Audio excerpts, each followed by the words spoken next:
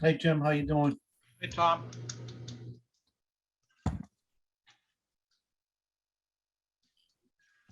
Looks like we're gonna have a full house Yep, and a full agenda. another long one tonight, I think. Grab the no-dos. Yep, Red Bull, whatever it takes. That might make you look crazy. I thought we took a lot off last agenda for last month. I figured it would be a short one this month, but. Oh, no. We got, yeah, I thought we cleaned it all up Yep, last month, but you're entering the 1 a month zone, basically. That and I think a full is that tonight? moon. I don't know. Joe, Getting do you have close. the legal notice? I do. I think my printer ran out of ink though. Is it legible? Yeah, I know. No, I got it. Yeah, I got it. All right.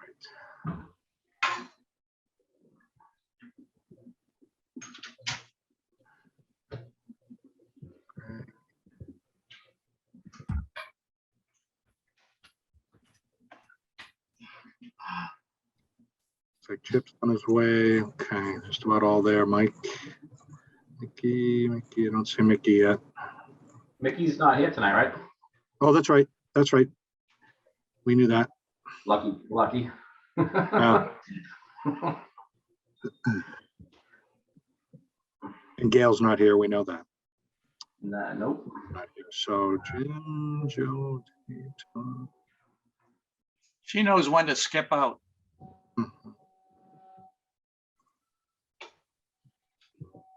Greg is here. Chip, you with us? Looks like maybe not audio yet.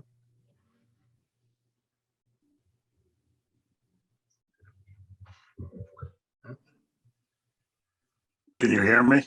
We can now. Yep. Okay, I'm trying also to go in on my computer. This is on my phone. Okay. So as soon as I get in on my computer, I'll leave you off my phone. Okay, sir.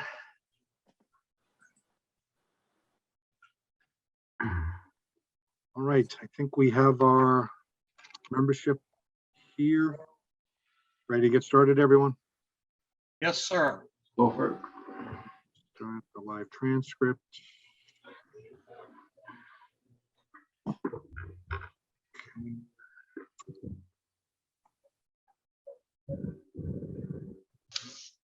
Okay, we'll call this meeting to order at 7:02 p.m. The Town of Wakefield Board of Appeals for July 13th, 2022. Start with our roll call of members. Jim McBain, Here. Chip Tarbell, Here. Joe Pride, Here. Tom Lucy, Present. Greg McIntosh, Here. and Dave Hatfield present. Board members Amy Wall and Michael Feely are excused this evening, as well as our secretary Gail Conroy is away as well. All right, let's proceed to the legal notice. Joe, if you would mind. Yeah, bear with me. It's a long one. Yeah. All right, consistent with the governor's orders extending certain provisions of the open meeting law, every effort will be made to allow the public to view and or listen to the meeting in real time. If you do not have a camera or microphone on your computer, you may also use the following dial-in number: 1-301-715-8592. Meeting ID 870-8236, 6017, passcode 905370. Please only use dial-in or computer and not both, as audio feedback will distort the meeting. This meeting will be audio and video recorded in compliance with the American with Disabilities Act. This location is accessible to people with disabilities. Wakefield provides reasonable accommodations and or language assistance free of charge upon request.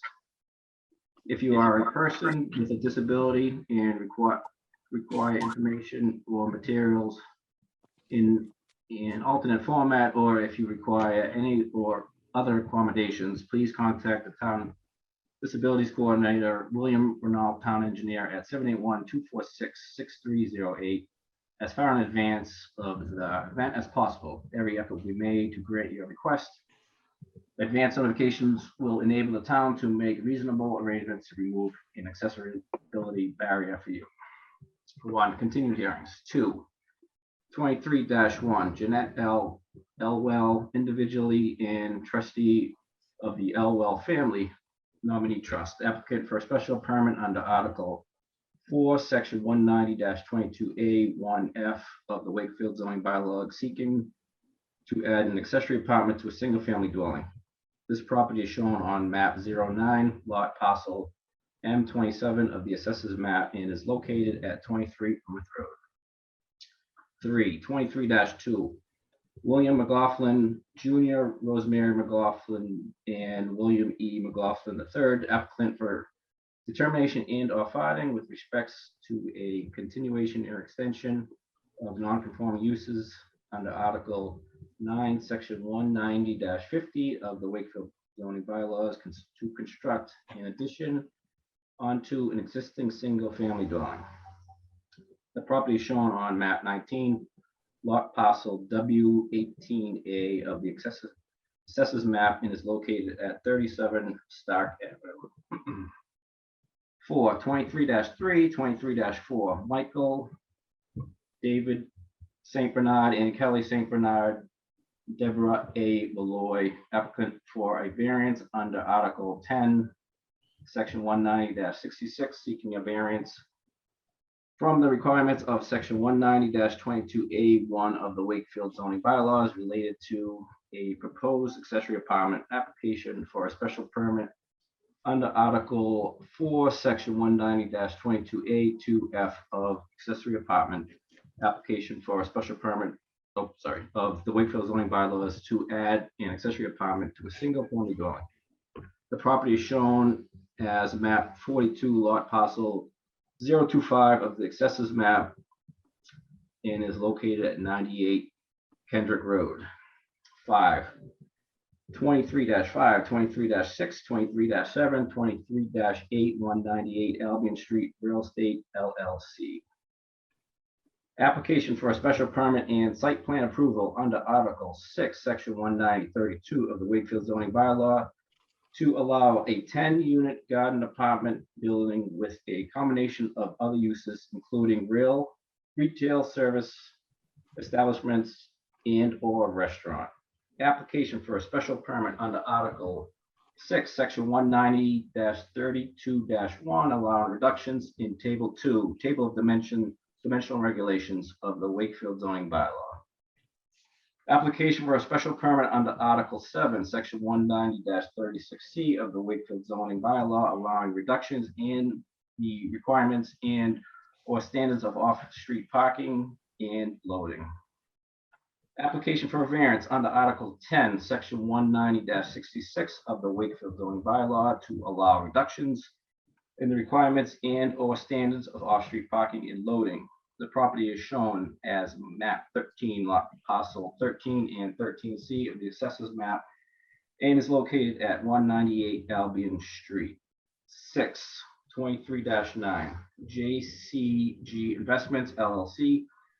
Application for a determination or finding with respects to a continuation and extension of non-conforming uses under Article 9, Section 190-50 of the Wakefield zoning bylaws to raise an existing single-family dwelling and reconstruct a two-family dwelling. This property is shown as map 13, lot parcel 055 of the assessors map, and is located at 3 Nelly Street, Board of Appeals. Thank you, Joe. You're welcome. All right, so as you can see, busy agenda, including several continued hearings. We've received some correspondence on one of them, so I'll take that up now, as we usually do, in case anyone's here specifically for that matter. From Attorney Brian McGrail, dated today, July 13, 2022, regarding Noria Energy Corp. at 356 Lowell Street, Wakefield, case numbers 22-52 through 55, requesting that the matter be continued to our meeting on August 17, 2022, and that they're continuing to work on additional information and revisions that were requested by the board Please also let this letter confirm the applicant has agreed to extend the time for the board to render and file any decisions until September 30th, 2022. So, board members, we would actually need 2 votes on this if we're going to proceed. One to continue the hearing to August 17th, one to extend the time for us to render a decision until September 30th. You want to do them 2 separate? Yes, please. I move that we continue this to our next meeting on August 17th. Second that. Thank you. Any discussion? All right, voting members, Chip, Yes. Joe, Yes. Jim? Yes, Thank you. Tom? Yes, And I vote yes. Okay, so it's I continued. move that we accept their offer to continue the meeting in order for us to render a decision to a later date of, I didn't September. write it down. September. September 30th? Yeah. 2022. Second that. Thank you. Any discussion on that motion? Same voting members, Chip, Yes. Joe, Yes. Jim, yes, Tom? yes, And I vote yes. Okay, so if anyone's here for 356 Lowell, that will be on our agenda for the August meeting. Okay, so looking again at the agenda, we have a couple other matters that I'd like to take up front, if we can, board members. They are expected to be very quick, one of which is really a follow-up from our last hearing. And the hope is that we could knock this couple of things right off the list and not have to make people wait around till midnight. So the first one being 105 to 109 Hopkins Street, Wakefield Vista Apartments. So is Ian with us? I'm here. Yep. Hey, welcome back. Yeah. So a brief recap, since our last hearing, the board did vote to find that the changes that were presented at that meeting were insubstantial. But there was also a request to just run it by the fire department, I believe, one more time. I think, Chip, you might have made that request. And that happened, and they actually had one minor request, right, for a change. So the plans were being updated. And again, we, given the nature of this project being a 40B, there were time constraints in which we had to do certain things. So Ian requested and we accepted an extension of our ability to render a decision to, I think, to July 15th to cover this meeting, for him to come back, present to us the final plan, and you have a copy of that you'll be able to share with us, Ian? Do you have Yes, that? sir. Yep. And I think once we see it and understand what changed, I think maybe we revote just for the record. Again, we already did, but not just with this latest change. And I've already drafted the letter. I was ready to send it before we heard from the fire department and this latest change. So we can get that filed before the deadline as well. Okay, great. So that's just a brief recap. And Ian, if you want to add to that or show the plan, and we can proceed. Yeah, I'll just share it to show you all. Yep. So the area that the fire department, there's a hydrant right here. And the previous plan, they asked for 5 feet on each side of the hydrant. So we just kind of shifted things around a little bit here to create the additional 5 feet. So this is not a parking space. This is a hydrant here with 5 feet on each side. I met with Deputy Chief Purcell on Monday just to review the plan in person as well as visually on site. And they're fine with it. And what's the date of this final plan with this latest change? I believe it's July 8th. So let's see, July 8th dated. Okay. Yeah. And you emailed this, and I think we've got a hard copy as well in the building department. Yes, Gail said that she was going to print. Yep. She printed a copy. Okay. All right, thank you, Ian. Board members, any other comments or questions on this updated plan? No, just thank you for doing it. And I'm glad the fire department got a chance to look at it. Yeah, of course. Yeah. Yeah, no problem. So with that being said, Mr. Chairman, I move that we accept this final plan as the final plan deadline to July 8th and consider all that they're asking to do as minor modifications. Second that motion. Thank you. Okay, so it was the regular voting members before, so we'll keep that as well. So any discussion? All right, all in favor, Chip, Yes, Joe, Yes. Jim, yes, Tom, yes, and I vote yes. Okay. So thank you, Ian. So we'll get that letter updated with noting the final date on the plan. And I know Gail's out, but we'll get it clocked in one way or another by right. the deadline. All right, great. Thank you all so much. Appreciate it. All right. thank you. Good luck. Good luck, Thank Ian. you.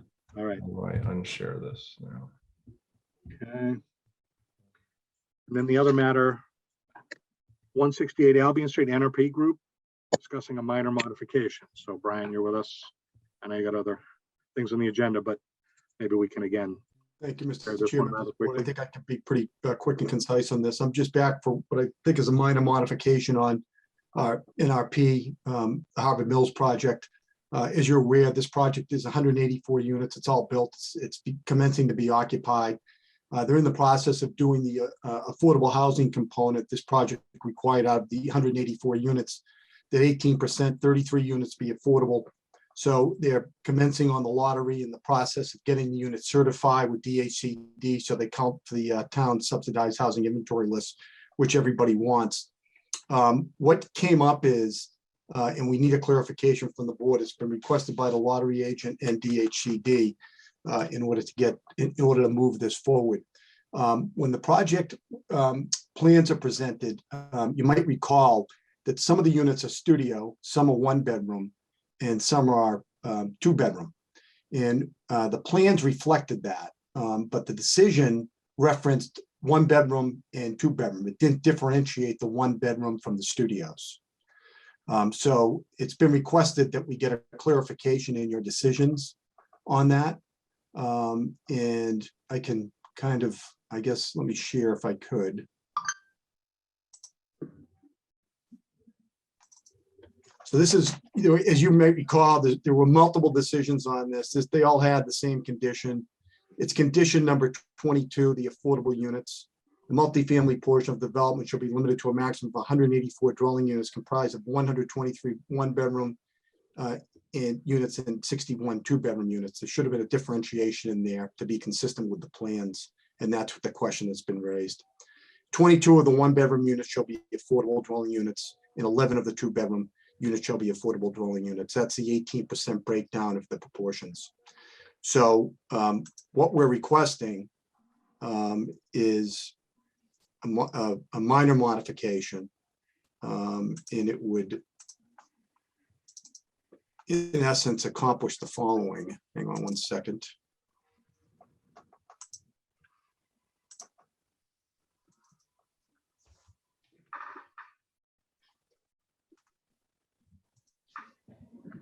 Kind of just summarizes, in essence, what I'm requesting is a modification. And the board, I'll give you a chance to read that. Can you see it clearly? Yes. yes,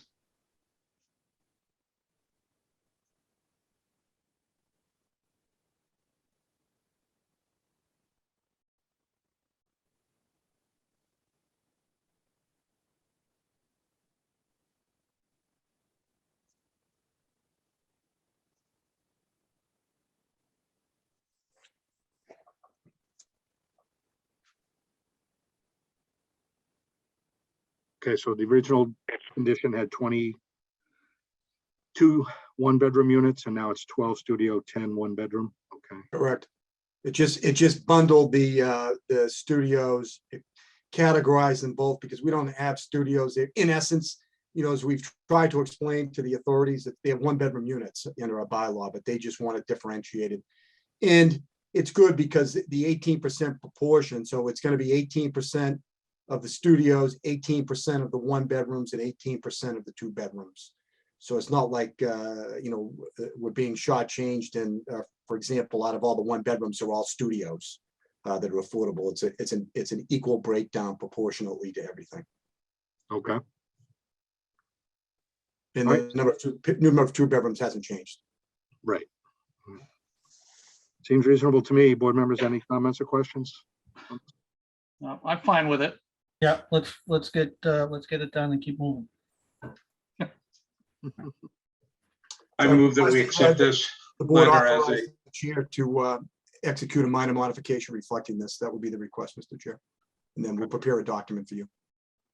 I move that we allow the chair to state that this is a minor modification and prepare the document with Brian. I'll second. Just for clarity, should we state, the board itself state that it's a minor modification and then Yeah. allow the chair to prepare the document, not allow Dave to say it's a minor modification, but delegate the authority? Duly noted, Greg. It really should be the board Yeah. finding this is a minor mod, and then we'll Delegate the clerical. part as we always. Duly noted, Greg, you're about to make all motions from now on. All right, so can I get a second on the amended motion? I'll second it. Thank you, Tom. All right, any discussion? Okay. So voting members, Chip, Yes. Jim, Yes, Tom, Yes, Joe, Yes. and I vote yes. Okay. So hereby noted, minor modification, and we'll take Thank care of the work and the letter afterwards. Thanks, Brian. All right. Back to the beginning of the agenda, the first continued hearing, 2150, 51, and 52, CCF Quannapowick Park Property Company LLC at 200 to 400 Quannapowick Parkway.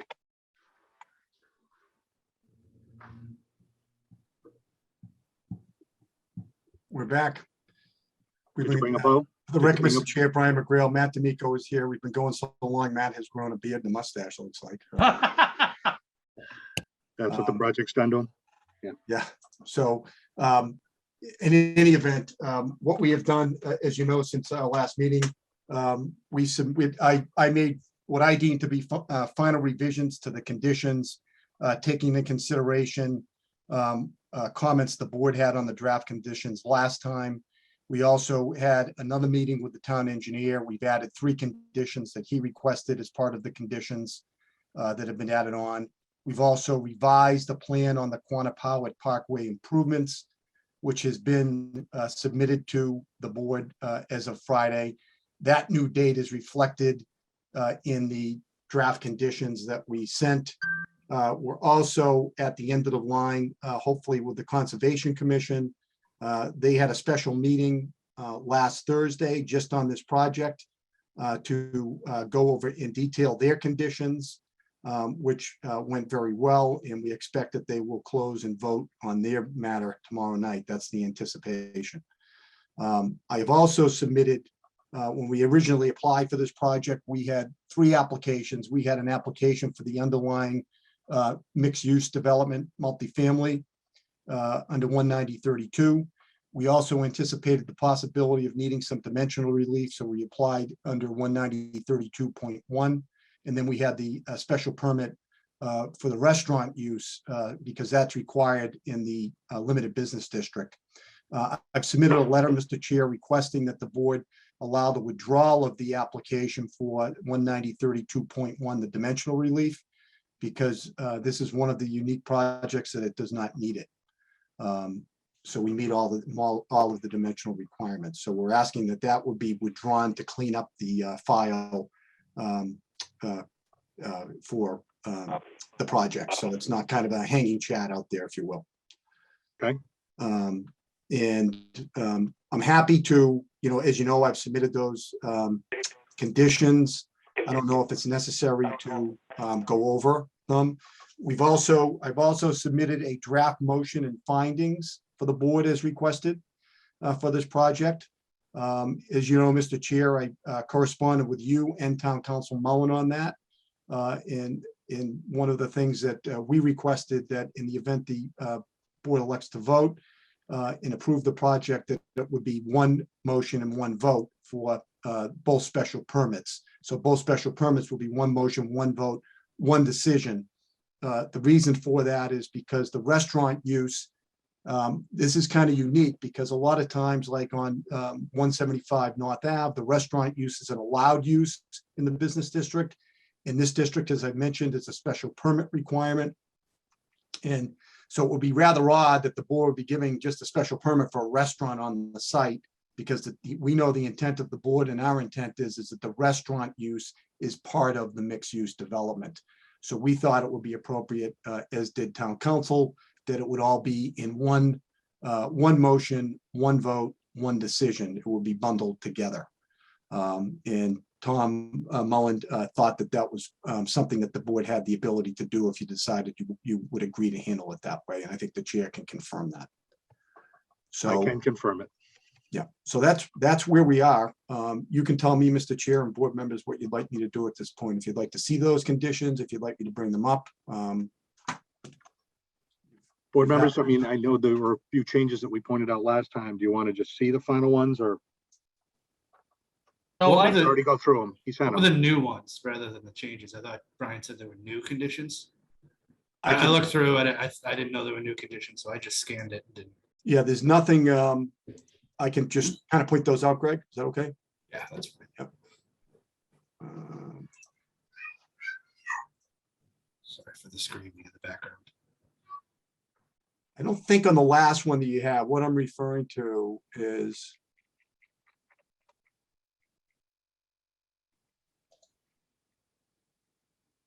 '25, '26, and '27, Greg. Those were requests of the town engineer.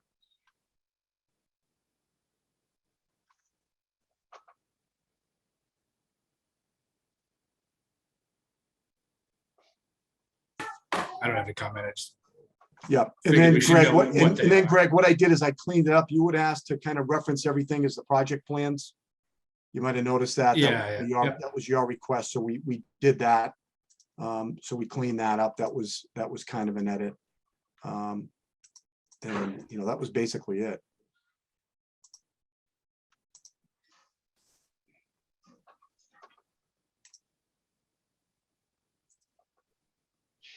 Mr. Chairman, as a point of order, should we close the public hearing first before we go any further?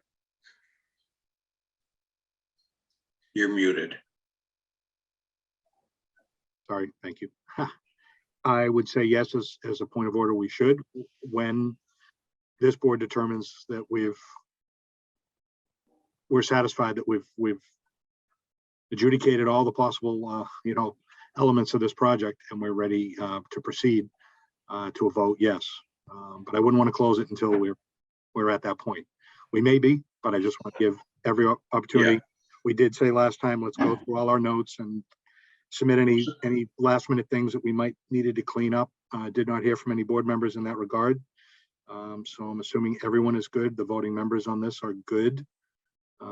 Dave, Mr. Chair, if I can just point something out, because I want to make sure I'm transparent here, for Greg's sake, because he mentioned it. There was a modification to paragraph 1, because the way it had been written before, instead of the board retaining jurisdiction, as you always do to approve minor amendments, the way this one was written, it might have been carried over. It actually gave that power to the zoning administrator, not your board.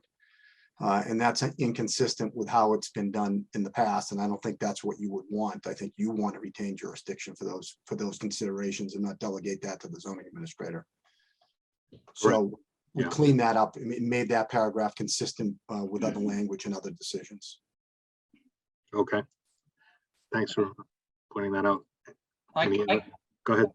I came across one other thing, and that is that in the past, on larger projects, we've asked for a drawing that shows what the mock-up panel will look like, and materials being covered and the details being covered. And we do still have basically that mock-up panel, but I would like it if we could get a drawing or two of that mock-up panel beforehand, so they don't waste their time doing something that doesn't fit our requirements. And that's pretty easily added to. I think it's condition 13. Or do we need to add it that it would make sense for them to do it and make sure that it's what we want rather than building something we don't? I mean, I don't know that we need to add that to the condition. Well, I'm just saying that that I'd like to see what the mock-up panel is, because it's going to be a freestanding unit. It's Yeah, so put it in the plans. That's fine too. But I don't know that it needs to be a condition. That's fine. As long as something we can approve, or I can prove, because I'm sure it's going to come back my way anyway, before they go and build something that doesn't cover the aspects that I think are appropriate. Have them make it part of the plans,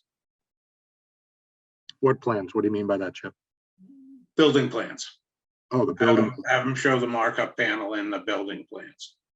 Because he's got to look at the building plans anyway, and they're not going to do the markup panel before they get a building permit. Yeah, they can do it in the permit set. Yeah, That seem reasonable, Brian? Sure. Matt? Absolutely. Yep. yeah, Mr. Chairman, I would just say it's great that Matt looks more than 12 now. And that in with that, I think there's a project this size is going to take a lot of oversight from us, as well as from the building inspector and Jim. And I think, it will be a work in progress as it moves forward, but I certainly think that CC&F is the firm that we want doing this, because they've stood up and, I'm sure we missed something. I don't know what it is. We've gone over it 1,000 times, but we missed something. But I feel that they're a stand-up company and will back any of the discussions we've had to date.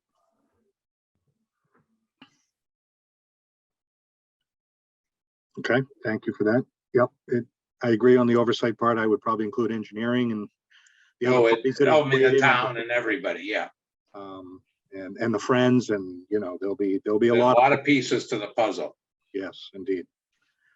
Any other board members? Any remarks?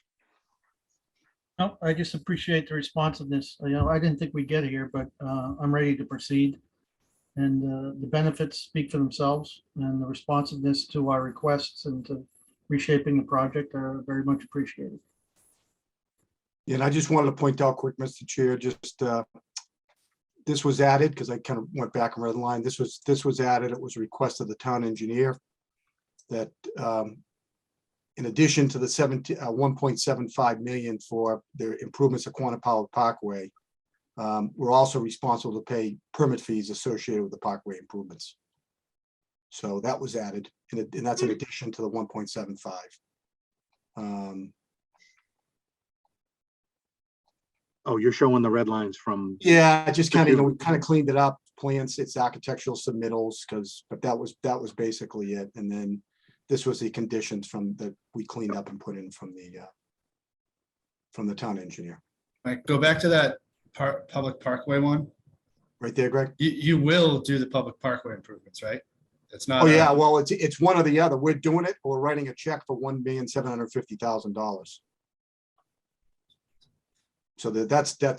Oh, okay, I understand this now. Yeah, so All right, what- you went what- past what- it too quickly, so. Yeah, so I if you get it. write a Yeah. check, it's for 1.75. Bill Renault said, if you For guys the permit construct fees. it, Yeah, you've got to it. also pay the permit fees Yeah. in addition to that. Makes So sense. town engineer we spent a lot of time with Bill Renault on this. He's been great. He's been just incredibly responsive, and we've worked well with him. And as you said, we feel we've been pretty accommodating. I was throughout. going to say they should be accommodating if they're getting millions of dollars. and it's been run through with town council, Attorney Mullen, just to make sure again that the language is right. He's comfortable with the way it's written, that they're enforceable and all of the rest of it. So as Brian has stated previously, it's been through several reviews, and hopefully, we've got all the belts and suspenders in here. So all the parties involved, can move forward and things can be done as stated. So, okay, anything else, board members? All right, so unless there's anything else, I think for the record, Brian, again, before we proceed, the voting members on this, myself, Tom, Jim, Joe, and Greg. No, Chip. Not me. No, wait a minute. Oh, well, that's at the minute. That's what. I that's could have what the missed all minutes- these meetings. No. That's why I said Greg question mark, because that's what's in the minutes, by the way, in the last meeting. Thought you mentioned. Wow, it, if I had just known. Time you'll never get back, Chip. But all good time spent, Tom. All 18 years of it. So Dave, Jim, Chip, Joe, and Tom. Okay, so Yeah. just a correction we'll get for the minutes.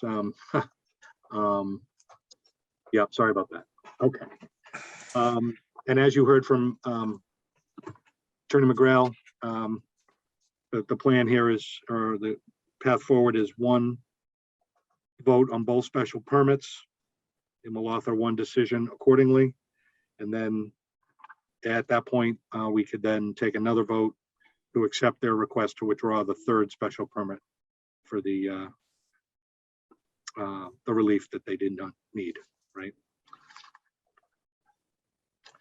So, and we also want to close with the public testimony. So Chip, I don't know if you're keeping score here. I'm trying. So a motion to close the public hearing, a motion to grant the two special permits with the findings and conditions as noted, and then we'll proceed potentially to the withdrawal. So, Right, so I move that we close the public hearing as of this evening. Second that. okay, any discussion? All right, voting members, Chip, Yes, Joe, Yes. Jim,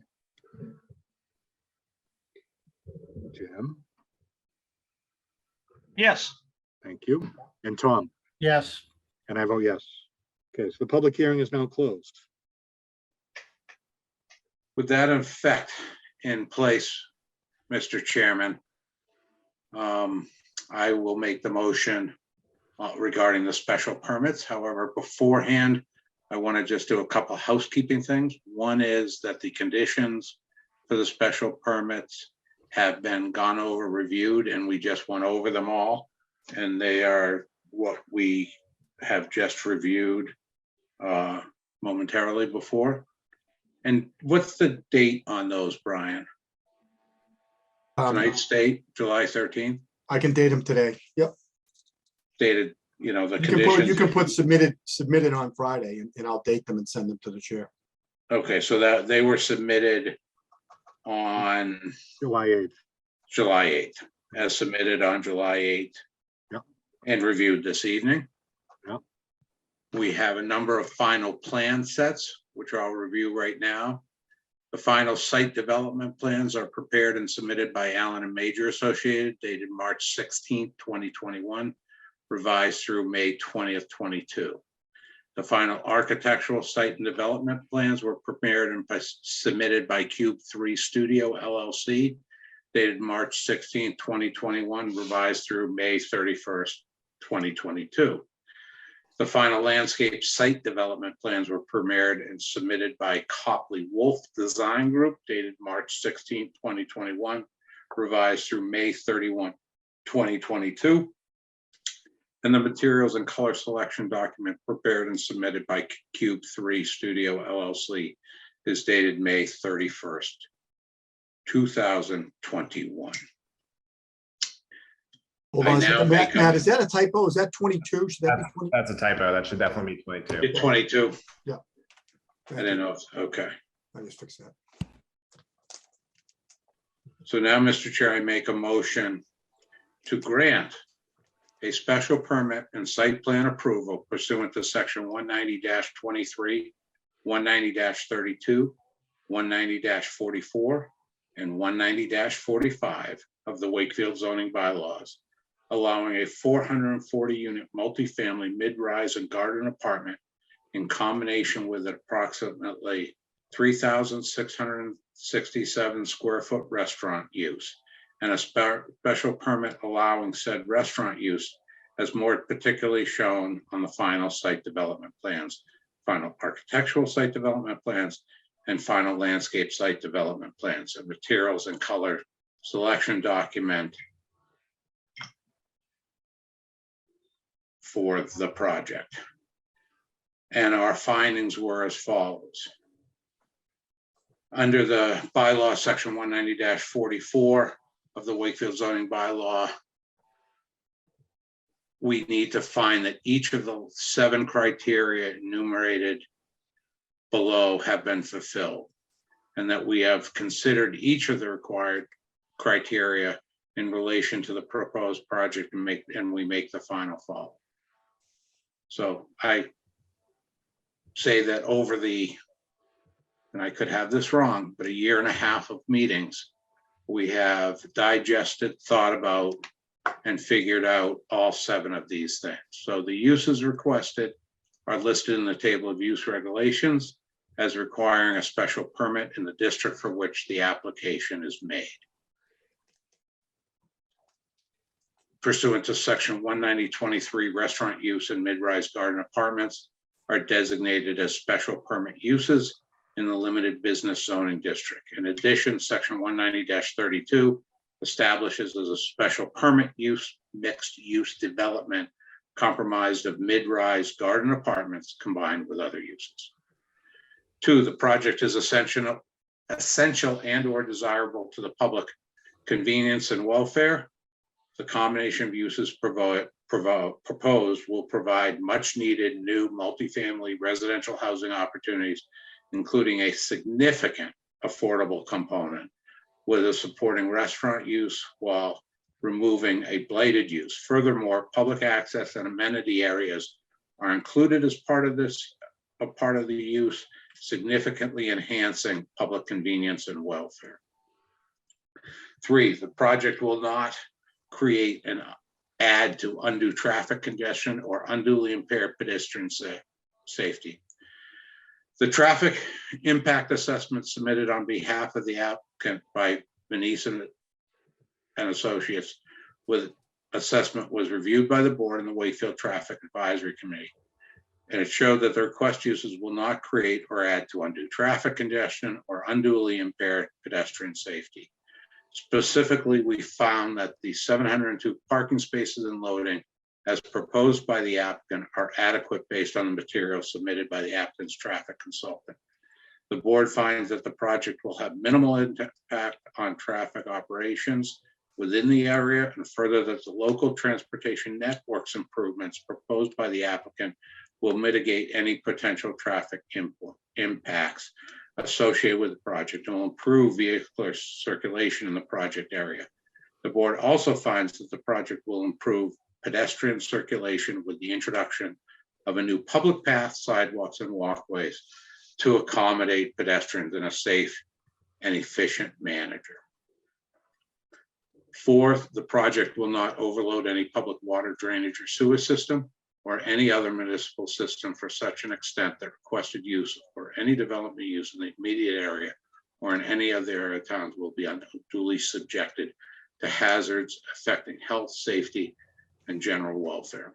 Based on the review and input from the DPW, the board finds that there is adequate water supply to serve the project, and moreover, that there is adequate sewer capacity for the project. Based on the drainage report submitted by the applicant, the board finds that the project has been designed to properly adjust the quality and quantity of stormwater runoff. I would also note that it will actually improve what is currently happening. The project will not impair the integrity or character of the district or adjoining districts, nor be detrimental to the public health, convenience, or welfare.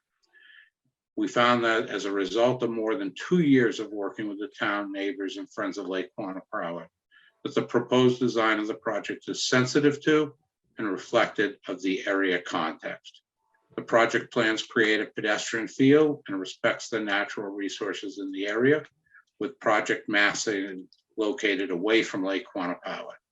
The board also finds that the project will significantly improve the current aesthetics of the area of the district and adjoining districts, and will therefore not be detrimental to the public health, convenience, or welfare, but will in fact benefit them.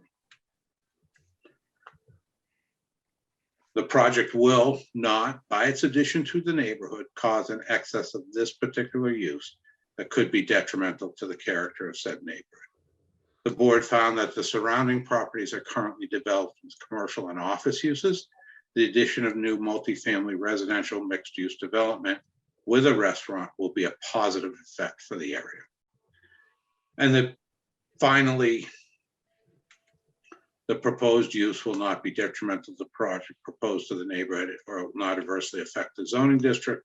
We found that the mix of uses proposed will improve an underutilized site when providing new amenities to the surrounding neighborhood. Under section 190-45 of the Wakefield zoning bylaw, we needed, among other things, 3 criteria to be able to grant the special permit. One was that the convenience and safety of vehicular and pedestrian movement within the site and in relation to adjacent streets, property improvements will not be poor. The board finds that the project will have minimal impact on traffic operations within the area, and further that the local transportation network improvements proposed by the applicant will mitigate any potential traffic impacts associated with the project and will improve vehicular circulation in the area. Adequacy of the methods of disposal of sewage, refuse, and other waste, and the methods of surface and stormwater drainage. Based on input from the DPW and the independent review of project plans, the boards found that the methods of disposal of sewage, refuse, and other waste, and the methods for surface and stormwater drainage will be vastly improved over the current conditions.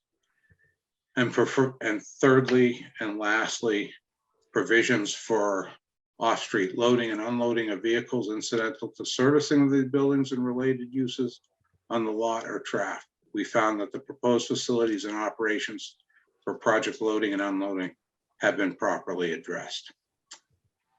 So given all those findings, Mr. Chairman, I move again that we grant the special permit and site plan approval. I second that. Discussion on the motion. It is. Okay. All right, voting members, Chip, Yes. Joe, Yes. Jim, Yes, Tom, yes, and I vote yes. All right, the special permits are approved unanimously. Regarding the request to withdraw, we've received a letter from Attorney McGrail dated today regarding the third special permit that was originally applied for pursuant to Article 6, Section 190-32-1, requesting that we allow the above referenced pending application to be withdrawn without prejudice at this time. So I move that we allow the withdrawal of the special permit associated with Article 6, 130-91-1 for divisional relief to be withdrawn without prejudice. Second that. Thank you. Any discussion on that motion? Voting members, Chip, Yes. Joe, Yes.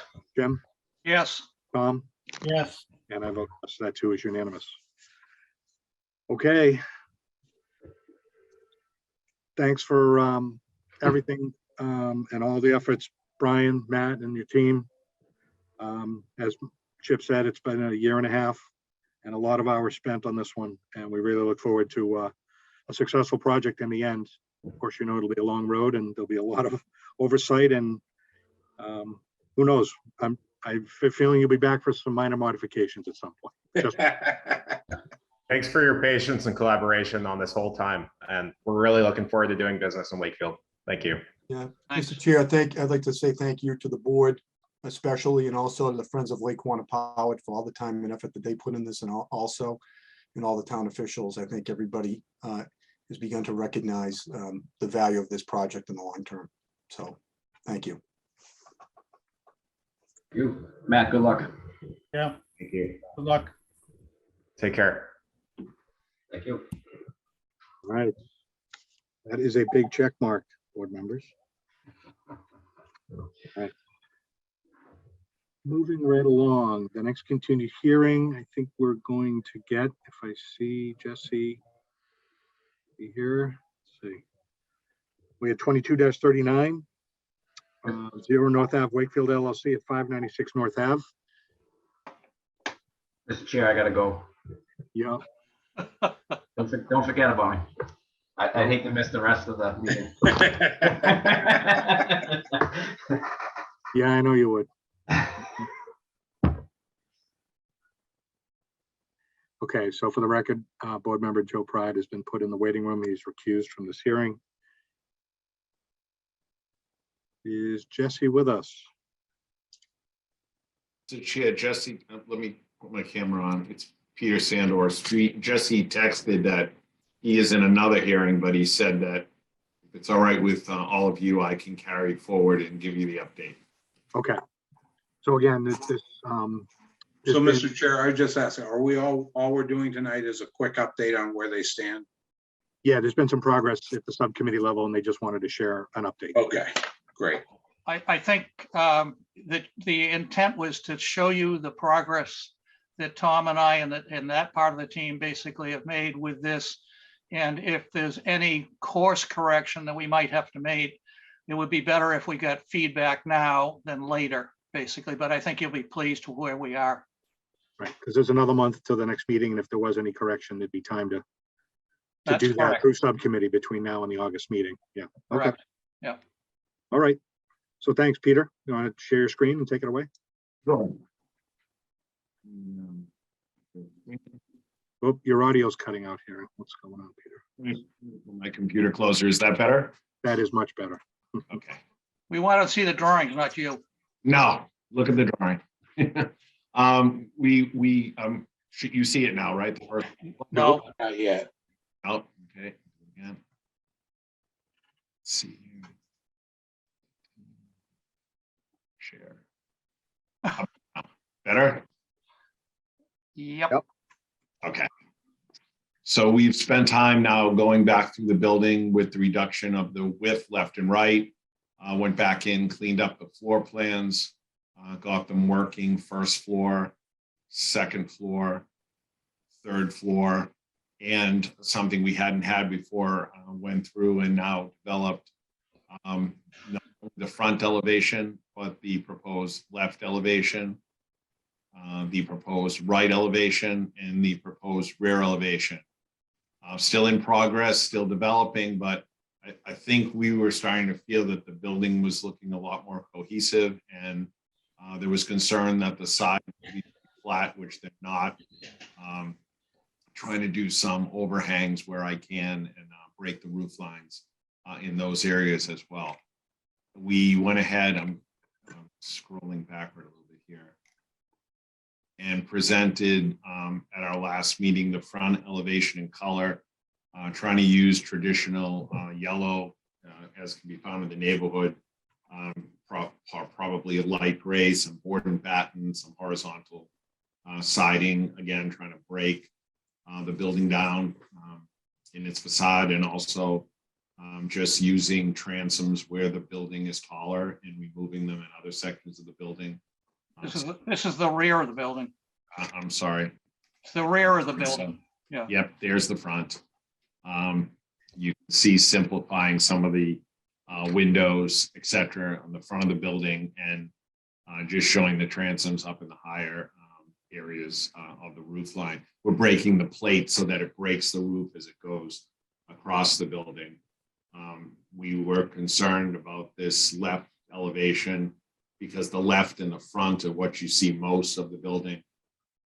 So we spent time to bring these sections of the facade forward. These are the living areas of those units, so it helped us get a little bit more square footage, but also broke the roof line. And then we rendered this from, or now did I jump the other? No, this is the rear of the building. To look at that as well. It's the first time we had looked at the back and also started to put some color on it. So are there no balconies anywhere? There's no balconies. Nope, we took them away. Took them all off. Okay. Yeah, and part of that Chip was because it helped as the building shrank. It helped us put some square footage back in the building, and also answered some of the top people's concern about. Correct. No, I think that's great. Yes, I that's think what- that helps a lot. And my opinion is, having seen these, whatever they came across Monday or whatever, that this starts to get to be a much more residential feel. So as far as I'm concerned, this is a good and correct direction. And I'd like to see how we can soften it more with even some significant landscaping, as we talked about in the front.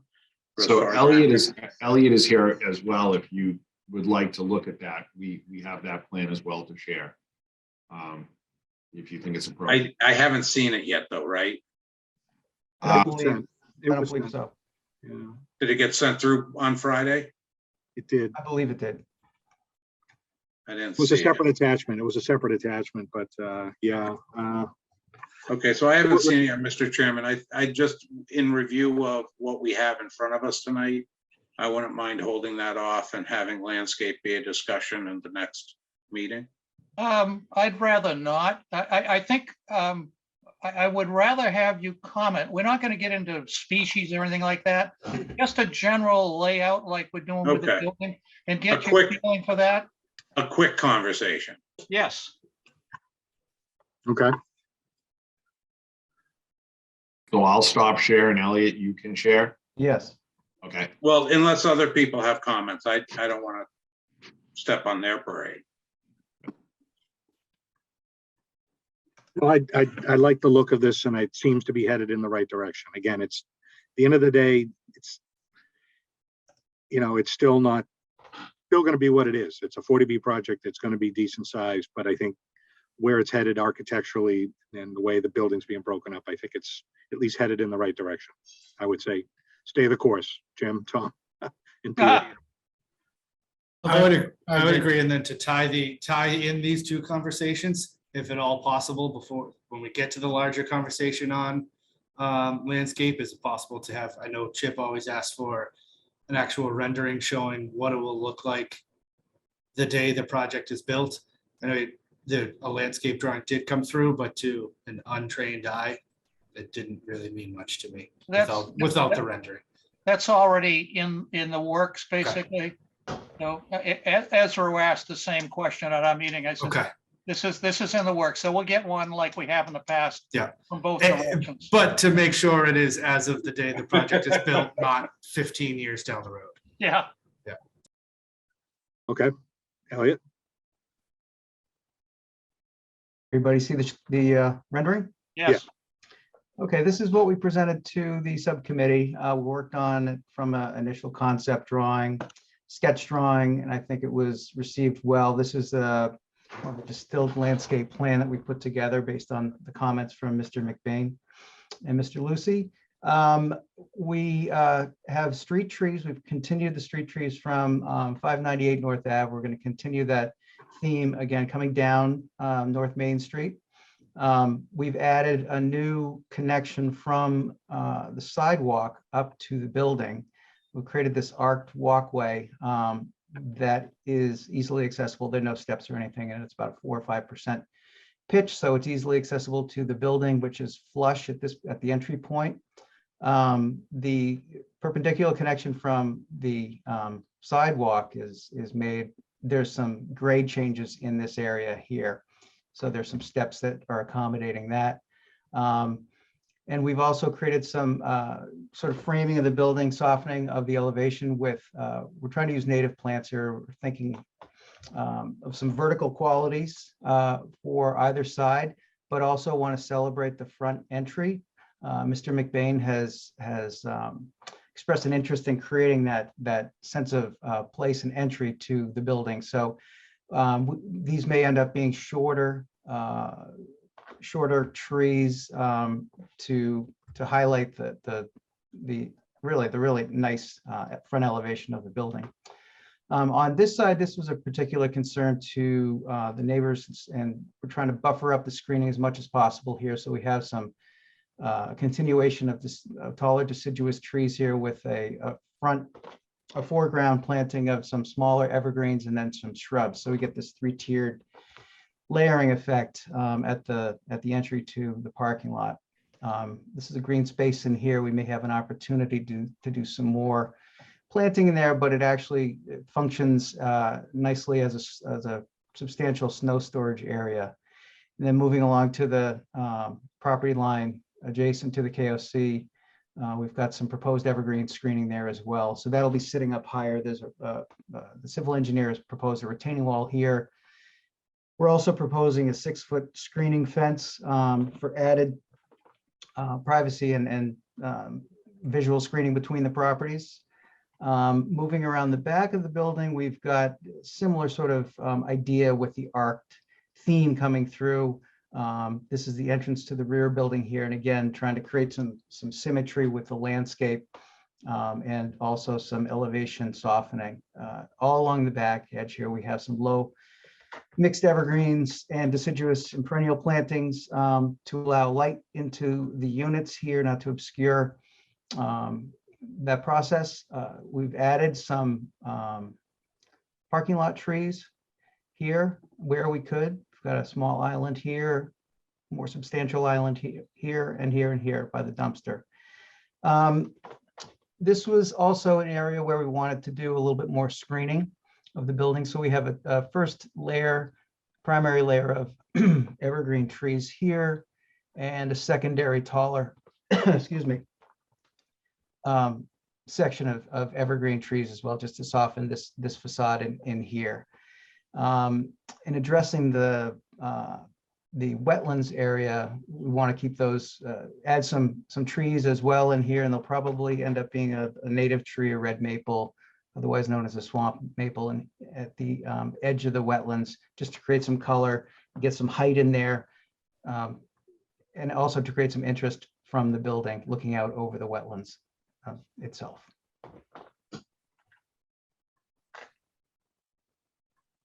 So does Yeah, I anybody- mean, from this elevation and from this view, I'm fine with what you're proposing. The one question I would have is, this is enough units that, you know, should there be a quote unquote amenity area where with some, you know, you have no balconies now. Should there be, maybe even off the side door towards the left-hand side, should there be a terrace? Should there be some grilling space? Should there be some sort of communal amenity space? Is a quick thought. You have nothing. I want to grill a steak. There's no place for me to go. Yes, we had internal discussions about that, and that's an absolutely great idea, Chip. We're I thinking. mean, the only space I see it is off the side door. Yes, That on doesn't the have parking lot on it. Yeah, Right. this actually is, the area on the right-hand screen. This entrance is a sidewalk going up to an accessible ramp into the building. This area is an opportunity. That's the area I'm talking about. Yeah, on the left-hand side, that's an opportunity to do seating areas or maybe grilling stations. Maybe have some, if the board is agreeable to this, maybe a dog walk area or a dog washing station. I was thinking of possibly adding some seating areas, maybe 2 or 3 or 4 seating areas across this arc. Again, to sort of engage, you have a lot of pedestrian activity and people walking around the lake across the street. So this sort of brings folks out to the front of the building and can sort of share that communal experience by having seating areas here, and you can walk across the street and join the crowd. Yeah, what I Yeah, also, we're thinking about doing those amenities. We just wanted to create this larger overview. the other thing I was thinking, just quickly, but I think it might be fun to do, where you do have kind of this central entrance, that if you made it a little wider and grander, you could almost make it that this was the entrance to an old, very large estate, and do a lot of perennials, do a lot of really fun, neat things up into this entrance that would again make it feel much more residential.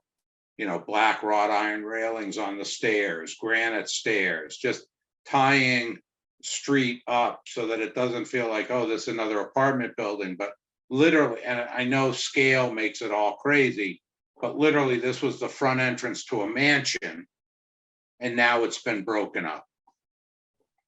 We've had that discussion, particularly once this plan showed up, because it's very narrow. There's a grand walkway around the front, but doesn't have that presence at that walkway right off the main drag, basically. So we've already had that discussion at our last meeting. Well, continue it. you're going the direction we already have put in place. Okay, But the interesting thing is, I think, to your point, about utilizing outside space, where all that grass is towards the parking lot, that being the west side, is that maybe there ought to be some chairs or a hardscape back there so people could congregate right there. You know, as people come and go, you know, it gives them a place to meet at the same time. yeah, Like- maybe a couple benches or something. I just don't think I'd want to grill at the curb of, No, I don't either. 17 cars in my face. Yeah, yeah. I think you could do a really nice secluded area over by on the left-hand side. Yeah. But other than that, yeah, you're starting to get it.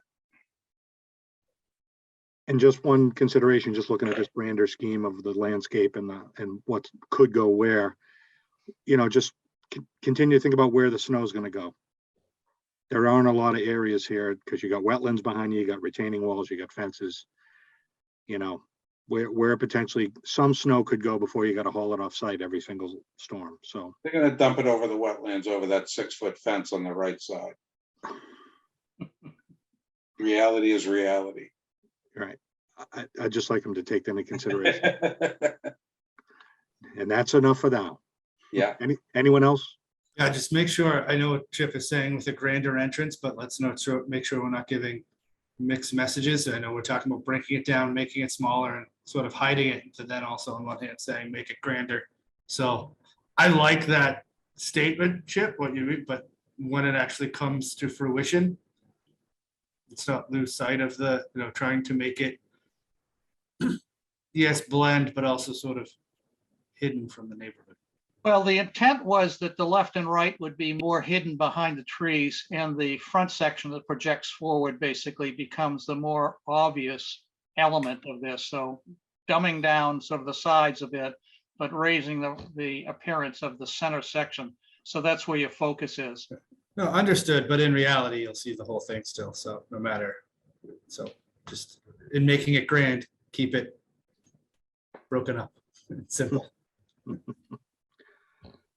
All right, anything else?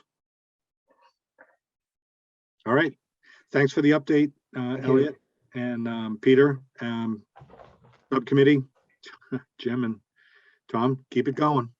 And are you doing any public testimony or should I move to continue this? no, we can get public testimony. I mean, there was new information presented just again. So if anyone has a comment or question about what we just saw from the applicant, please raise your hand in the Zoom call. We'll entertain that at this time.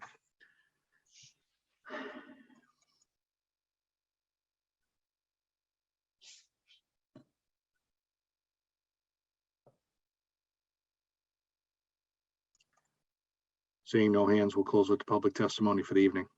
I move that we continue this to our August 17th meeting. Need someone, Second. Joe's not here. Yeah. Second. Who was that? You can use me if you want to. Oh, no, that's fine. Thank you. Love to use you. No, I just didn't hear who seconded it. So seconded by Tom. Any discussion on the motion to continue? All right, voting members, Chip, Yes. Tom, Yes. Jim, Yes. Greg, Yes. and I vote yes. All right, thanks for the updates Thank and, you. Thank you. we'll see you in a month. All right. Bring them back. Yup, I was just about to.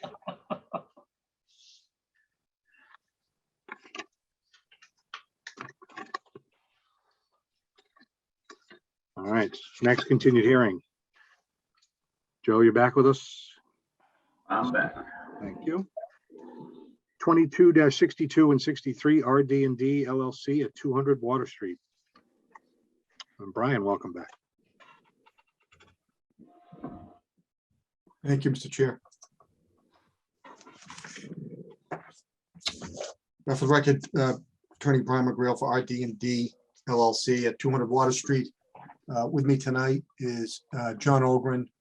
Jay Bradley is here also. John, as you know, is our site civil. Jay is our architect. And somewhere on here is Dennis Cataldo, I think, dialed in or tuned in. In any event, to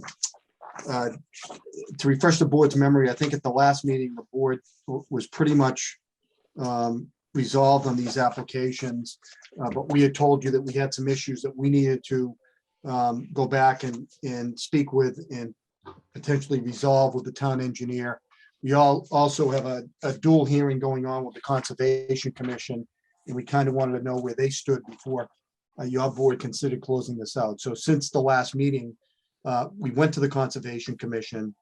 It was fortunate, I think, because the chair of the Conservation Commission actually attended your hearing when you discussed this project. And the Conservation Commission, although we're still working issues out with them, more in the backlot area and some things to do with the rain garden and plantings that they might want in there. As far as the site layout goes, which is paramount to you there, they said that they were okay with that. I think where we're going to go with them is, as you recall, part of the project over the bridge has kind of crushed stone or stone dust parking, and they're going to want us to allow that part of that area to grow back to its natural state and kind of, create more of a buffer on the riverfront, which we're fine with, because as we've told you, although we'd like to park some cars back there during the day, there's really not a big need like the auto body use had on the site to utilize those parking spaces. So we're amenable to that with them, and John Ogren, who's on, is working that through with them. I think, John, do you want to present any changes that you've made since the last meeting to the site plan that was submitted to the board? Could maybe do that quickly? Yes, I would like to do that. Okay, and maybe talk about what the Conservation Commission is talking about, just to kind of point it out to the board.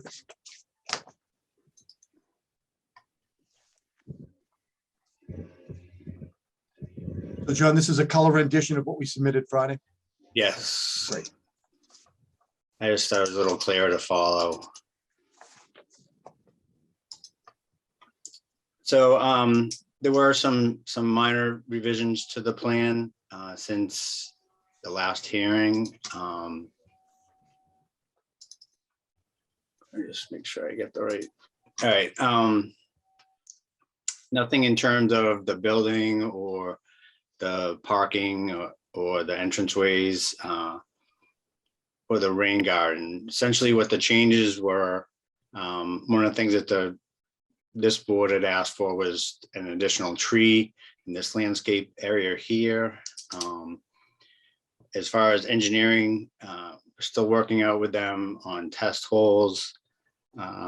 We've actually did some test holes today, and they were not observed by engineering, but it kind of confirmed some of the assumptions that were made in our stormwater management report. They had a question on our stormwater management report that has been revised based on their comments. And the biggest change really is, right before I go over there was some plantings that were proposed over in the proposed rain garden and kind of between the rain garden and Water Street along the Mill River. The Conservation Commission asked us to kind of take another look at that, the plantings that we're proposing within the rain garden itself, and then in this basically riverfront area between the rain garden and Water Street. So we've revised the rain garden to reflect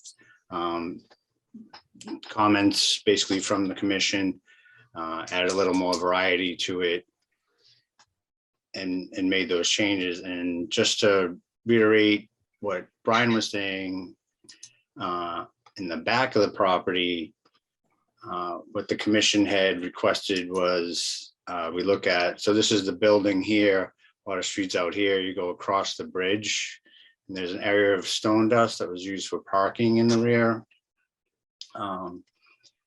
Essentially, that we had proposed to allow a portion of this to go back into its kind of back to its natural state. Basically abandon that area. Since we've been with the commission, they were talking about doing some additional plantings out there. Our botanist, Livy Wallace, and Rebecca Davis from the Conservation Commission went out here, took a look at this area. It is starting to come back naturally. So it was felt that it was better to go forward with what we're proposing, let it allow it to naturally revegetate and just go in there and remove any trash that's in there and any invasive plants. There's some vines and that type of vegetation that they asked us to remove. So pretty much what you had seen before. At least we have tomorrow night we'll go over this with the commission, the full commission, but in terms of dealing with the Conservation Commission administrator, she agreed that what we're proposing made sense. I think that pretty much summarizes the changes that have been made. How are you going to define the area between stone dust and back to nature? That's something that we haven't really determined. We were thinking about, John and I talked about that he would talk to the commission. We were thinking like a ranch fence, just kind of a decorative fence, Chip. I'd even make it less. I'd do a 2-rail split Yeah. rail fence. That's what I meant. Just a nothing. Yeah. Just so people can't come over and it defines it. Yeah. And they can, but not a picket fence, just a 2-rail, Just a simple, split rail. nondescript fence. Yep. That's certainly something we can add. Yeah, you got to do something. Otherwise, the parking's going to creep or the wetlands is going to creep. You got to define that somehow. So everybody knows where the line is. John, can you talk to the commission about that? What's that? You'll talk to the commission about that. Yeah. Yeah, I'm sure that's not an issue. Yeah. I think it benefits it. It keeps people out of there, which is a goal. So. Yeah. Yeah. And will the removal of invasive species be ongoing, or are you just going to clean it up once and be done with it? It's a good question. Maybe that's something to consider with conditions from the Conservation Commission. I know we had a little bit of discussion about obviously the initial, walkthrough and identifying the invasives and removing them. Maybe it's something that we can revisit again, prior to the certificate of compliance or something like that, and then come up with some kind of timetable after that. So I'm fine with whatever you guys decide, because it really is a nondescript area and it's their world. So however you want to define that, I would just put it in our condition as to be compliant with their decision, but I'd want it addressed. So even if they just say, oh no, we just want a one-time cleaning, make sure it's in their condition. Okay.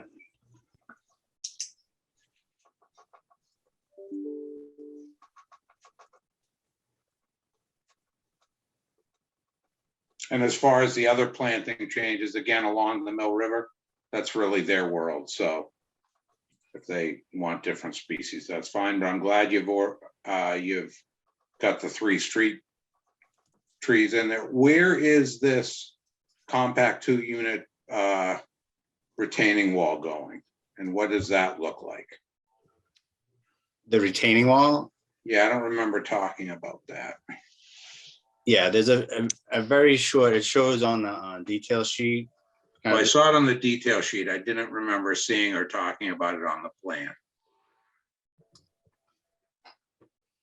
So it basically borders the rain garden itself.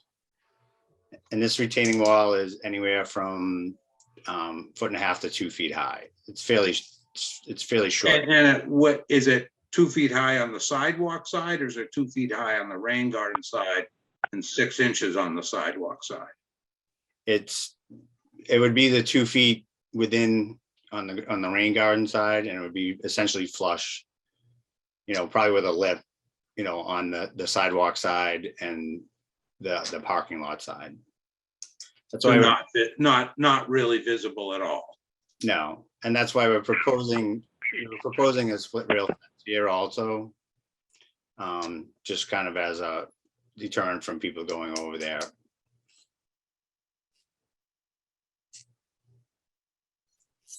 Okay.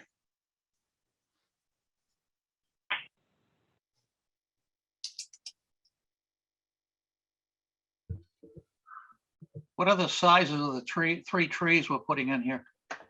Says 2-inch caliper, but, and quite frankly, in those spots, I would move it to 2.5. But I wouldn't go larger because those are kind of, you want them to grow into their spaces Yeah, without being too big to begin, but I'd go to 2.5. 2 inches is kind of small. Okay. And do you have a species for those yet? No, we have not. Do you have a preference?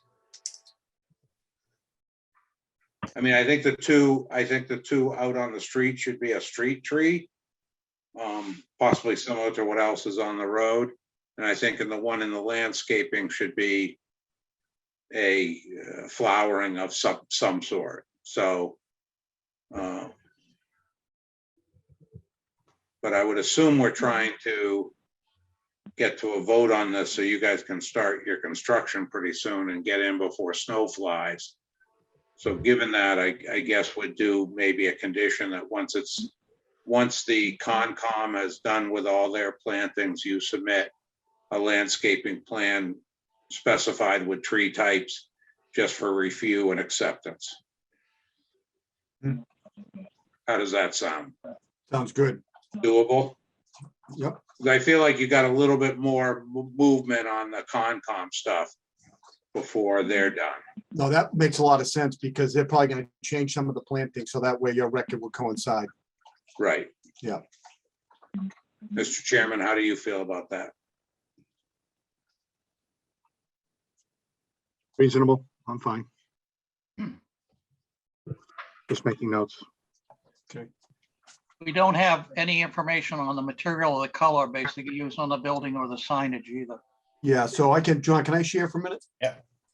So Jay Bradley's here and Jay sent me, I sent architectural plans and Jay sent me a colored version.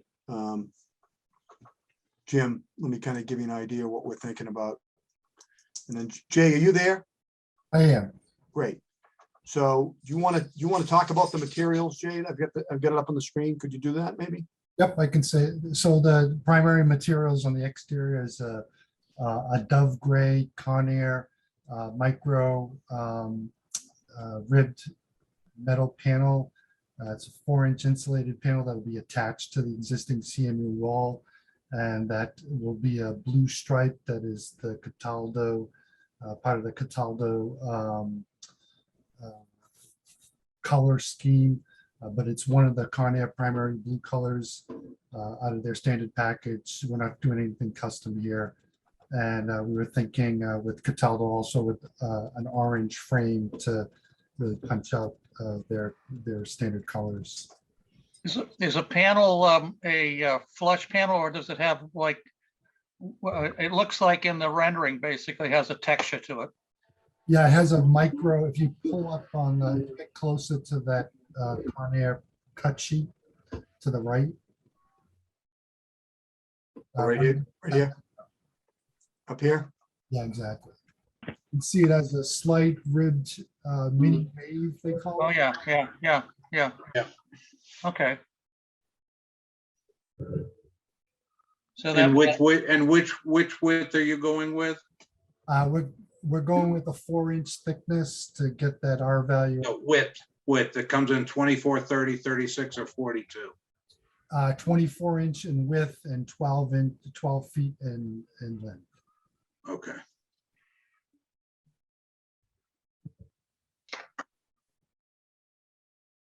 all right, thank you.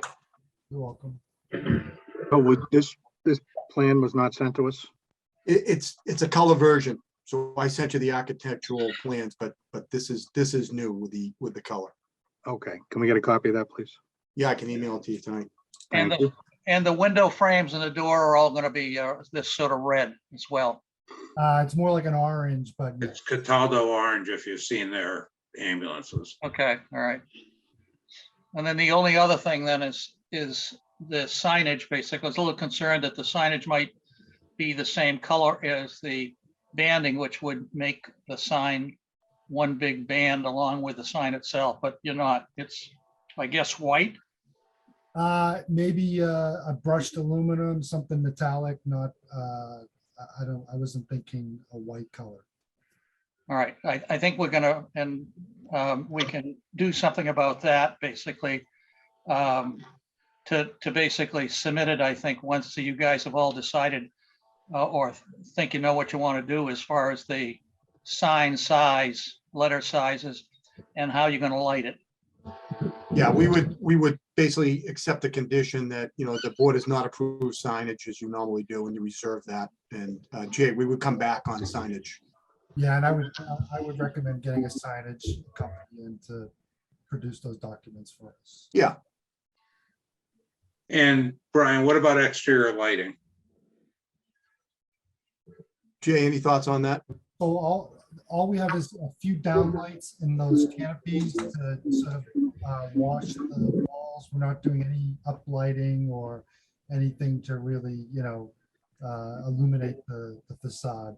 So really just. So what I'm concerned about is you're a 24/7 operation, right? Mhm. And you may have a 3 to 11 shift, or I don't know what your shifts are. But this, you've got glass windows, which are going to be pretty well lit all the time. I mean, the good news is you're not in the neighborhood. And you got a self-storage unit pretty much right across the bay. And so but you do have condos behind you. So we do want to know what the exterior lighting is going to be. Okay. And your plan for operation. So I'm assuming also that they'd want the lighting basically as the entry to the office space on the far end. Maybe there's some sidewalk lighting or pedestrian sidewalk lighting or something, whatever. All I have is a small wall sconce over that entry, just to illuminate the entry itself. I don't think I'm not sure it's necessary to do some landscape lighting, but How do employees get in and out of the building? either from the right-hand side there to the employee entrance, or directly from the parking lot into from the left there. And there's. Right, so you just got to make that side entrance safe. There's a little light here, and there's one here. And this area is pretty bright anyways. I mean, it's on Water Street, and there's a lot of natural light. I don't think we need parking lot light or anything like that. No, I don't want to see wall washes or something like that, Yeah. Jay, is this a light up here? Jay, is this a light up here? No, that's part of the Photoshop rendering. Okay. These little blurs. Really, the only lights that are being proposed are these here and the sconces at the doors, right, Jay? Correct.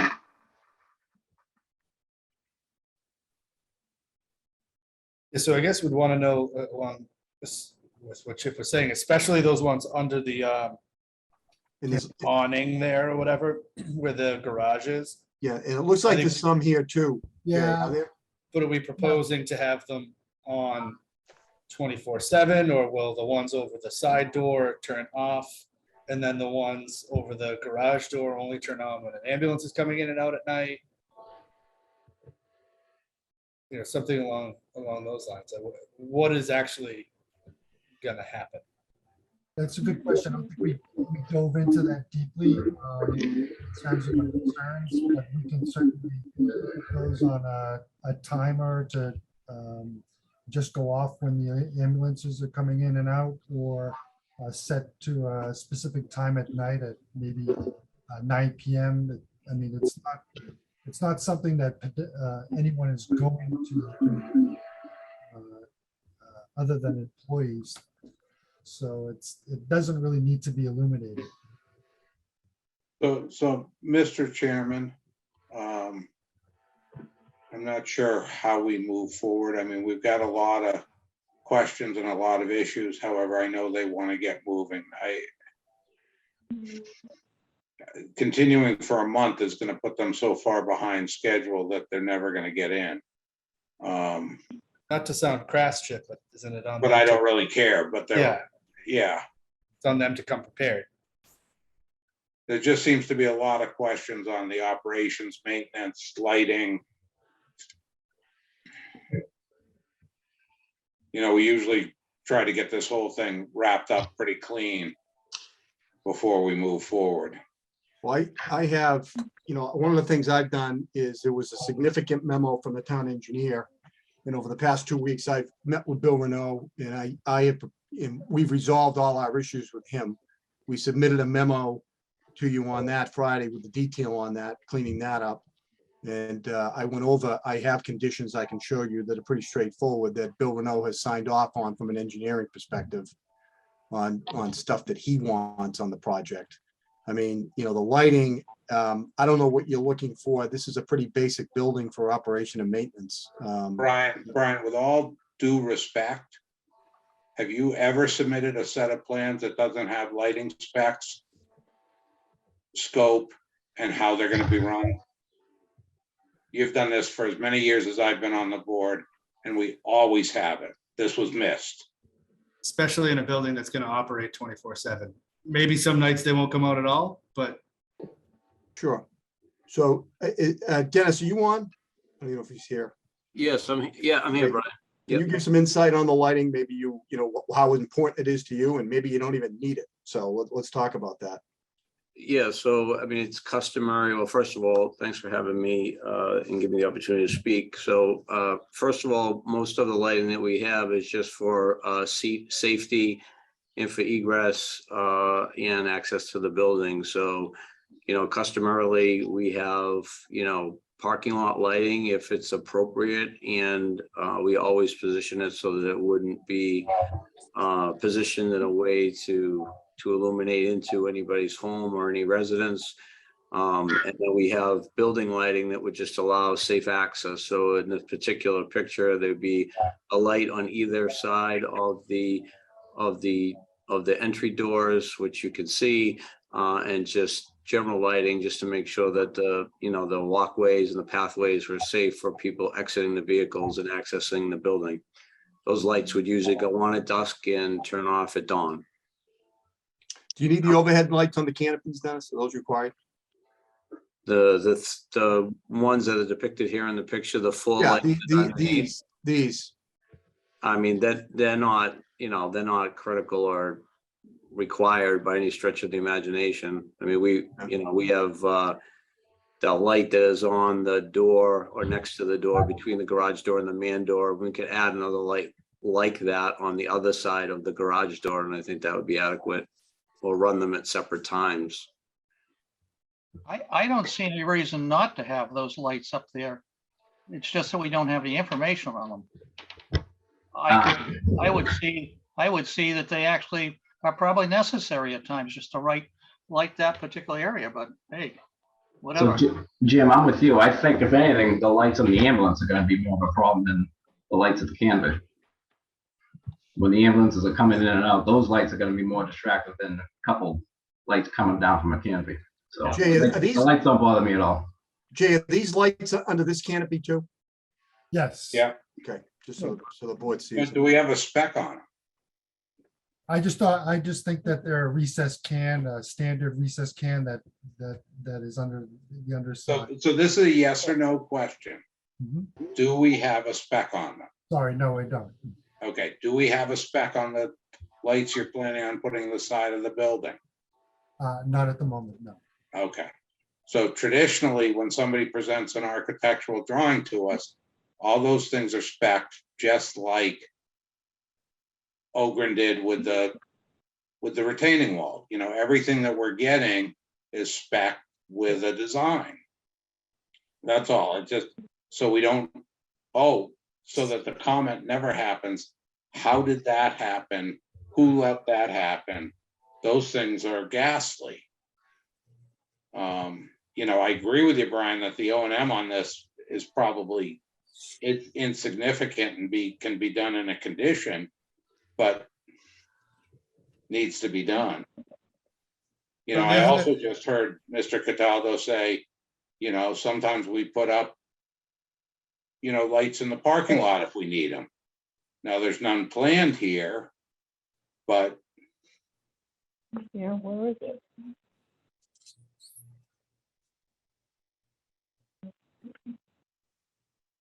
so I don't think we're quite there yet, in my opinion. Unless you can figure out a way to do it. Well, you could condition the lights, that you, if that's the only issue you've got. I mean, I've got conditions I can share with you that I, over the holiday, I worked with the town engineer to get those done. So I'd like to give you an idea of what he's requesting and what we're agreeing to. Because that could be a framework for other conditions.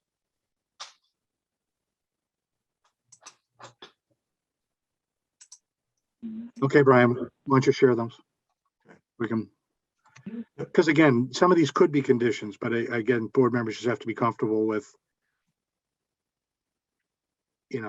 like you said, Chip, are we quite there? Are we ready? And is it reasonable to condition everything that's sort of in this punch list? So- Let's go through what you have and then see what we're comfortable adding potentially.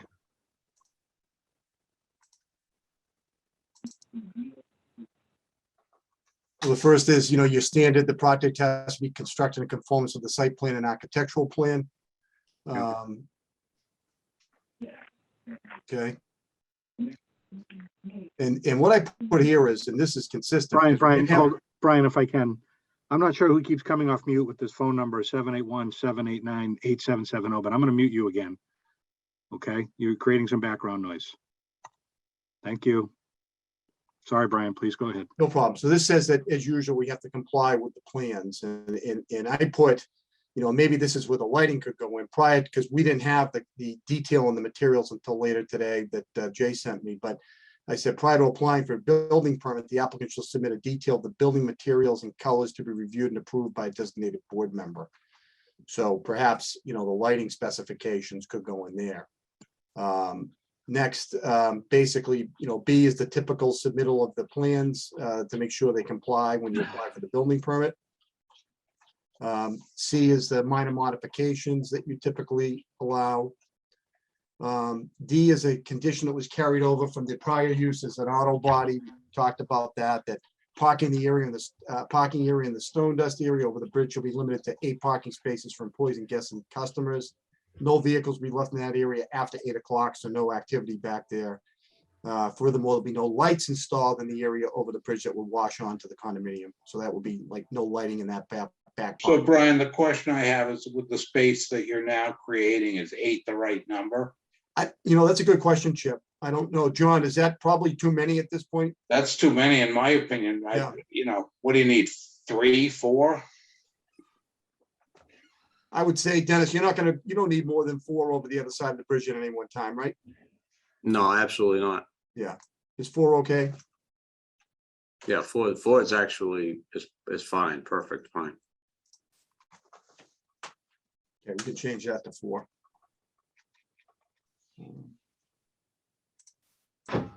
Okay.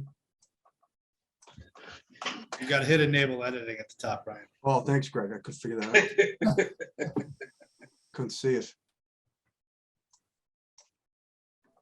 That helps. Whoops, but it dropped the dock. You still see the document? Seeing you. You're not seeing the document? No. Nope. Okay.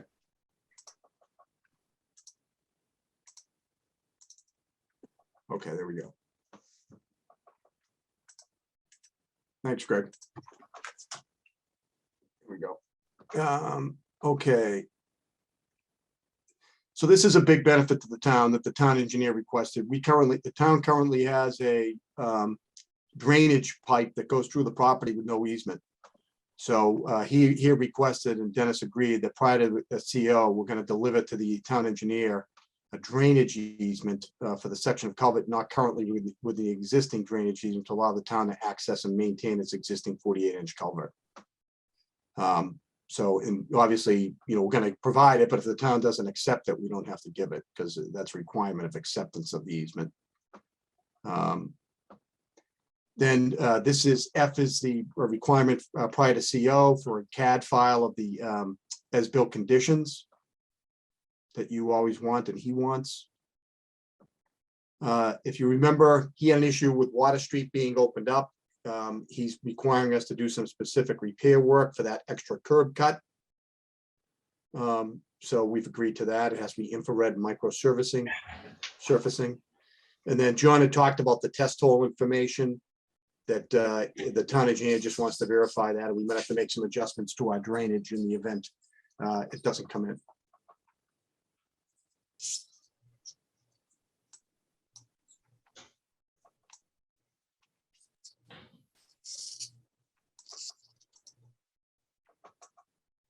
So that's what that was a kind of a starter for me to try to put some stuff together.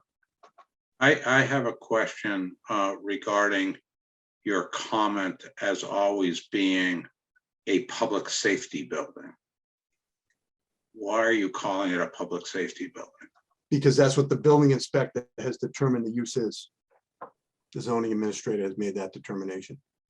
Okay. This is an ambulance company. It's certainly public safety. That's what the building inspector. And what does that give it? What priority does that give it? It's just a use that's allowed in that district. But isn't garaging an ambulance a use allowed in that business as well? Well, that's public safety. I don't care. Yeah. You know me, I'm just, Yeah. I got another public safety building going on. Yeah, this is And for I thought we public. only had one public safety building in town. Well, it can be multiple public safety buildings, a fire department building, Yeah. well, ambulance building, a police build. Sometimes police buildings are separate. Yeah, but they're not here in Wakefield, so Yeah. that's fine. If that's what Ben wants it called, that's what Ben can have it called. So the question is, if, obviously, I don't know if now you're satisfied with the materials, but perhaps this condition could be expanded.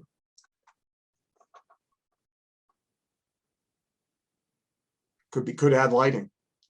Lighting. In reality, that's a building material. Yeah.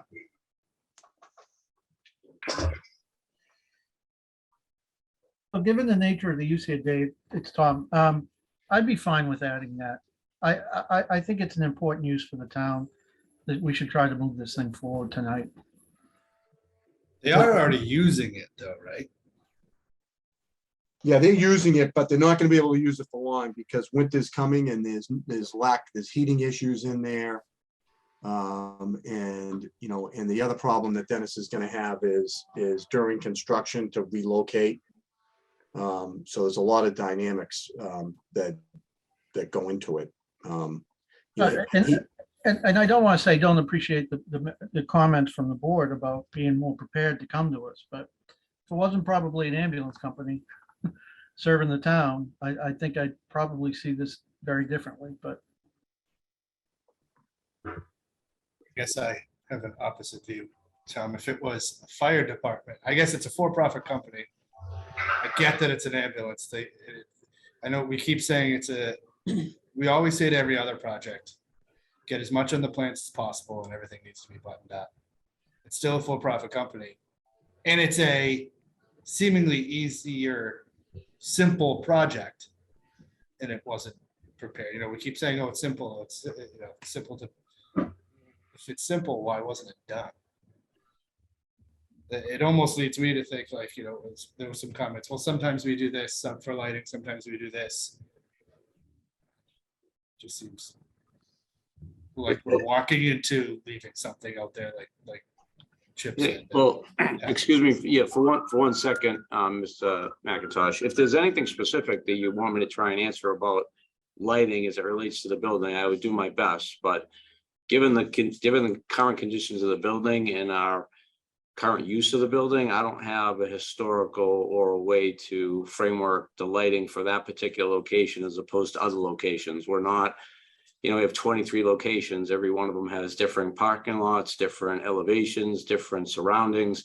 It's difficult for me to try and, or I guess for anybody to try and express exactly what the lighting requirements are until we utilize the building a little bit to some extent. I mean, obviously, we need lighting for safety, and that needs to be paramount, and we're 24-hour day operation, so the lighting needs to be on from dusk till dawn. As far as the amount of light or anything that's related to it, I've never experienced anybody having a question about the type of lighting that's specified. The only requirement that we've ever seen is just removing any light or having light that does not directly interfere with or reflect into residences. But if there's something specific that I can answer, I'm certainly willing to do that. I mean, I'm not going to beat a dead horse. I'll defer to everybody else on this, but as Brian knows, we do request this for pretty much every project. So it's not impossible to do because there have been other projects about this size. So, you know. And can we just designate that there'll be, 4 lights at the down lights at the canopy, at the entrance door?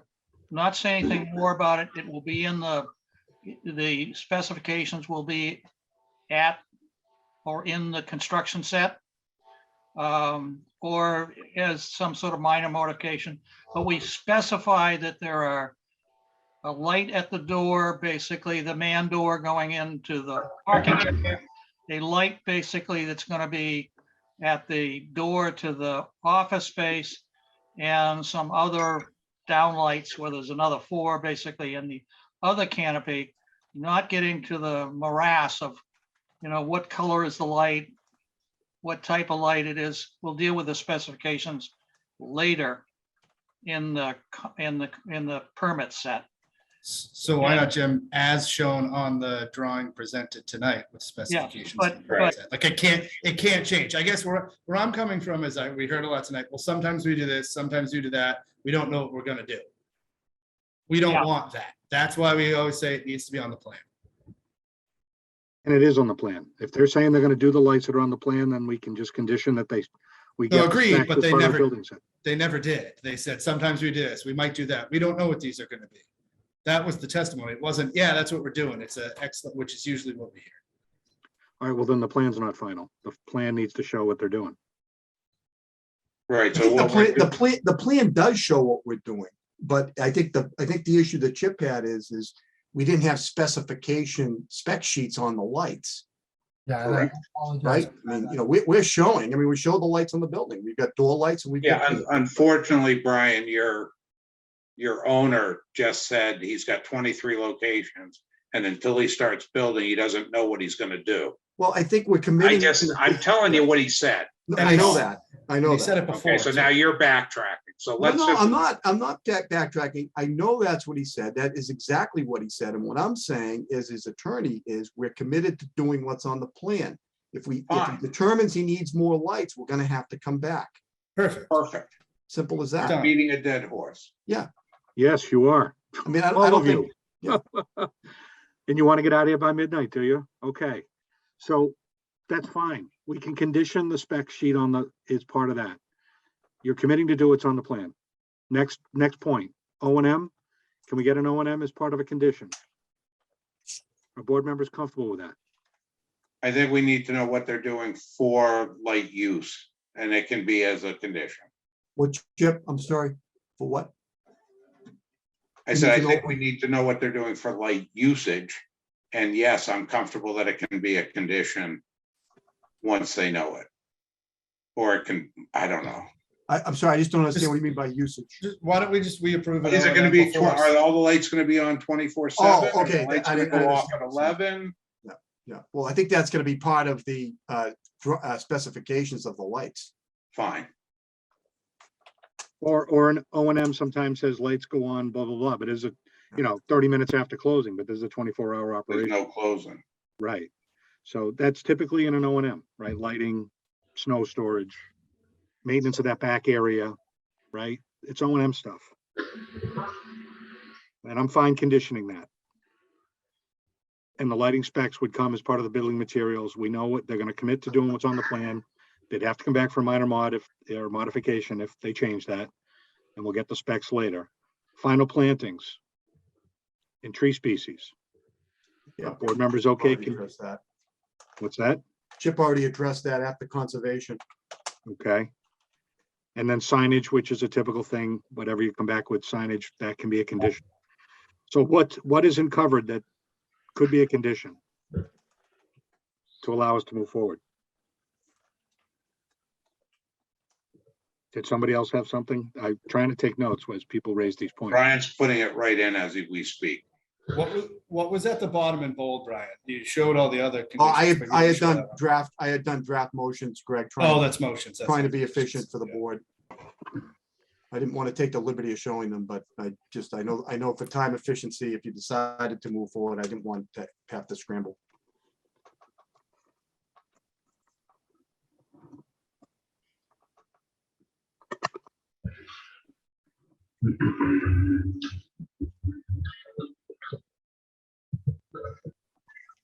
I think that covers it, and they're all pretty minor, so I don't think it's a big deal, in my opinion. Nor do I. I just want to try to, bring this together. Yeah, I think you've Do done you well. want these, so the way I had done this is, would you want these designated to a board member, or would you want it back to the board?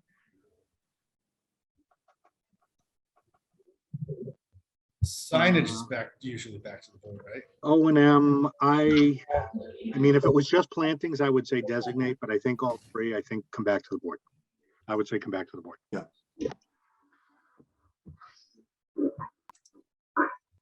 And would it be okay if we put language in that they can, I guess, you meet again on the 17th. Dennis? You there, Dennis? All right, I'm here. Yeah, we're back at Concom, you've got appeal periods anyway, so, I mean, I think, at the end of the day, we can, if the board's inclined to give us an approval, then, we can get the decision done, and there's the typical 20 days that have to go by, and you got Concom, so what's the earliest that you're gonna be starting construction at this point anyways? I know you want to do it like now, but what's realistic goal? Well, I try not to put the cart before the horse, so we're fully operational there right now, so we have to move everybody out before we can do anything and line up a few things. So I don't see us starting any work in less than 30 days. Okay, so beginning at this point, September 1, probably? That would be ideal. Okay, so I think we could get a decision done, Mr. Chair, and we would be able to come back to the board on the 17th with all of these issues. Meaning is after as conditions of approval. So they would have to. Don't you want, Brian, wouldn't it be helpful if we approve tonight, then you can come back and present on the 7th? That's what I was getting at, Chip, yes. Yeah. Okay, all right, you're not saying.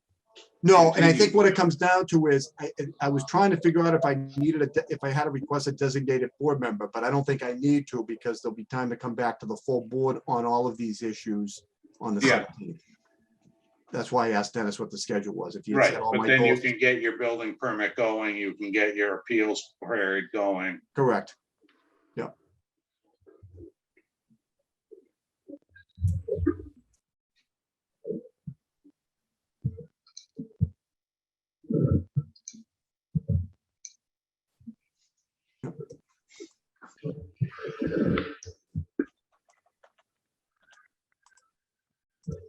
Okay, anything else, board members?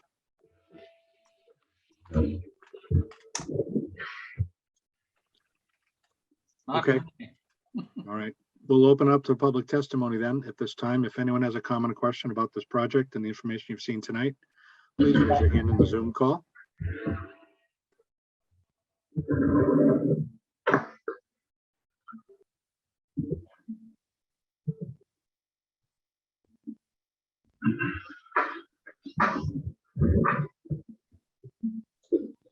Okay, seeing no hands, we'll close it to public testimony.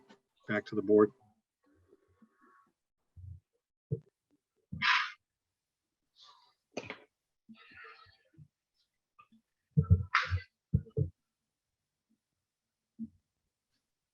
So prepared to proceed? Chip? So, Mr. Chairman, I move that we approve the proposed public safety building use of the property for the ambulance service and the proposed changes, extensions, and alterations to the property and the building therein has been presented to us this evening. So I make a motion and a finding under Article 9, Section 190-50B of the zoning bylaw that the proposed changes, extensions, and alterations to the pre-existing non-conforming buildings, structures, or uses on the property shown on the site plan and architectural plan are not substantially more detrimental than the existing nonconformities to the neighborhood. With the said finding being made with reliance on the following conditions that as pertains to the public safety building use that shall be complied with. And we just went over all these conditions, so as stated. Second that. Thank you. Any discussion on that motion? All right. We have regular voting members and Tom. All right, Chip, Yes. Joe, Yes. Jim, yes, Tom, yes, and I vote yes. And I move that we grant the special permit pursuant to section 190-36C of the Wakefield zoning bylaw and site plan approval in conjunction therewith for any necessary reductions in the requirements and standards for off-street parking and loading under Article 7 of the bylaw as shown on the site plan, including section 190-37D, allowing the width of the aisles to be shown as on the site plan, allowing the setback, section 190-37E, allowing the setback of off-street parking areas to be closer than 7.5 feet to the building and reducing the requirement of 15-foot wide landscape strip separate the open parking areas from the street line as shown on site plan. Section 190-37I, allowing the width of the driveway serving the parking facilities to be shown on the site plan, allowing the two driveways be spaced closer than 100 feet to each other as shown on the site plan. And D, any other necessary reductions in the requirements and or standards for off-street parking and loading under Article 7 of the bylaw related to the project as shown on the site plan. And we find that the use of this project is listed in the table of use regulations as requiring a special permit in the district for which the application is made. The requested use is essential and desirable to the public convenience and welfare. The requested use will not create or add to undue traffic congestion or unduly impair pedestrian safety. The requested use will not overload any public water, drainage, or sewage system or any other municipal system for such an extent that the request use or any developed use in the immediate area or in any other area of the town will be unduly subjected to hazards affecting health, safety, and general welfare. The requested use will not impair the integrity or character of the district or adjoining districts, nor be detrimental to the public health, convenience, or welfare. And the requested use will not, by its addition to a neighborhood, cause an excess of that particular use that could be detrimental to the character. And furthermore, we find that the application of the standards for off-street parking and loading under Article 7 proved to be infeasible, and the reductions are supported by evidence of infeasibility due to lack of suitable land, design, considerations, other similar factors. And the granting of such the special permit will not adversely affect the health, safety, convenience, character, or welfare of the neighborhood or district or of the town. And we have the same conditions as the findings. Second that motion. Thank you. Any discussion on that motion? All right, same voting members, Chip, Yes. Joe, Yes. Jim, yes, Tom, yes, and I vote yes. So that too is unanimous. Okay, so Brian, please, let's see what, just in my notes here. You can just email me the color rendition that was shown earlier. And that's it in my notes. I think we covered the rest as part of the conditions and such. Okay. Yeah, the only other condition that I gotta add on is that you had talked about the land, to submit the landscaping plan after the conservation. Yep, yep. That was something that Chip and Greg wanted that I hadn't typed in. Oh, actually, I'm sorry, it is on there. You Final did plan put is- it in. yeah, You my put bad. it in. It's already final there. landscape plan. Yep. Thank you. Okay. All right. Thank you very much. Appreciate your cooperation and consideration. Good luck. Yeah, Good luck thank to you. you. Yeah. Thank you very much. Thank you, everyone. Okay. Moving right along, board members. Next continued hearing, and for those with new hearings, please stay patient or go have a snack. We still got a little ways to go before we get to the new hearings.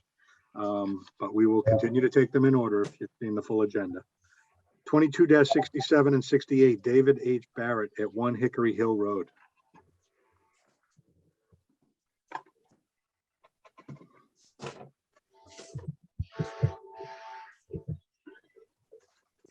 We're here.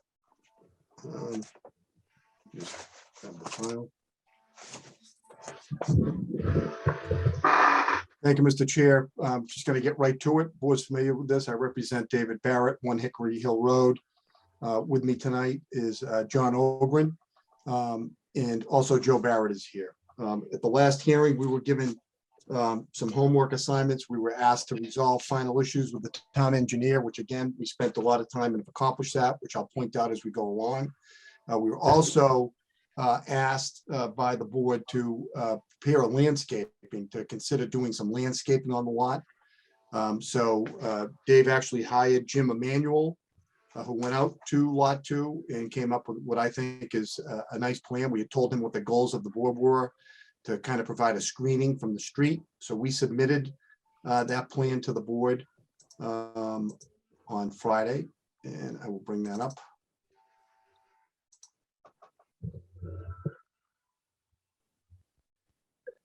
John, before I do that, do you have any changes that you've made that you want to present? And then I could, Yes, I do. okay, if you could do that, and then I'll get into the landscape. You can take the screen.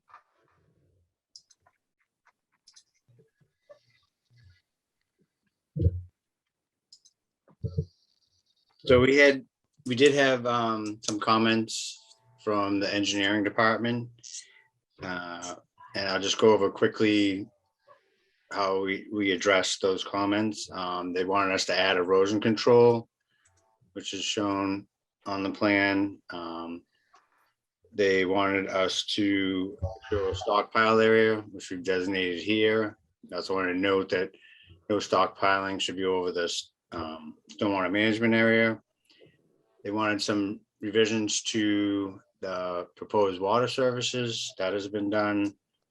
And then there is an increase in impervious area from the existing condition to the proposed.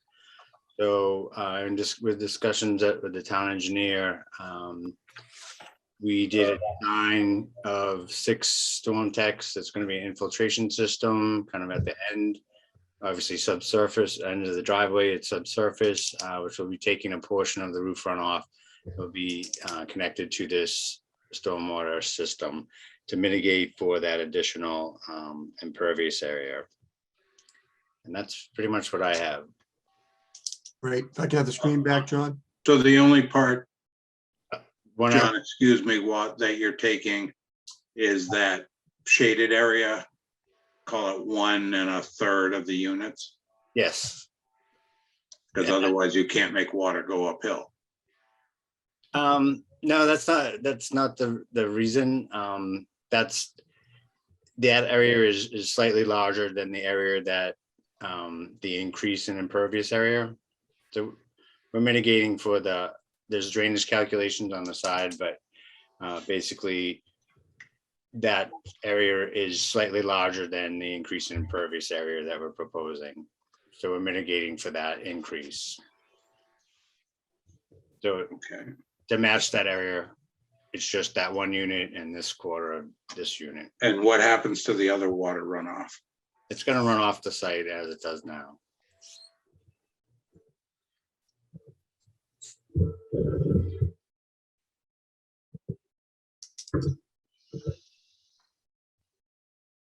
And the one other thing that I did submit, that engineering requested was a stormwater pollution prevention plan, and that basically deals with the maintaining of this infiltration system during construction and then long-term.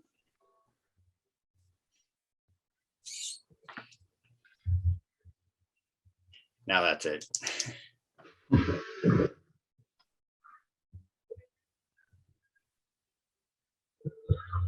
Any questions on this, Mr. Chair? Or can I go to the landscape plan? Not hearing any.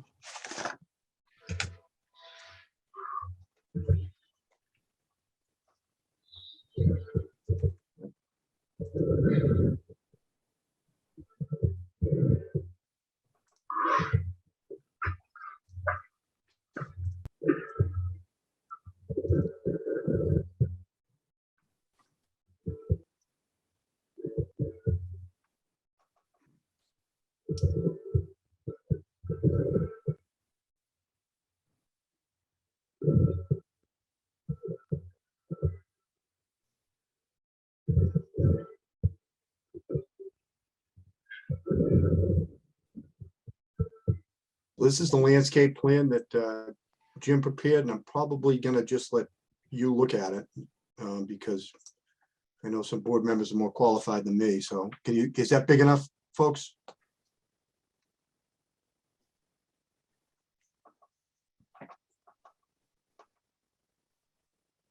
It's okay for me.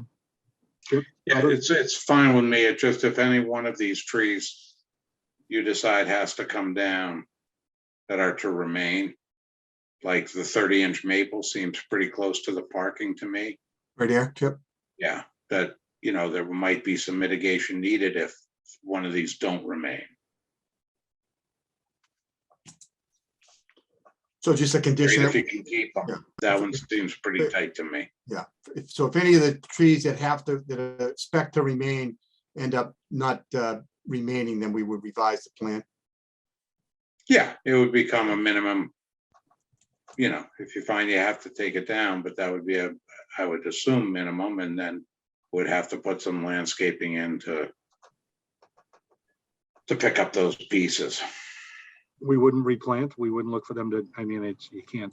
No, we would look to replant, but there'd be no reason to determine what to replant at this point. Right.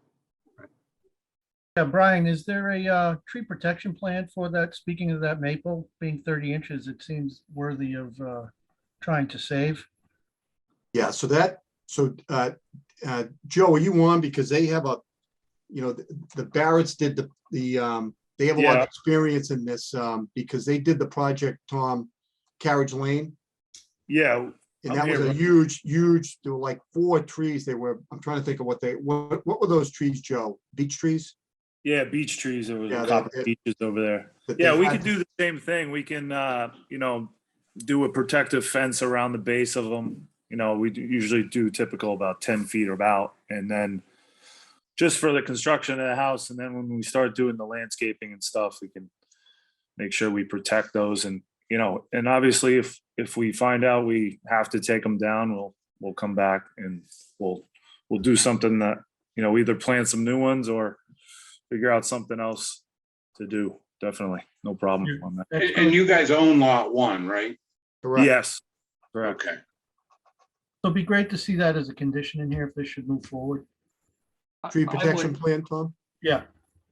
I would emphasize save as opposed to thinking there's a huge backup here, because, you're not going to get this tree for another 100 years. So putting a little puny thing, even a 2.5-inch tree, is not going to amount to anything.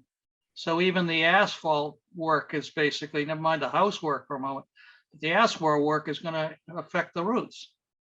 So yeah, we got to really try very hard to keep trees. We have a condition that we use that I can dig out on Carriage Lane. It was kind of a detailed condition on tree protection, the process. I think Jimmy Emanuel kind of come up with that. So So I can draft a condition, Mr. Chair, for your review. Okay. I mean, there's several of us here on the board that have dealt with trees and protections and plates and fences and stuff like that to protect the roots and not allow trucks to drive over, heavy trucks to drive over the roots system under the canopy. So, you know, I'd like to see what Emmanuel has to say about it, but I'm sure that Harvard's dealt with this, Chip's dealt with it, I've dealt with it. A number of us dealt with how to save these trees. It can be done. What are the ones of concern, the 30 and then the 24-inch pine?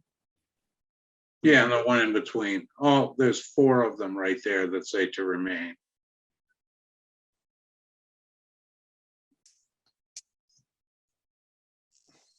One, two. Just, Or is that a new one going? That's a new one going. yeah, I So mean, there's 3. I think it's with the circles was the ones we identified that we're gonna try to remain. So the 18-inch pine that's in the middle of those two, that was, I think that was a questionable one. So it wasn't in too healthy shape. So. Okay, so just the ones you have labeled. Yes, Is there yes. only What 2 about of the them? ones above that, like where the retention pond's going, the 30-inch pine, I can't So, read. Along the lot line? yeah, those should be able to remain. We do have that the infiltration area there, but I think we're far enough away where we can save those, yes.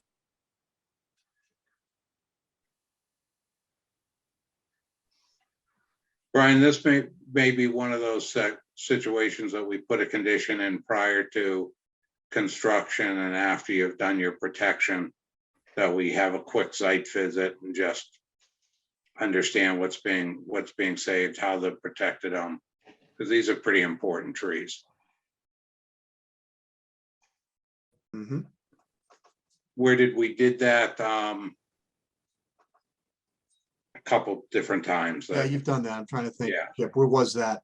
Oh, that was on Salem Street, remember? On Salem Street, we did it. And, Yeah. you know, that way we're out there, we see that they're protected, we understand the process. Yep. We know that it happened.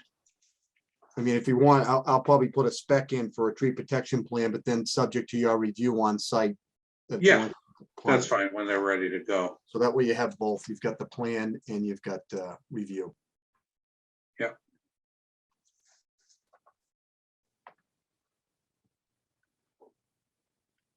Okay. You all set with this plan, Mr. Chair?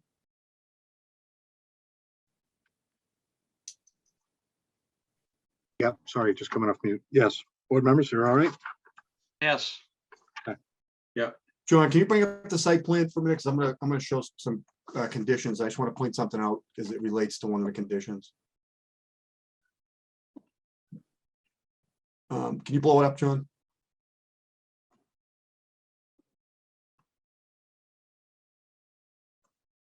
Could you show the board, John, with on lot 1 where the stone wall encroaches on the right of way? Kind of blow that up.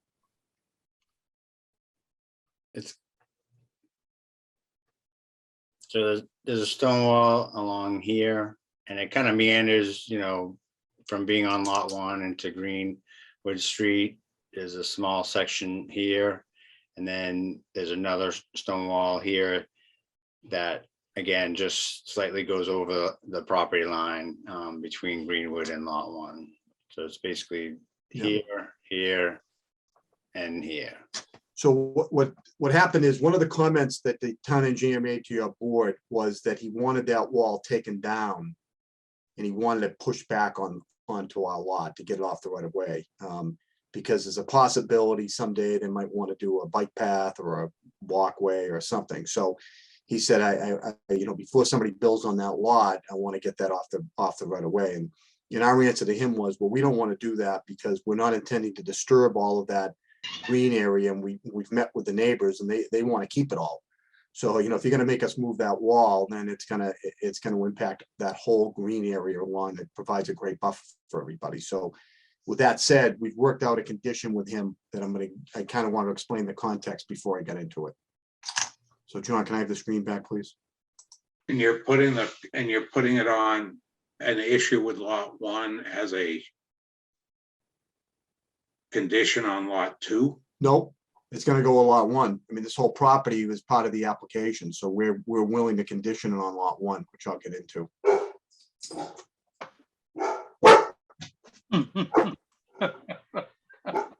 Sorry about that.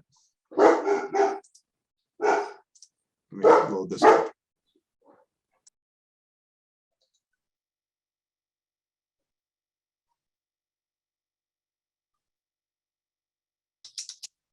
Kibble time.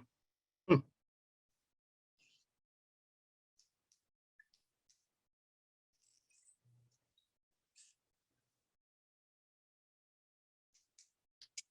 about that, folks. I had a boys. They're just doing their job.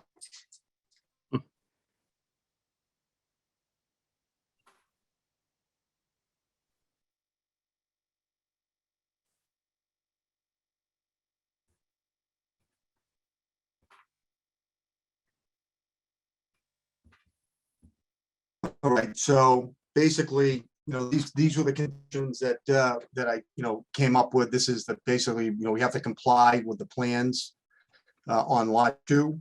The site plan, lot on site, lot 2 on the site plan should be constructed and conforms to the site plan, architectural plan, landscape plan. This is going to get expanded with obviously a tree protection plan. The standard thing that we would have to submit plans prior to obtaining a building permit for the board to confirm we're doing everything we're supposed to do. C is retaining jurisdiction. D is a CAD file prior to CO. The town engineer always wants II fees for additional bedrooms. We've accomplished that in E.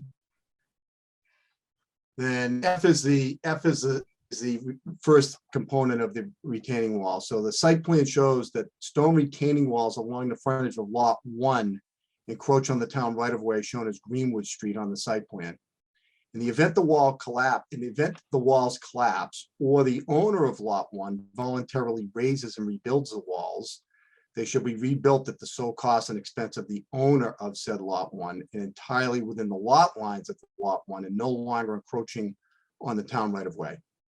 In addition, prior to the issuance of a building permit for either lot, the applicant shall voluntarily make a $5,000 contribution to the town, only if it's accepted as a gift, to be used by the town if the town decides, with no obligation to do so, to remove the encroaching walls and or rebuild them entirely within the lot lines of lot 1. So Bill Renault said, the day might come that I might say, hey, these walls are on our right of way, I want them off, because we're doing a project here or something. So he wants a contribution from us to do it, which we agreed to do in the event that the town decides to do it. If the owner of lot 1 decided to do it, don't know why they would go to that expense where they look great. Or if they fail, then the owner of lot 1 is going to be responsible to rebuild the walls. And again, not rebuild them within the town right away. Then the next one is something he requested. Prior to the issuance of a building permit for either lot, the applicant shall deliver to the DPW engineering division for its review and approval a non-exclusive easement along the frontage of lot 1 that is 10 feet in from the town right-of-way line is shown as Greenwood Street on the site plan for the limited purpose of allowing the town, if the town decides with no obligation to do so, to remove the encroaching walls and or rebuild them entirely within the lot lines of lot 1. No easement shall be required if it's not accepted by the town. So he said if he decides to do that, as he's allowed to in F above, and he's right, he needs an easement to be able to go on our land because he can't, you can't move those walls back without getting onto our land to do it. And then this decision and the conditions would be stated, would be referenced in any deeds pertaining to lot 1 and lot 2. So folks that buy those, well, basically all the conditions, so they're gonna be right on the face of the deed, so people can't say they didn't know about these conditions. So the town engineer was very satisfied with that as a resolution to his concern on the walls encroaching that he mentioned in the memo. He also mentioned concerns for the walls that kind of meander between lot 1 and 2, that people would argue between both of those lots, who's responsible for them. So we've already adjusted those walls and graded them that they're very clear and distinct on which lot they're on now. So town engineer is satisfied. Ryan, just the wording. Can you bring that back up? I know I keep losing it when I go to edit. I don't know why. Sorry. So where I'm going is the wording of that first one there, the $5,000. Yep. Hang on, Greg. Let me get. This might be more of a what they do in practice question. Right here, Greg. Yeah, towards the end, the $5,000 only if it is to be used by the town if it decides to remove the encroaching walls. Does that obligate the town to segregate that $5,000 then? I mean, They usually, yeah, they will. Yeah, because it's a gift for that purpose. even just $5,000 could sit there in perpetuity and they could never use it. They could, yeah. But someday they'll probably use it, but the key is, because the problem is if that goes into like the general fund, Yeah. then you would need a town meeting vote to allocate that money for that purpose. That's why. Yeah, I get it usually with, I mean, I'm not gonna, whatever. I mean, I get it with larger expenses, but $5,000 seems like a lot to be sitting in an account for in perpetuity. Yeah, I mean, I mean, it seems like a little amount, but whatever, if that's what. Yeah. Doesn't seem worth it to me. That's what he wanted, so. I think the town's getting better with those accounts. I think they consolidate them, you know, I don't think, I think the way it works is it might not go into a separate account, but it will be going to one account where this money goes, that then it will be designated for this purpose within that account. Like an IOLTA type of thing for the Yeah. town or something. Yeah.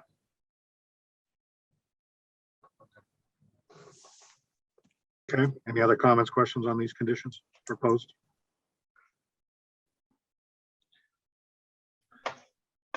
And what we're gonna account for about the tree protection plan? Yeah, that would need to go in. So, tree protection plan and site visit prior to construction.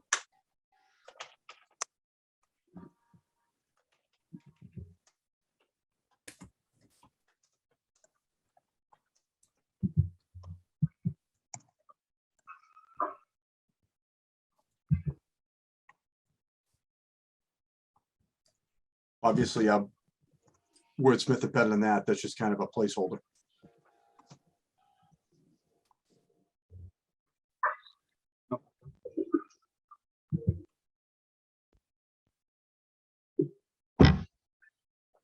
Okay.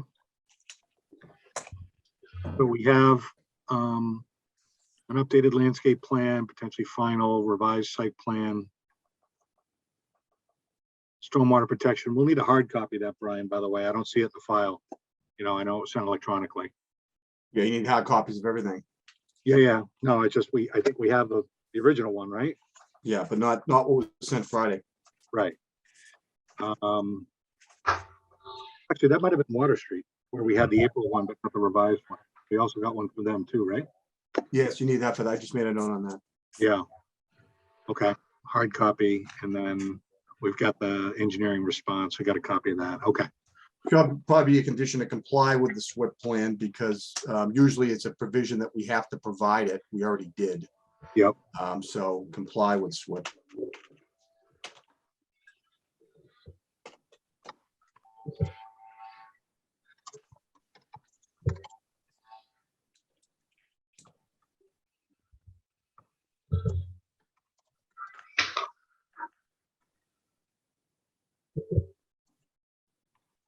Okay.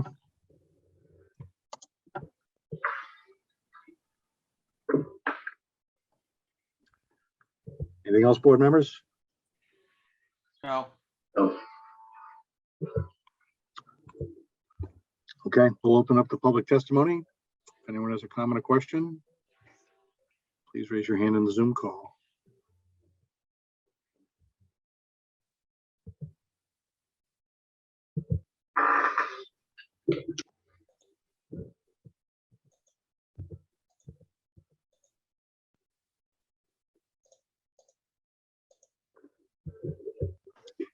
Seeing no hands being raised physically or in the participant list. I will close it to public testimony.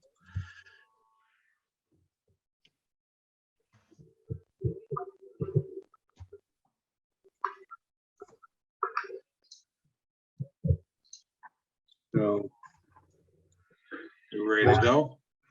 Brian, we've got what, the Finding and a variance request. finding and a variance, right? Okay.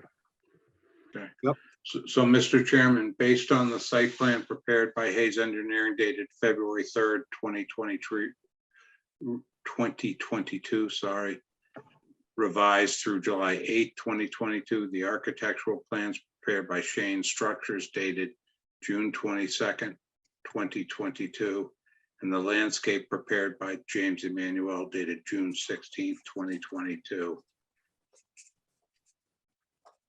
I move that we find under Article 9, Section 190-50B of the zoning bylaw that the proposed changes, extensions, and or alterations to the pre-existing conditions of the non-conforming buildings, structures, and uses on the property shown on the site plan and architectural plan are not more substantially detrimental than the existing non-conforming use to the neighborhood.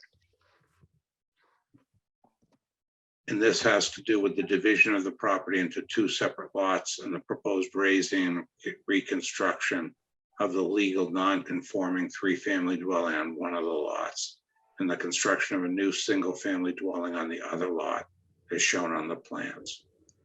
And that the finding be made with the following conditions. And we just reviewed the conditions A, B, C, D, E, F, G, H, and I, and J as documented and discussed this evening.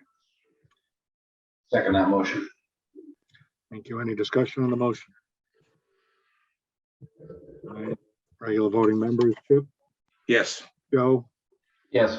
Jim, Yes, Tom, yes, and I vote yes. That's unanimous. And then secondly, I move to grant a variance from the requirements of Article 6 and Table 2 related to the reconstruction of legal non-conforming three-family dwelling on Lot 2 as follows. 1, Article 6, Section 190-31, C1 of the Wakefield zoning bylaw, allowing less than 60% of the front yard to be maintained as open area on Lot 2 as shown on the site plan. B, Table 2 of the Wakefield zoning bylaw, allowing the new three-family dwelling on Lot 2 to be 3 stories. And C, from any other requirements of Article 6, Table 2, to allow the reconstruction of the new three-family dwelling on Lot 2 as shown on the plans. And I move that we allow this based on the unusual circumstances affecting land and structures that the current three-family dwelling being raised is in substandard condition as is currently 3 stories. And the property has unique topography, as we've talked about over the last couple meetings, for slopes, rocks, and ledges. And that we find that the hardship is in compliance with the bylaw, proves to be infeasible, and the request of relief is supported by the existing conditions, mainly topography, slope, rocks, and ledge. We also find that the request of relief can be granted without substantial detriment to the public good and without nullifying or substantially derogating from the intent or purpose of the bylaw. And thus it is currently a 3-story building on the property. And we have the same conditions as the findings. Second that motion. Yeah, mute, babe. Any discussion on that motion? All right, same voting members, Chip, Yes. Joe, Yes. Jim, yes, Tom, yes, and I vote yes. So that too is unanimous. So Brian, noting the plans here, I'm just looking at what was sent. So we've got the site plan dated July 8th, the landscape plan dated June 16th. Mhm.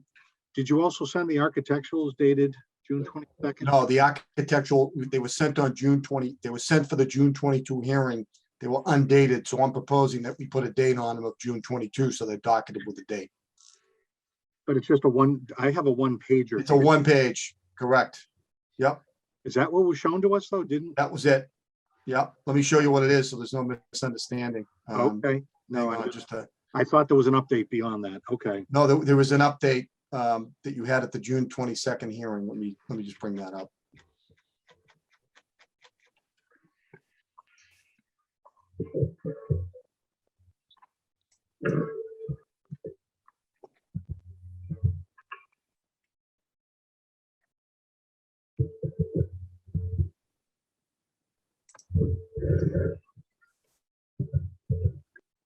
Yeah, because it's not in the file and I've been going on. Make sure you got this. printing things in the I think back. this will refresh everybody's memory in this. This is where we changed it to put the side entrance. Yep. So it's one sheet, but it's different than the one that was filed because you required us to make changes. Right. Okay. And that's why in neither of the plans, the original or this one, were dated. So that's why I proposed on this one to put the June 22 date. So there's a date on this plan. Okay. I will do that when we submit it.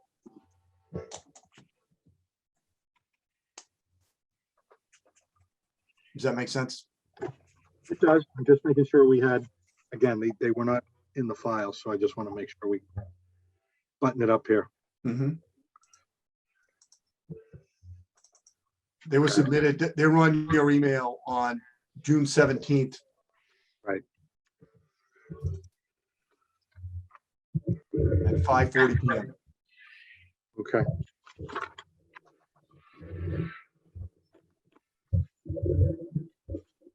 All right. Apologies, board members, just making sure we got everything stamped and printed before we close this one. All right. Thanks, Brian. Thank you. Thank you.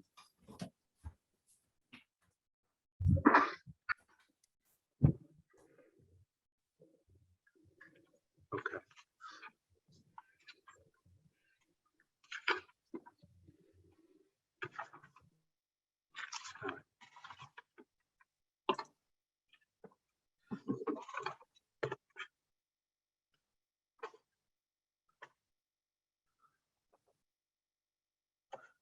All right. Our next continued hearing, 22-69 and 22-70, Nilu at 0 Greenwood Street, AKA 0 Cherry Lane. Good evening. Welcome back. Thank you.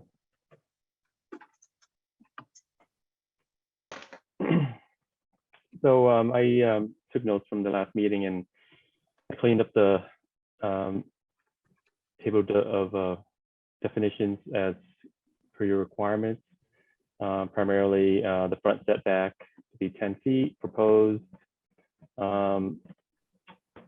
Building stories to be 3 feet, and the maximum building height is still 35. And then I also, per your comments, clean up the front here in terms of the driveway. It's still going to be a single car garage. I know there's a requirement for two to be able to hold 2 cars off the street. And you know, working with conservation, they agree that you know, having a side parking space of 20 feet by 10 feet with a non paved would not be substantially different than just having you know, a space because it's porous, so it doesn't contribute to you know, yeah. So so that I think that would satisfy your requirements of having you know, off-street parking for two vehicles. To be honest, you know, I only have 1 car. This space would probably be rarely used, if ever. So.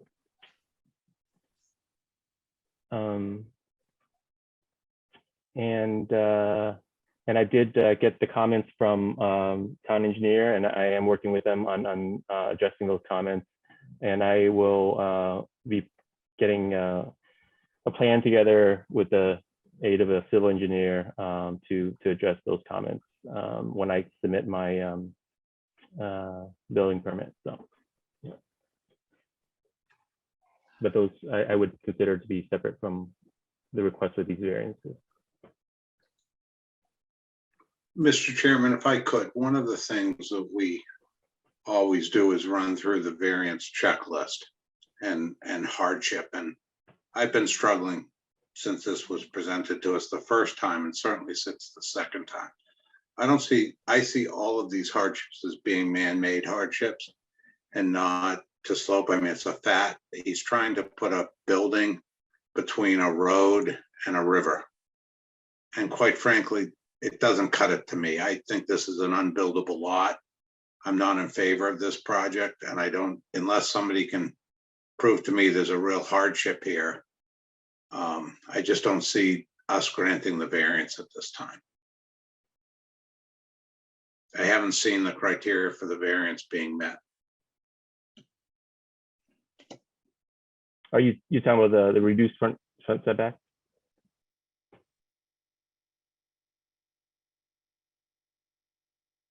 The two requests are for the front setback and the height, right? The height, yeah. So the height is primarily because I didn't want to further disturb the land by digging a basement. You know, But let's go back to the requirements for a variance. You have to meet a number of things within the bylaw, and you have to speak to them, and you haven't done that, right? You haven't addressed how this is how you have hardships here. You're asking for variances that are self-created, and that's not part of our criteria. Well, I mean, the hardship really is, once again, the topography. You know, I am trying to build a house on a fairly sizable lot, but the topography is because of it's this intermittent stream, not a river, and there's, you know, wetlands involved, but there are other projects that have wetlands involved, and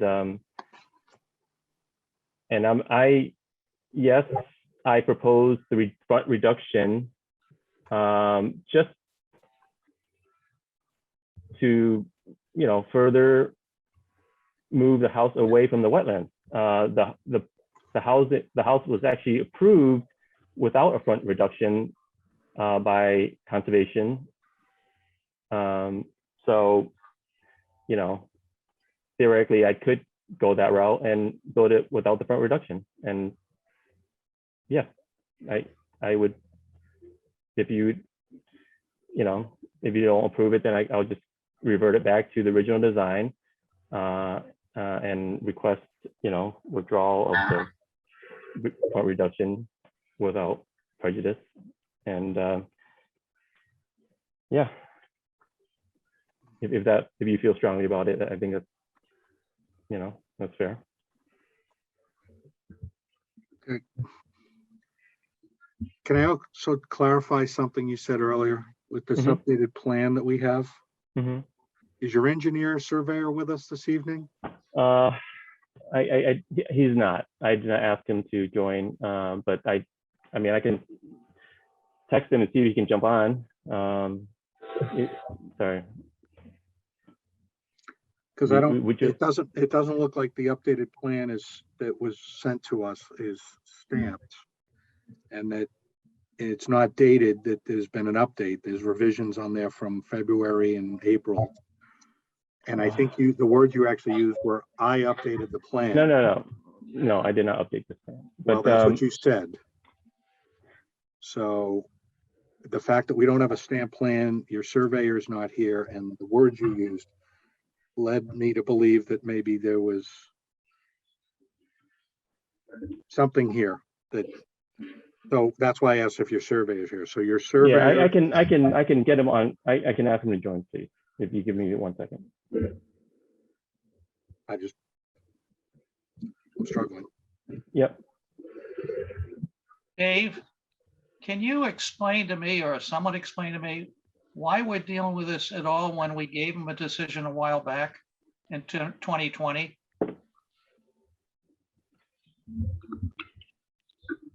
Well, an applicant is allowed to reapply if they so choose 2 years after a denial, which is what happens. So is their right to come back with perhaps an updated plan, and that's what he has done. He's gone to Concom, and so the bylaws allow applicants to reapply for reconsideration, and that's what he's done. I got a copy granting a variance, basically, whole thing written up. Granted, the signatures aren't all on it. It was a early or preliminary, basically. Probably, I don't know who, I think he had brought an attorney in the last time at the end of it, because he was acting his own attorney for a while.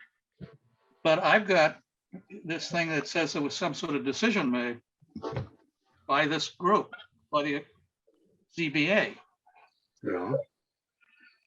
I mean, if you got denied, I wouldn't have a copy of a decision in my file. I know. Then it was rescinded after the fact, Jim. I really don't want to revisit what happened 2 years ago. Okay, all I right. mean, it was granted, but then it was rescinded. There was a motion made to rescind the variance, and that was taken up at a subsequent hearing in, I think, May of 2020, and that was done. So at that point, then the potential Clock starts. to perhaps go back, update a plan, and come back and try again, right? And that's what he's done. I apologize. The surveyor did send me, and I maybe just overlooked the fact that he did not include the stamp. Well, in a revision date, I just don't know why a professional engineer updating plans, they always put revision dates, right? So I mean, I can see the changes because I have the last one, I have this one, I can see the changes. Yeah. But I don't know why there wouldn't be another entry in the revision table and a stamp on it. Yep. No, I totally hear you. And it's just human error, to be honest with you. It's nothing, no shenanigans or anything like that. It's just human error. And the architectural does look like it's stamped by, designed by Sami LLC. He's my structural engineer. Yes. Yep. And I did some research, and yes, I worked with them to get a stamp. But from my research, I found out that for a single family home, the only stamp drawings required are the structural engineer drawings, and I do have those. And he, I worked with him throughout the whole design, so he didn't have any problems. Okay, well, I see a height's been added, and that was requested last time. Yep. I don't know that any other details changed. It's still the same. Pretty basic, not a lot of detail in terms of like the siding or any sort of or the detail that we sometimes see on architectural plans, just but at least it shows the height, which is basically what we had asked for. So all right. And I really apologize about the site plan. I mean, I made sure that all the changes that you requested were there, and it's just during the transmission from him to me, I just didn't catch the fact that he did not include the stamp. And I can totally work with him to get you guys that. I mean, that's please do. Yep, I will. And what was the comment you made that you're working with a civil engineer to meet some other town's requests? No. The town engineer made comments when this was circulated through the different departments, and I said that I'm working with a civil engineer to meet and address the town engineer's comments. So you haven't, that's not done yet. And I will get that for when I submit for the building permit. Yeah, I have a letter from the engineering department dated June 21st. Are those the comments that you're referring to? Yes. Yep. And, you know, and I will fully address those and work with them on that. I mean, you know, this is just applying for the variance. I still have to submit all the drawings, everything for the building permit, and that's going to go through the whole, you know, review with the fire department. You know, the town engineer would just attach his comments again, and then, you know, the building inspector needs to review everything. So, I mean, this is just asking for the variances for now. Yep. I'm just looking at the letter. I'm just looking at the letter again, board members. So Dave, while you're doing that, I had a question for the applicant. Did you say there's an as of right scenario under which you could build this? What do you mean? You don't need a variance to build it? When I went through conservation, they approved without the front reduction. So, and So I'm just asking if you need this variance to build the house. I think it would be more beneficial for the wetlands if I was. That's not my question. Could you just, it's a kind of a straightforward question. Sorry. Could you build this without this board granting a variance? For Because the it front really speaks to the hardship issue that Chip was asking about. Because I don't see how the board grants a variance when there's an as of right scenario available. Gotcha. I could build it without the front reduction. Yep. Thank you. And again, just to clarify, I said height before. It's the height on the architectural plan shows it'll be 35 feet, which is allowed, but it's can't be 3 stories, right? It's 2.5 is allowed. So correct. I'm asking for the variance of 3 stories versus 2.5. Yeah. Right. Yeah. So there's that other aspect, board members. So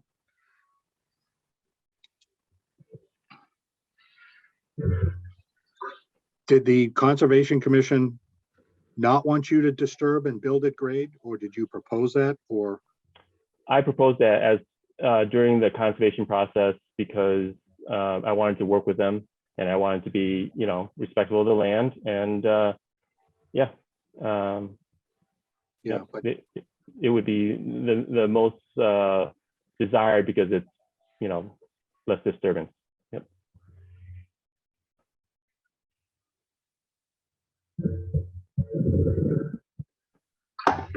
You still gonna disturb the land though to put your footings. Yep. So at that point, if you're putting footings down 4 feet, then you have room for a basement for 4 feet. Once you disturb it, you disturb it. Yeah.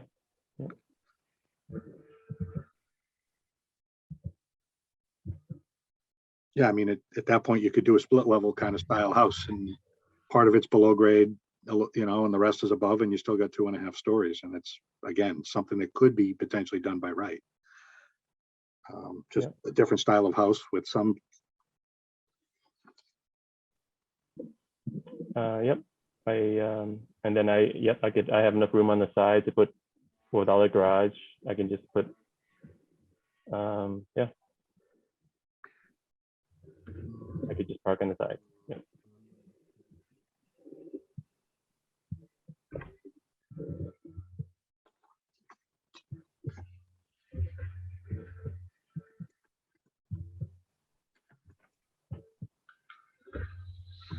I mean, I you know, I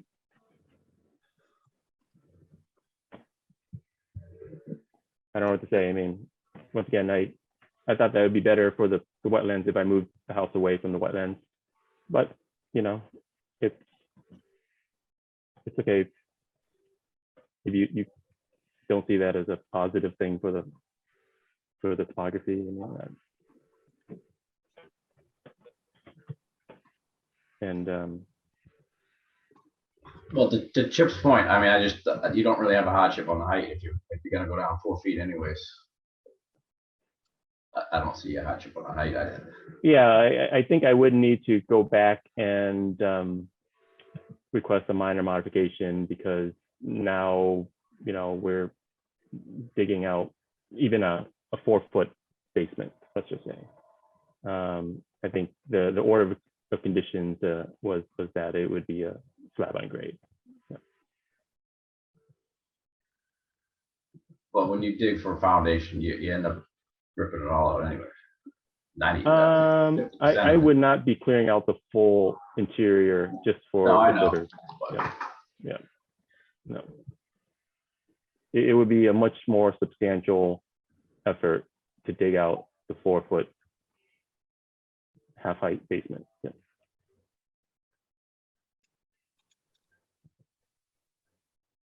But it could be done.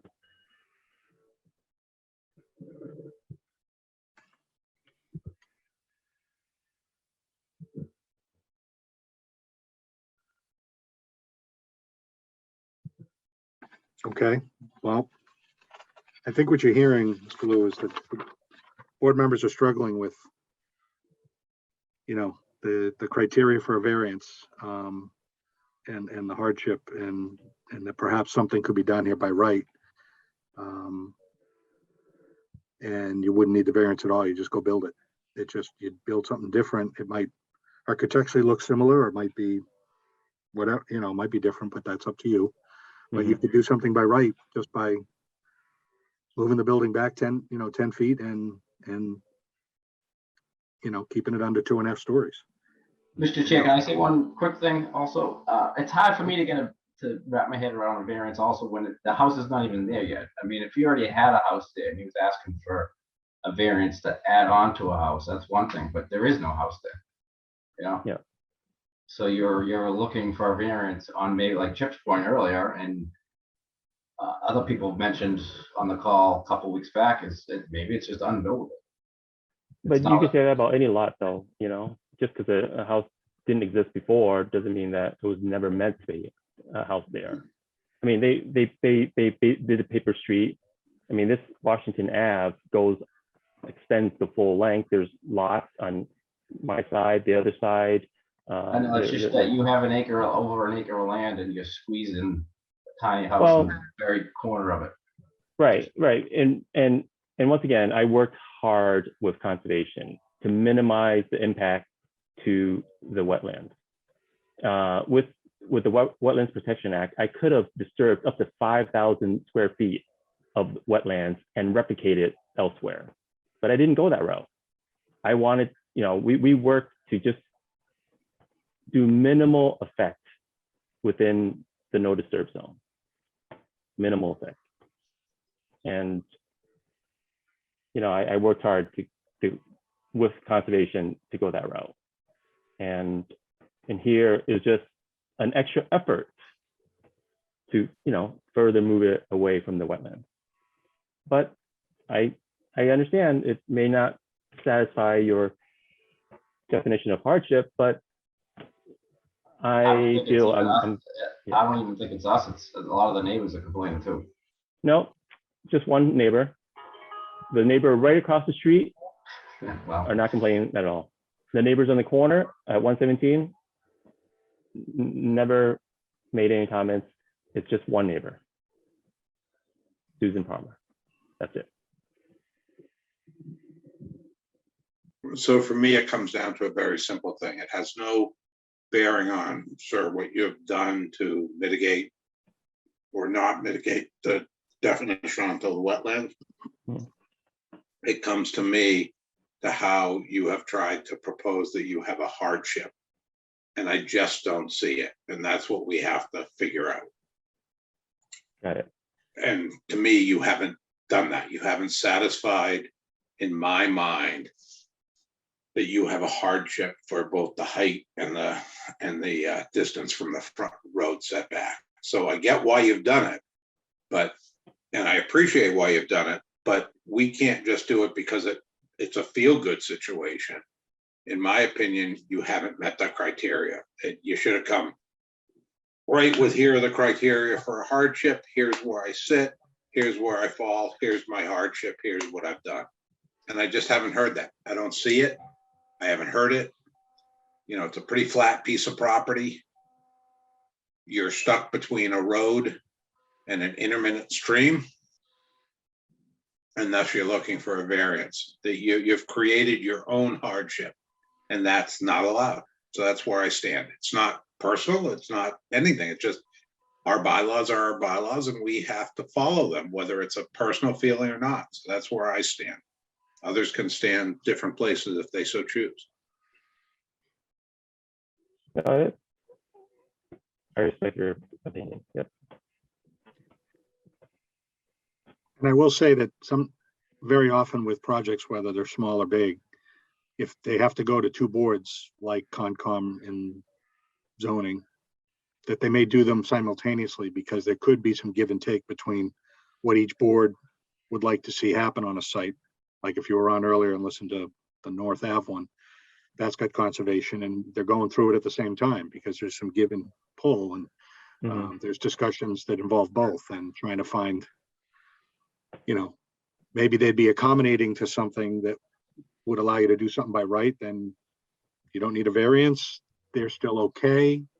And off you go. You build what, you know, ultimately everyone, you know, you agree to. So, but you've done there first. And now you're before us saying, well, I agreed to them, but now I got to get a variance. And we're struggling with the hardship part of it. And maybe if there was still an opportunity to talk to Concom, there'd be some back and forth, but you may have to go back to them anyway. If this board doesn't vote in your favor and votes not to grant the variance, you'd have to go back to them maybe and say, look, I'm going to try to do something different on this property and it may go a little closer to the stream and, you know, see what they think, or I'm going to go below grade and disturb more ground and see what they think. But it's certainly something that could be done by right with any sort of conditions or updates you need with that board. But I don't know, board members, I'm with you, Chip. I'm just struggling with, again, and Joe, I think it's a valid point. A lot of the variances we do in residential, something's already there and they want to do something else or add on, and there's a need for a variance. And sometimes we struggle with those too, but there's something already there that they're trying to work with in an odd shaped lot or the way the house is positioned on the lot. And there's something tangible that we're working with. This is just a blank slate and starting fresh and could be done in a way that potentially is by right and you wouldn't even need to be here. So, I mean, would you work with me to grant the 3 stories versus, and you know, I can, you know, I can live without the front reduction? Is that possible? They're separate applications. So in theory, each one could be taken up and voted on separately, but the issue still becomes the hardship and demonstrating hardship, right, for either of them. So it's still back to that point. So, well, I mean, the hardship, I mean, potentially it could be, you know, potential high water table, and you know, all the houses in the area do take in water and have some pumps, and I'm trying to avoid that. So, you know. I'm going to ask a very simple question. I really just want a yes or no answer. Okay. Have you read our bylaws and did you read the criteria for a variance?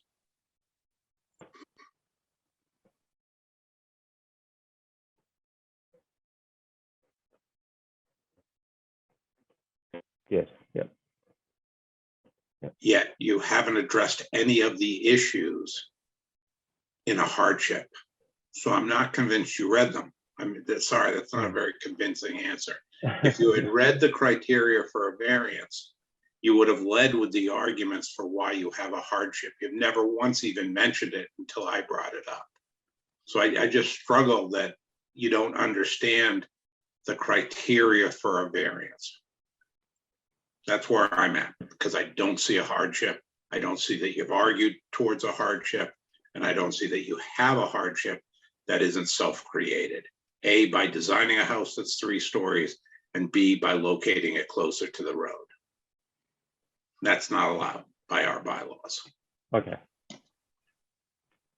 Yeah, we don't even know what the water table is. You don't have anything on there that says what the water table is. You just said you think there's a high water table. Or your neighbors have pumps, but what's second, you know? Yeah. Okay, so I would like to, at this time, request to withdraw my request for variances without prejudice for both of them. Yep. Okay, I move that we allow him to withdraw without prejudice. Second. okay. Any discussion on the motion to withdraw both variances?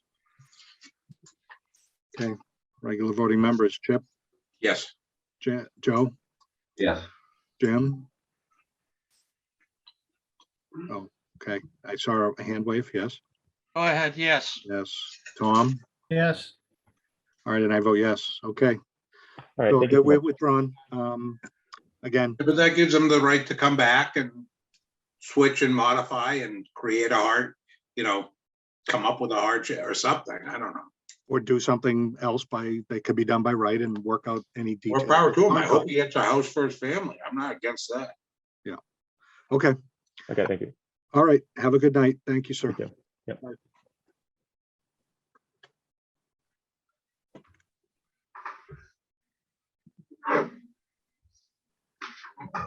Okay, that is the end of our continued hearings. Now we will move on to new hearings. I appreciate everyone patiently waiting. We've got 1, 2, 3, 4, 5, 6 of them. But we will continue to take them in order.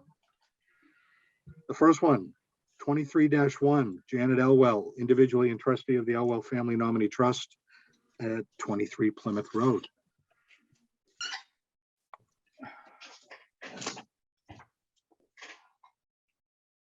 Good evening, Mr. Chair. For the record, Attorney Brian McGrail here representing the Elwells and their property at 23 Plymouth Road. Janet Elwell is on. Also, I have Steve DeFuria from Phoenix Architects who's involved in this. This is I think a pretty straightforward application for a special permit under Article 4, Section 190-22A1F of the bylaw seeking to add an accessory apartment to a single-family dwelling. Property is situated at 23 Plymouth Road. I am gonna do my best to try to have this teed up. Okay.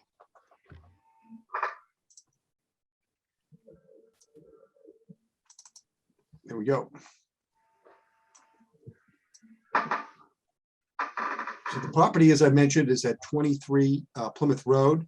And I think it's important to note that this, as you can see from this sheet, this is a legal conforming lot with a legal conforming single-family dwelling on it. Somewhat unique in Wakefield. It has 100 feet of frontage. It has all the lot width requirements. You can see 100 feet of lot width. And it has the area over 12,000. It's a 15,000 square foot lot. So this fully meets all the requirements of the bylaw for an accessory apartment, meaning it has the lot width and lot area requirement. The Elwells put an addition on the house fairly recently with no relief from this board. It was allowed by right. It kind of goes off of the back, and that is all constructed. Permit is done, it is built, and Phoenix Architects dealt with that. This was the plot plan that was done. As part of that, this is the company that dealt with it. So they didn't need any relief to do that addition. Now what they're looking for is under the bylaw, a special permit for the accessory apartment. So maybe just shrink this down a little bit.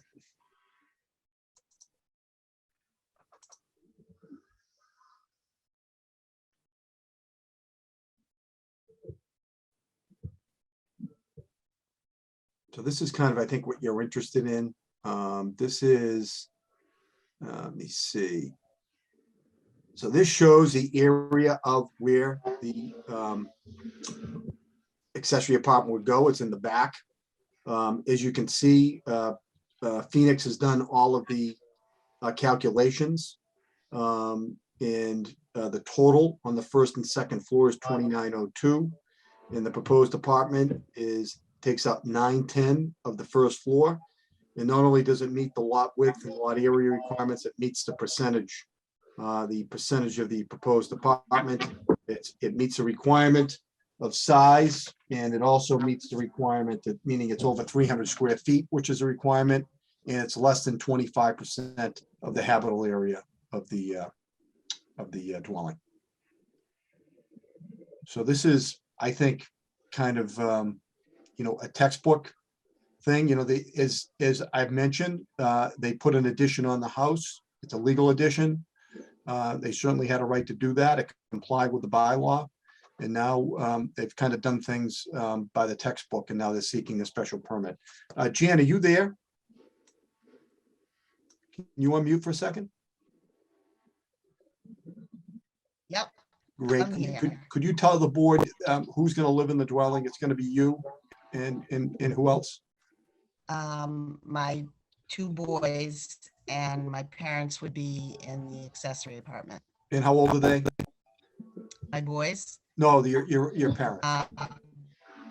My parents, 79 and 80. Great, okay. So this is the purpose of this bylaw. And, I can go, I went through the key standards, Mr. Chair. I think the board's, familiar with the rest. I'm happy to go through those if you deem it necessary. I don't seem it necessary. Any of the board members want to entertain it? I think you covered the key points. It meets the minimum size. It meets the percentage. The lot meets the requirements. So, Seems pretty. Any questions? Go ahead, board. Go ahead, Jim. so Brian, this is still under construction. Or is there a certificate of occupancy already issued on this? Peter or Steve, can you address that? I don't know if there's a certificate of occupancy. Janet, do you have it? I don't think there is a certificate of occupancy. Well, Ben will yet, not no. issue, he doesn't issue certificate of occupancies for additions, Jim. Well, you can't just move in without them. At least No, he would sign off on the building permit, but the structure is built. I mean, it's up, it's closed So in. we've had basically some people come to us and ask us basically to, they want to do an addition, put it on, and then turn it into a unit for their parents or kids or whatever, basically. And this whole building was designed with that purpose in mind. And Yeah. I would think, and we've even told people basically in a hearing recently, where in fact, if you want to go off and build something later and then come back to us, and claim the building is now the original building, because this certainly is not the original building. It's had 2 additions added onto it. It seems to me we shouldn't, anybody that wants to can just go off now and build these and then come back to us and say, we want to have our parents come in. I would think there'd be a lag time there between now and a year from now, basically, before a building could be claimed based on square footage, that it meets all the requirements, as opposed to just build it out that way and come to us. I don't know. I'm not sure that was the intent when it was first placed. It was based on an existing building. Now you're telling me we've got an existing building because you built it that way, and it's still under construction. And at the same time, I was over there today, and they're throwing debris out the front window into the dumpster that's out front. So I just don't get it. I think it's going around the corner. I don't know. Well, with all due respect, I don't know about that. I mean, if someone can build something by right, whether it's a new house, whether it has an addition on it or not, if it meets the qualifications and it's been legally built, it meets the qualifications. I don't think you can say, oh, your house had an addition on it. There's nothing in this section of the bylaw that requires it be an original house. Probably 50%, my house has 3 additions on it. that have been done over the years. So a lot of houses do, and I think it would be It's more- prejudicing it's those more about houses to ti- It's more foreclose. about time frame, basically, in my mind. I don't know, there's Yeah, not you a time frame in the bylaw though, Jim. I mean, the bylaw specifically says, it says purpose and intent is a specific purpose and intent of allowing accessory apartments within one-family properties, except where enforceable deed covenants prohibit the same in all one-family residence districts to meet the special housing needs of families. So, I mean, the bylaw is basically saying this is here to help people like the Elwells. That's why it's there. It doesn't limit it that there has to be a time frame or, you know, that they can't put an addition on and then ask for the permit. There's no requirement on that. How do we square that with subsection 7 though, Ryan, I guess is the specific question. Well, I think you have had that, Greg, and that's a hearing you're gonna have after this. It's another option people have if they want, they can ask for a variance on that. They can ask for a variance on that provision if they don't want to put the addition on first. Understood. So, you know, I don't think that means that you can't put an addition on and then request a special permit after the fact. That's my opinion on it. I understand that you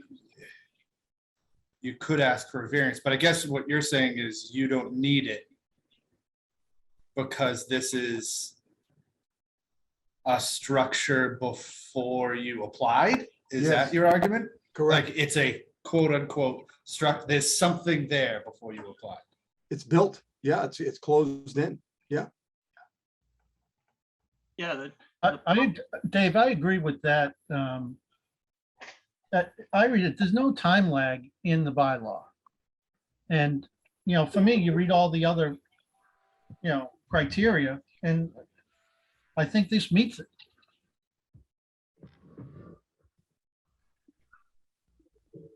Tom, I agree with you. I think with all due respect, a lot of people, and you'll see one later, you know, they come and they want variances before, and I understand that. And it makes sense that they want that because they want a surety that they're going to be able to do what they want. But, you know, what Jan did, she built it at her own peril. But, you know, but the bottom line is she's prepared to use it for a different use if she doesn't get the special permit. But it doesn't mean she's not eligible to apply for the special permit. Yeah, I think that our bylaws, you know, she meets every single aspect of the bylaw and that we can't deny it. That it would be, whether I think it's an end around or not. You know, she didn't have to have a variance. She built a building that's legally built and she's asking to make it into an in-law apartment. Do I think it was kind of risky? Yeah, but I don't see that we have a choice but to grant it because she meets all the criteria. There's not one criteria she's asking for a variance on. I think an end run would be if this house couldn't accommodate the addition. And we were here a year and a half ago and got a variance for an addition. Correct, that's what I'm And then we saying. came and said, now we want a special permit for an in-law, and you use that and didn't tell you at the time that we did the addition. That's an end run, but built something by right under our bylaw, which is somewhat unique in this town. I mean, not many people can do that. And she has a lot that allows that. I don't think she should be penalized for it. No, I agree with Chip. I don't see how we can deny it. Yeah, I guess I don't even see how we can discuss it a whole lot more. Right. Oh, I wholeheartedly disagree. The fact that it says it shall not involve, that's exactly what this is for. Do I disagree with that part of the bylaw? Yeah. But it's not up to me to use my sentiment. That's how it was written. I mean, I don't. The accessory apartment did not involve that addition. It was not, that accessory apartment was not applied for at the time of the addition.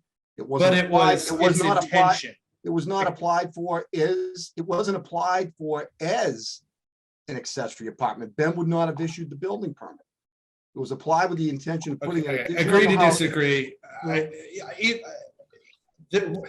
Then if you read it that way, then there's essentially no way that part of it could ever be enforced unless there's basically no way it could be enforced. Do I Do I disagree with this project? Absolutely not. I think it would be easy to apply for the variance for that part of it. I think this, like, as earlier you said, Ryan, this is textbook. This is what the intent from the purpose preamble above, but do I think that subsection 7 is sort of ridiculous? Yeah, but it's not up to us to use our own personal sentiment. I think it's ridiculous, but I think that's what it was. That's what it says. I'll leave it at that. Yeah, I think if you have a problem with it, then you have to take it up with the bylaw review committee and have it changed. But as it stands right now, I think it's perfectly legal what they're doing. So I'm fine with it. Okay. All right, unless there's anything else, I'll open up the public testimony. Brian, all set on your end, I assume? Yes. Okay. Any member of the public wishes to ask a question or make a comment, please raise your hand in the Zoom meeting.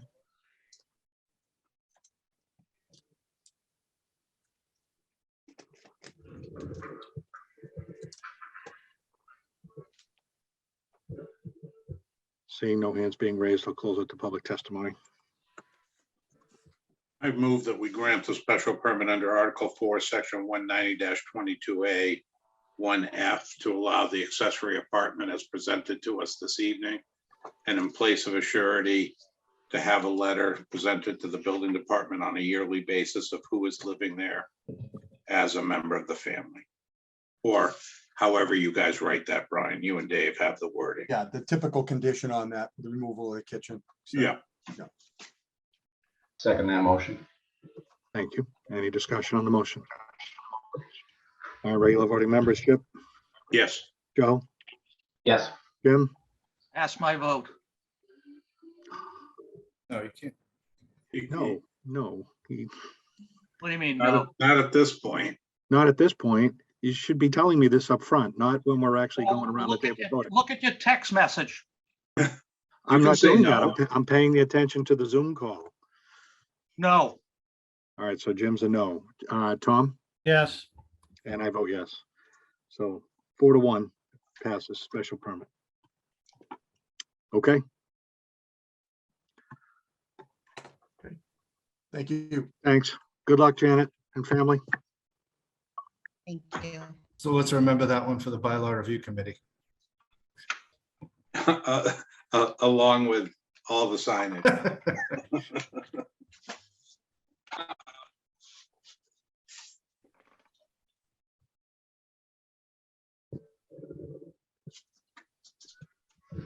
All right, next new hearing, 23-2, William McLaughlin Jr., Rosemary McLaughlin, and William E. McLaughlin III at 37 Stark Avenue. Here on behalf of the McLaughlins, Mr. Chair.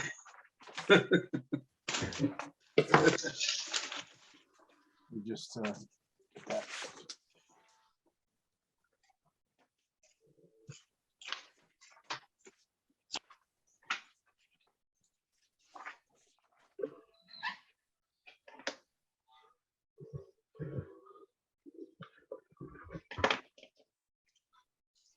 So, Bill, you here? Bill McLaughlin is here. Great, hi, Bill. So for the record, Attorney Brian McGrail representing the McLaughlin family. Bill McLaughlin is here. He just introduced himself. Also, John Ogren is here, is our engineer. Sadly, Bill's dad, William McLaughlin Jr., was an applicant, and unfortunately, he passed away a couple of weeks ago. So, or less than that. So he is going to be removed from any decision that's granted here. But the family is carrying on with the goal of their dad, their mentor, which was to build an addition to this house for the whole family to be able to live there, and to not do so as an accessory apartment. Bill the third, who's on the screen here with us, wanted to live with his mom and dad to help them, and he's going to continue on to live with his mom, and that's the purpose of the addition. And the addition is not an accessory apartment. There's no kitchen involved. They're really just going to enlarge the house to be able to live together as one big happy family. So I think probably the best way to go about this is to first show the architectural scheme, and then I'll get into the zoning aspect of it. So the property is situated at 37 Stark Avenue. And let me just shrink this down. And basically, you can kind of see from the existing conditions here. It's kind of, so this is, let me just go up here. Hold on a second. There we go.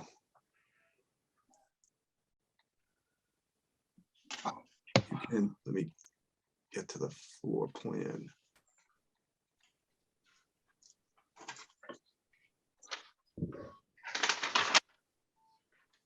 Okay, so this is basically, this is a detached garage here. This is the back of the existing house. This addition is going to be constructed onto the back of the existing house. And then there's going to be a bedroom put above the garage. So the garage will now become an attached garage.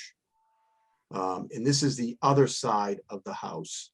So this view here is kind of from the neighbor, if you're facing the house on the right-hand side, and this is the neighbor on the left-hand side. And I'm gonna bring up the site plan because that will kind of help you, give you a better idea of how this whole thing comes together.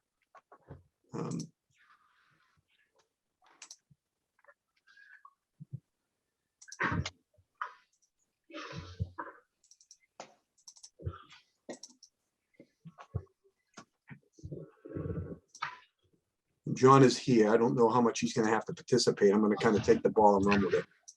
But this is the plan that was prepared by Hayes Engineering, and this kind of lays it out. So that was, I mentioned, this is the current garage that is just a one-story wood garage. And then this is the existing structure. This addition is going to be put on the house. It's going to connect to the garage. And then there'll be a room above it, a bedroom above it. And this area here in the interior plan is kind of like an entertainment area for the whole family. So, you know, Bill's going to spend probably most of his time in the new area, and then his mom will stay here, the one kitchen in the house, and they live happily ever after. It's pretty unique from a zoning perspective, because this is an addition that, because of, I'm going to go through the table, and because of the Bellotta decision, we do not need any variance to put this on. It's just a finding. So to look at the zoning aspects of it, so the front yard setback required is 20, existing is 13.2. We're not changing that. Brian, can you just blow that up a little bit? Yep. Thank you. That better, Tom? Thanks. The side yard is 15 feet. So basically the existing house is 9.8. You can see that right over here. But the garage is 7.3, and that's going to be the new setback because it's going to connect to the house. Okay. So we are further encroaching on that lot line. And then the addition on the other side is going to be 15.2. We're in a single residence district that meets the requirement on that side. So there's no deficiencies on that side. All the problems are over here. The rear yard setback requirement is 25 feet. It's a pretty good sized lot. So we meet that very easily. It's like 86 feet to the rear setback. That's for the shed, but the house is actually longer. It's like 101. Minimum frontage is 100. The nonconformity here is the frontage because we only have 60. We're not changing that. Lot width is the same. Minimum lot area, it exceeds the requirement of 12,000 square feet.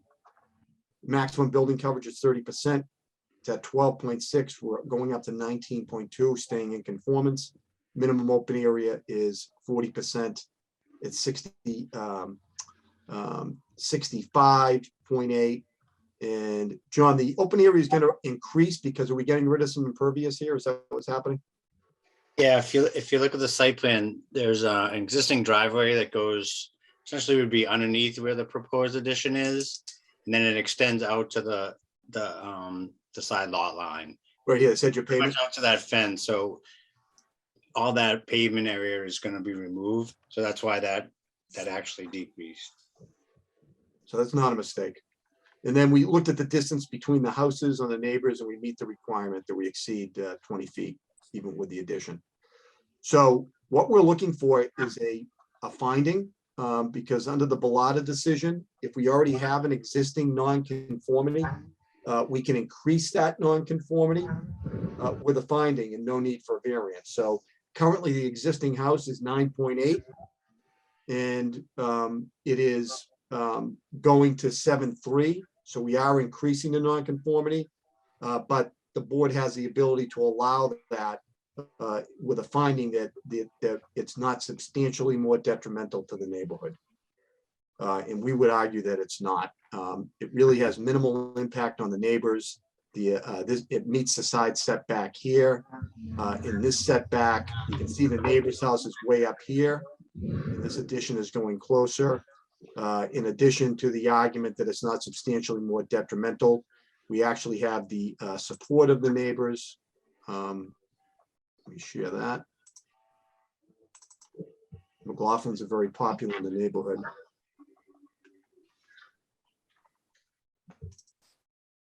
Brian, can I ask a question? Yes.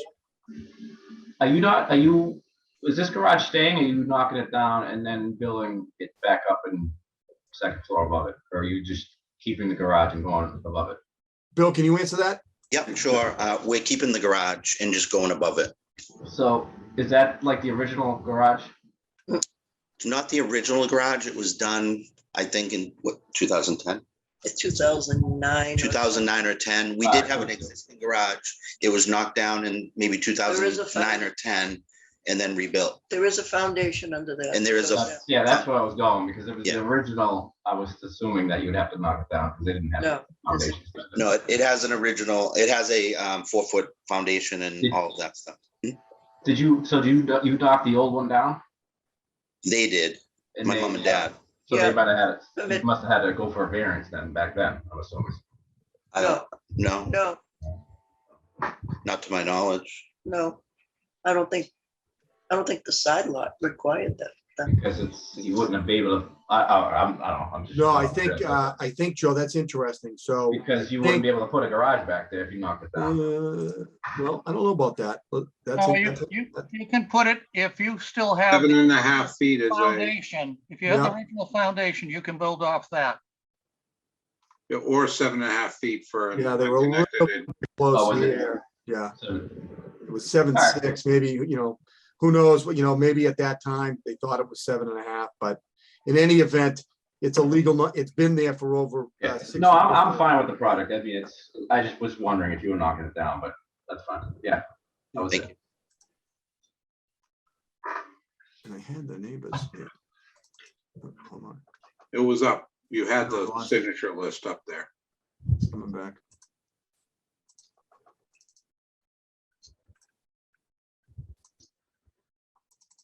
So McLaughlin's are, very well respected and liked in the neighborhood. So the direct abutters are Gina and Don Jones, right, Bill?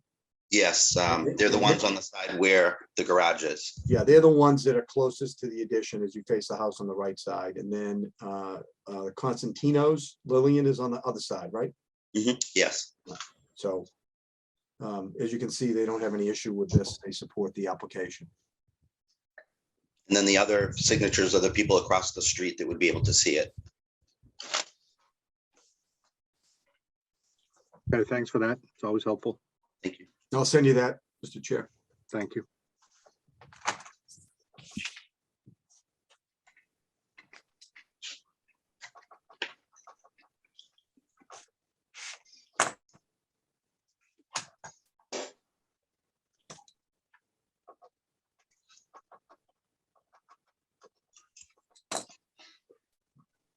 So we're respectfully requesting your consideration for a finding that proposal is not substantially more detrimental to the neighborhood. Board members, any other comments, questions with regard to that application? Okay. Received correspondence from the fire department and the engineering. The usual. What's the fire department saying, Mr. Chair? I didn't see that. No objections, no comments, no objections to the engineer about the I&I fee. Okay, thank you. Yeah. All right, board members, nothing else at this time. I'll open up the public testimony. If anyone has a comment or question, please raise your hand in the Zoom meeting and I'll call on you at this time.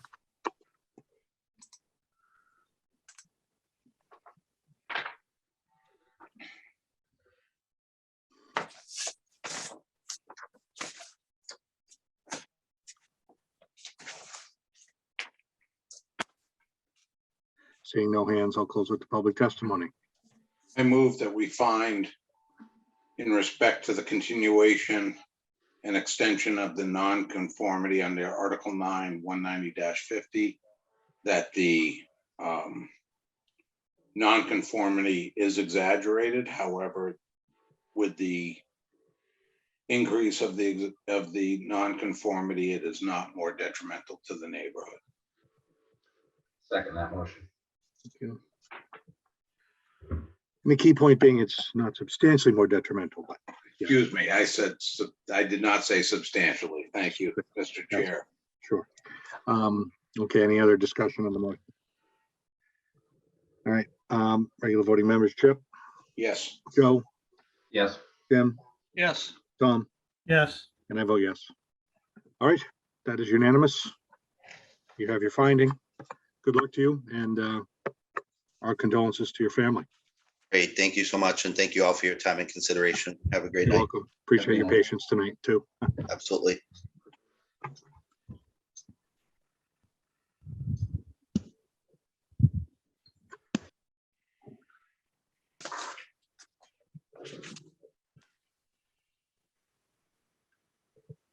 Okay. Next new hearing, 23-3 and 23-4. Michael David St. Bernard and Kelly St. Bernard, Deborah A. Malloy at 98 Kendrick Road. Thank you, Mr. Chair. For the record, Attorney Brian McGrail representing the St. Bernard family and the Malloy family on this matter. With me is John Ogren. And I think, Jay Bradley, are you still here? I'm still here. Yeah, Jay's still here. Okay, great. Jay's our architect. And this involves what we've applied for here is we've applied for a variance from the requirements of 190-22A1. So this is a little bit different than what you just saw on Plymouth Road, and also a special permit. So the St. Bernard Malloy family has decided to try to go about an accessory apartment a different way to seek the variance before to seek the variance and special permit prior to constructing an accessory apartment or an addition onto the property. So they decided not to do that. There's some urgency to their matter. Currently, Michael and Kelly St. Bernard, who are Kelly is the daughter of Deborah Malloy. Kelly and her husband just took titles to the property from Deborah. Deborah retained a life estate. The family's had somewhat of a difficult time. Debbie has been diagnosed with stage 4 breast cancer, very traumatic for the family. And Kelly is a nurse. So there's real hardship here that they need to live together for them to be able to take care of their mother and mother-in-law. The plan is Debbie would go into the accessory apartment. There are certain aspects that they don't meet, which I think when you look at the size of the lot and the impact and the support of the neighbors on this, I think we do have a hardship, and I think the special permit is arguably warranted. John, can you bring up the site plan? Do you happen to have that available, or you want me to try to drag it out? I'm getting tired of working Zoom.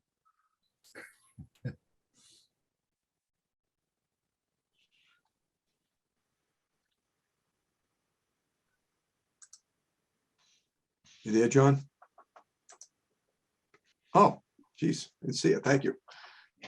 Could you blow that up, John?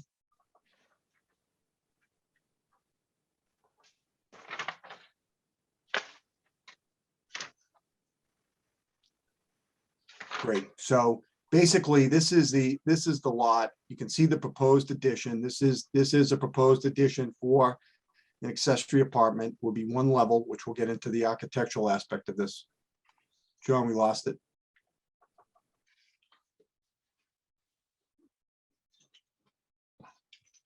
Thank you.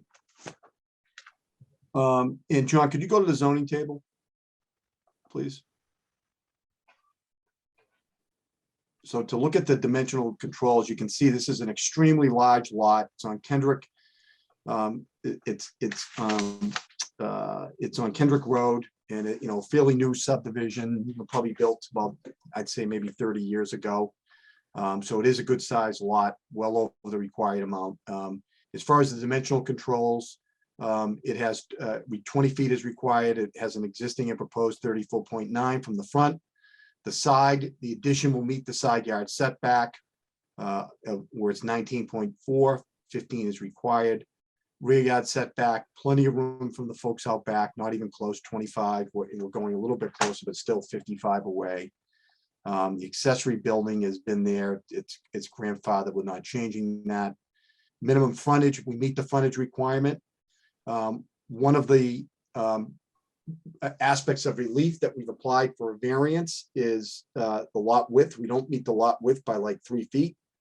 Lot area we do meet, and certainly the building coverage isn't even close, as you can see, and neither is the minimum open area. So this is a request for a variance from the lot width requirement, and also from the fact that as Greg had pointed out, that the accessory apartment cannot involve an enlargement of the dwelling, which it certainly does here.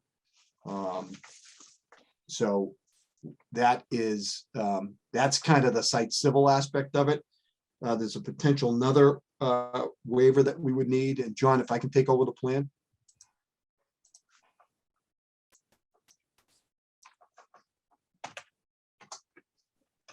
Or the screen, I should say, not the plan.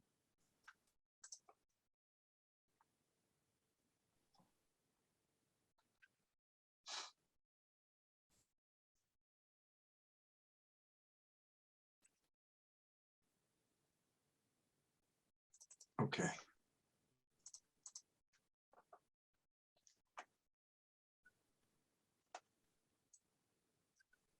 So this is where the addition, as you can see, where the in-law would go. It's a little kitchen, living area, bedroom. We're not seeing it, Brian. Sorry, I'm still seeing the. You're back to site. John, can you stop sharing?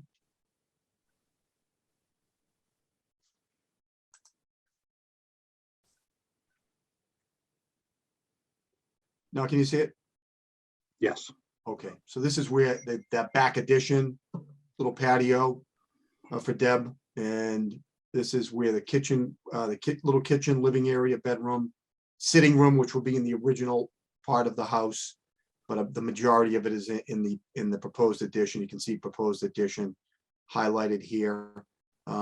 Jay did the calculations, and they're on here somewhere. There we go.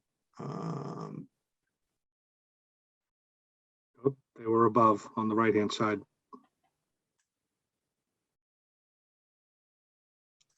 Scroll up. I thought I saw him. There we go. Yeah. So this accessory apartment, and I kind of want to have a conversation with the board on this because there's been confusion. This accessory apartment, it's over the 25%. I had Jay do another plan that I won't waste your time bringing up, but the other plan has an under 25%. And it all comes down to whether the garage, the attached garage, is habitable area or not. Because if the garage is habitable area, it's under 25%. If it's not, and that's kind of, there's been discussions over the years, but I kind of wanted to know where the board stood on that, because our bylaw doesn't define habitable area. There's no definition of it. And if you look at the building code, that's kind of all over the road too. So, you would make that determination, but I'm interested in your thoughts on that, not only for this project, but for future projects that maybe, just so everybody has some guidance, how the board feels about that. Haven't we done this before, Brian, where someone was- took part of the garage, like before, we essentially, we talked about it before, like before it wasn't, because it wasn't heated or I don't know, something along those lines. Yeah, But when they built it out, became habitable. I think Yeah, that's. it what was we over You're on right Pay- about that. I think that was the one on Parker Road, Greg. I think it was the one on Bayonne Boulevard. It might have been Parker Road too, Tom, near you. Okay.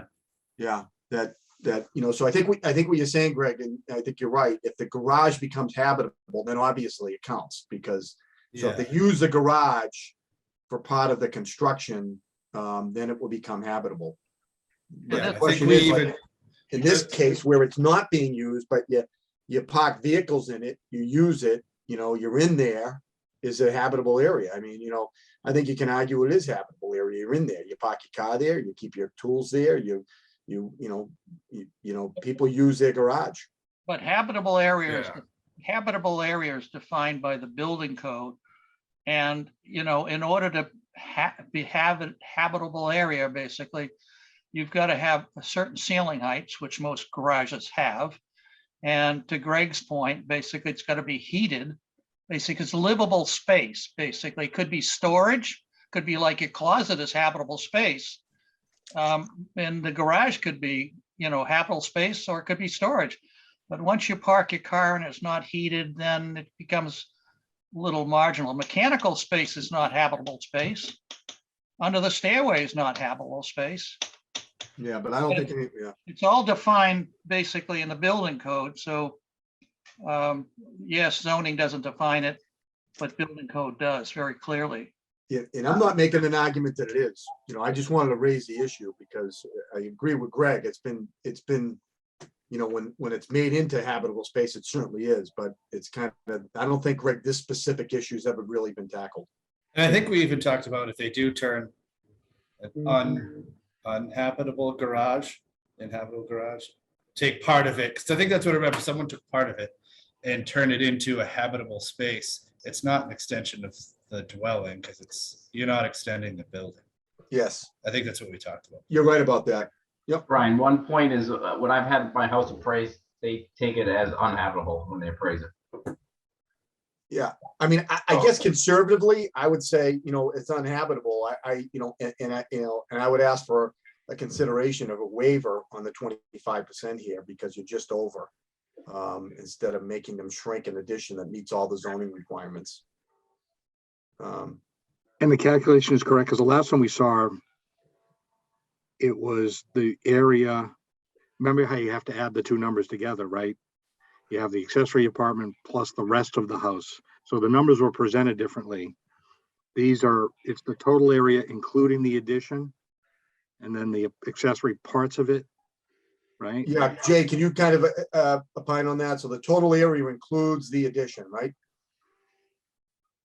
Yes, that's correct. Yeah.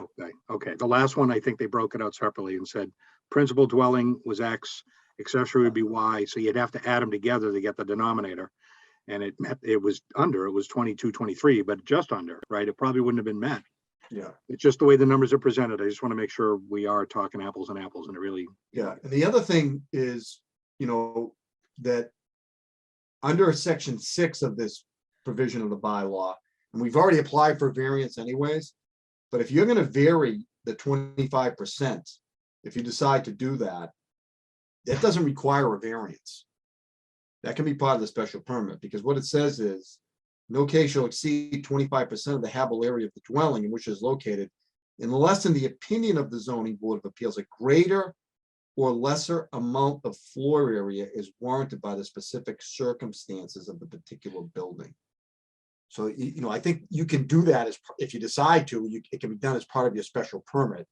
We've applied for a variance for other things, but I don't think we would technically need a variance from that requirement. I think that would be part of your finding in your special permit, because it contemplates right in the bylaw that you can do it.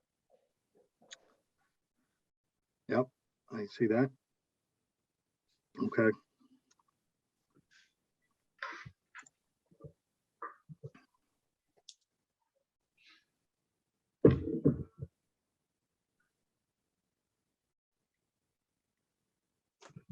So other than that percentage, which again, I would concur that the board has some discretion there based on the circumstances of this. It meets all the other requirements, right? The 300, Mhm. the lot width, well, that's existing, right? But doesn't meet the lot width.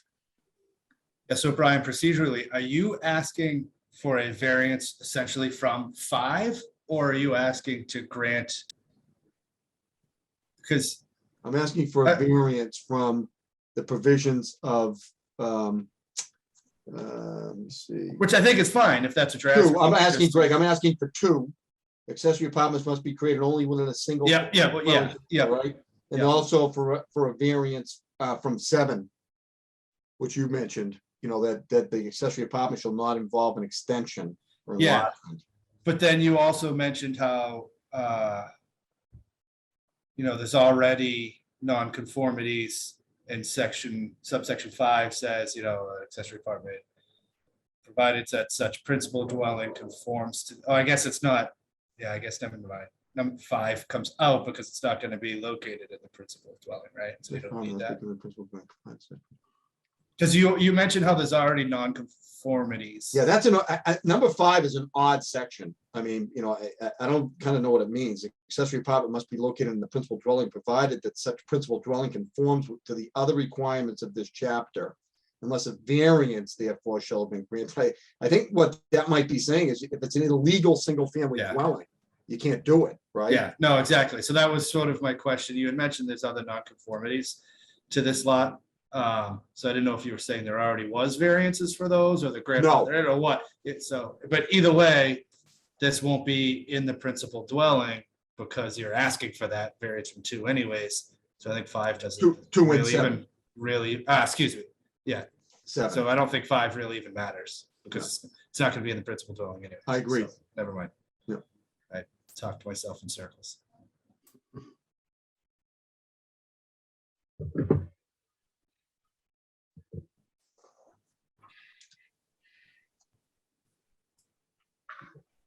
Okay, anything else, board members? I'm passing vote on to somebody else. 2, 6, and 7, right, Brian? For the it's 28%. He said Yeah, we I can mean, do that. I don't know if I need a variance from that, Greg. That's. I mean, Oh, yeah, Jesus I Christ. mean, but It's getting late. I would. Yeah, I- you're right. Yeah. Nope, sorry. But do you agree? Do you agree? Does the board agree that you do have some leeway on that within the special permit process? I would tend to agree because there are other aspects of this that specifically mention variances or don't have that, language that says unless the board feels that less or more is, And is we can't warranted. just give a variance based on opinion anyways. So that putting opinion in there means something. That's a good point. So no, I think it's 2 and 7. I think that's where the variance comes into play, 2 and 7. There's not much you can do about lot width. It is what it is. It's pre-existing, right? And it's a couple of feet. So I don't know where that comes in. There's one for you, Joe, from the bylaw committee. What's it matter on lot width? Just put that on your list. Thanks. Yeah. I mean, I can see lot area because, maybe, some room, but lot width, I don't know what that means, but. Noted. okay. I guess I just throw it out to the group. How do we feel about an increase of so in all my years, we're starting to get more of these. We just saw one earlier where somebody built an addition, then came back. Now we're asking, can we build the addition and now go into it? Previously, we had always said, if it's not in the same footprint, it doesn't kind of get allowed. Are we changing our opinion on that? Based upon how many other variances or whatnot you might need to put the addition? I'd just like to hear other people's opinions. Well, Chip, can I say something? Normally, Absolutely. we would give them this addition as a no-brainer. And when they move out or something happens, God forbid they die, they have to take the kitchen out anyway. So then it turns back into just an addition, right? So it's just an accessory apartment for short term, in my opinion, or long term, hopefully, but not, Yeah, I'm just wondering if we're changing our I haven't been thought on, process. I haven't been on long enough to change my mind, but So, I mean, yeah, there's a loophole anyway, so they can do the loophole and do it that way, or we just, I mean, what's the difference? At the end of the day, they're still gonna get their accessory apartment. so Chip, here's my view as someone who is new and wasn't here long enough to set precedent either. In my mind, the subsections here are written for a reason, and we are allowed to give variances for them. There's a specific reason we're allowed to give variances for them. And if applicants present their hardship, as we just talked about earlier, when you come in front of us for a variance, you present the hardship. If someone properly presents a hardship that we accept, then we can present, we could grant that variance. I don't know if I even knew that the prior thought was we never allow them. I would rather it be come for us for the variance rather than what happened earlier, where they build it, as Brian said, at their own peril, and then just say, well, now it's allowed because I built it. I think this is really the way it should happen. But then it's up to us to weigh the hardship and the reasons for the variance. Right, and because this is so minor, I'm like, okay, you're not talking about building up to the lot line, you're not talking about covering half. So, and we don't set precedent, every case is looked at on its own. I'm just was curious on where you guys all sat, because for 15, 16, 17 years up to this point, we wouldn't grant this. Yeah. Now, I happen to agree with you that I'd rather see it at this end than, oh, by the way, you have to give it to me now because I meet all the requirements.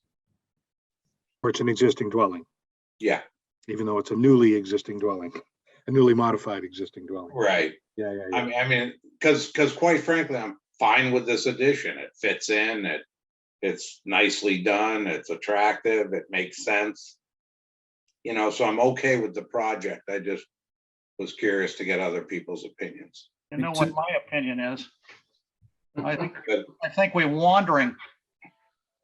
I mean, to me, we grant variances that have more impact for other things. I'm not saying for this, grant variances that have more impact, but less hardship. So I don't know why I don't know, obviously, years past. I don't know why this became this is a variance we're not granting. I'd add too, you have to look at each lot. And this is one of those few areas of the bylaws here where we have a purpose of intent right up front. And it does say it's there to meet the special housing needs of families. So I don't think we're wandering too much, Jim. I really don't. I guess I've been on the board too long. Well, and I'm sure that things have evolved over time too, in other aspects, but not to wander too far off the rails either. What it comes down to is the permit is what it is. I think it sounds like folks are okay with the permit varying the, or having some discretion with the percentage of the floor area and the percentage of that. It's just the variance aspects. And again, Brian, if you can just restate the where the hardship's coming from. I mean, again, there's sort of a time and financial aspect, not so much the topography of the lot here, right? Because it doesn't always go to the lot, right? It's financial ship or heart. Well, the unique circumstance, I think, one of the things that we don't meet is lot width, which drags us into the need for this variance. And lot width is certainly based on lot shape. You have a 19,000 square foot lot that has, that just because of the shape of the lot. John, can you bring up the site plan? You got 97 feet through the center of the building instead of 100. And we're off by 3 feet, and then the hardship is pretty obvious. I told you that the family needs, the family circumstances, and then the substantial detriment to the neighborhood. Oh, that's the other thing that I'd like to show. There is, because this is always important, I know, to the board. And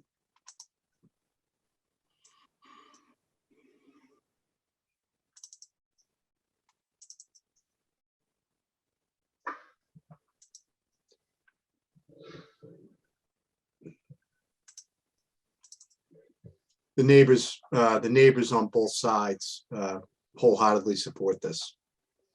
So, I think when variances are involved, I always say to the client, that's the third prong to the variance. And, not substantial detriment, and who's gonna suffer the detriment but the people that live next door. They have great relationships with these folks, and they've supported. So I think, Deb, are you there? And Kelly? Yes, we're here. Yeah, so these are the neighbors on both sides and across the street? Right. Yeah. Yeah. So I think that those are the arguments on the variance, Mr. Chair. Okay, thank you. And if I could just add from my perspective, I was on the board in Melrose for 10 years, and we've seen such a dramatic need, and with such a tiny, smaller lots than in Wakefield, trying to get the accessory apartment within the confines of the existing structure is just such a big task to overcome, and we really do need to, and have been making those amendments, not specifically, but within the variances to allow these to happen more often, because our elderly folks don't have enough places to get to, and we want to try to retain them within their actual communities, not have them move out of the town or move further away from family. It's such a much better, more substantive way to help people in the town. I'll bet you within 5 years, you're gonna see the legislature allow accessory apartments by right. They're gonna amend 48. There's already discussion on it, Jim. Yeah, there is. There's always already discussion. The state legislature is gonna. Guys, I love this conversation, but can we move on? Might as well just turn them into two families, period. Okay. Well, let's not go that far. Okay, so if there's nothing else, board members, we'll open up a public testimony. If anyone has a comment or question, please raise your hand on the Zoom call at this time.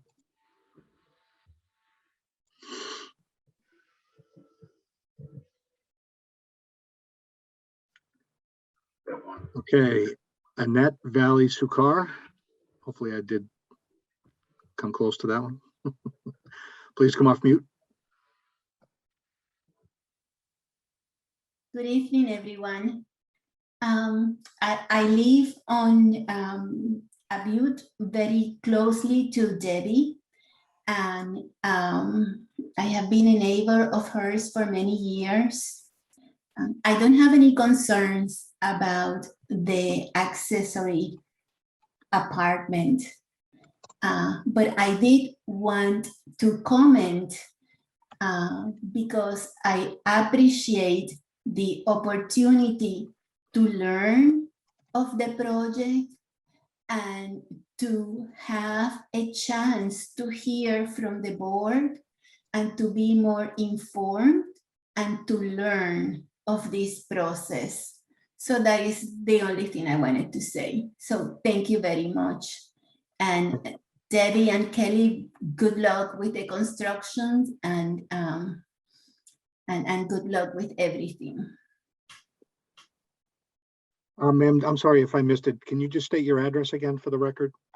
2 Galvin Circle. I'm sorry, what circle? Galvin, Oh, Galvin. Oh, yeah. G-A-N. Yep, I Just got it. around the corner from Kendrick. Got it. I know it well. I just wasn't, it's getting late. I wasn't getting it. That's okay. It is getting late. I know. You don't have to tell us. We know. Yeah. Thank you. All right. Thank you. Anyone else? Okay, seeing no other hands, we'll close it to public testimony. So what order do we do this in, Mr. Chair?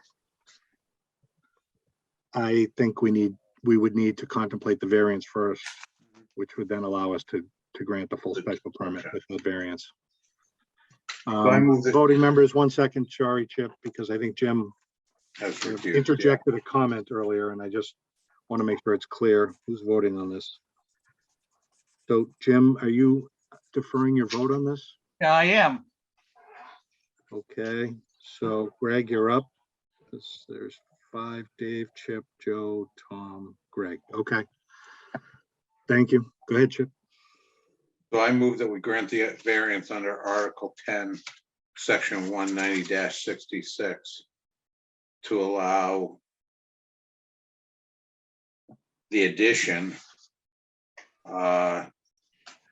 as proposed and shown on us this evening to vary on the lot width. Second that motion. Hold on, we didn't get all of it. Accessory, but it's, And before and what? extending the principal dwelling, subsection 2 and 7. It's 2 and 7 of 190-22A1 F. So are we, but so are we extending it for the use of an accessory park? You're guys- varying the requirements necessary for an accessory apartment. One is compliance with lot width, which we don't meet, which is section 2. And one is compliance with the fact that it can't involve an extension or an enlargement, which is section 7. So we're looking for a variance from the requirements of section 2 and 7. So all of this is dealing with the accessory apartment, not with really the addition. Yes, yeah, the addition, Chip, would be, John, I think we're right on that. The lot width isn't changing, John. It just doesn't comply, right? Correct. Yeah, so we're not worsening the lot width. It just doesn't comply. It's So you staying. need a variance for that. No, that's a legal nonconformity. So you need a finding that it's not more detrimental, right? No, I mean, it's not, that's something that Benny can do. I mean, that's just an addition on a house. It's not. Then why did we talk about it for 10 minutes? No, you talked about. Lot width, we talked about it extensively. Because under the accessory apartment, one of the requirements is that you have to meet the minimum lot width, which we. All right, so we're for an accessory apartment. 2 is that we meet the lot width. 7 is that we're doing an addition to have an accessory apartment. Right. And the motion is to vary those requirements. To vary you know, 2 and to 7. support the proposed To accessory support apartment. the supposed proposal. Yeah. Okay, All right, so sorry, I butchered that. that's all right. So on the amended motion, do I have a second? Second the amended motion. Thank you. Any discussion on the motion? All right, voting members as stated, Chip, Yes. Joe, Yes. Tom, Yes, Greg, Yes. and I vote yes. That's unanimous. All right, now I move that we grant the special permit under Article 4, Section 190-22A1F to allow the accessory apartment and to waive the surety with a letter to the building department on a yearly basis. Second that motion. Thank you. Any discussion on that motion? Same voting members, Chip, Yes. Joe, Yes. Tom, yes, Greg, Yes. and I vote yes. So that too is unanimous. Okay, Thank you very much, everyone. good Thank luck. you. Thank you so much. Good, Debbie, Kelly, good luck. Thank you.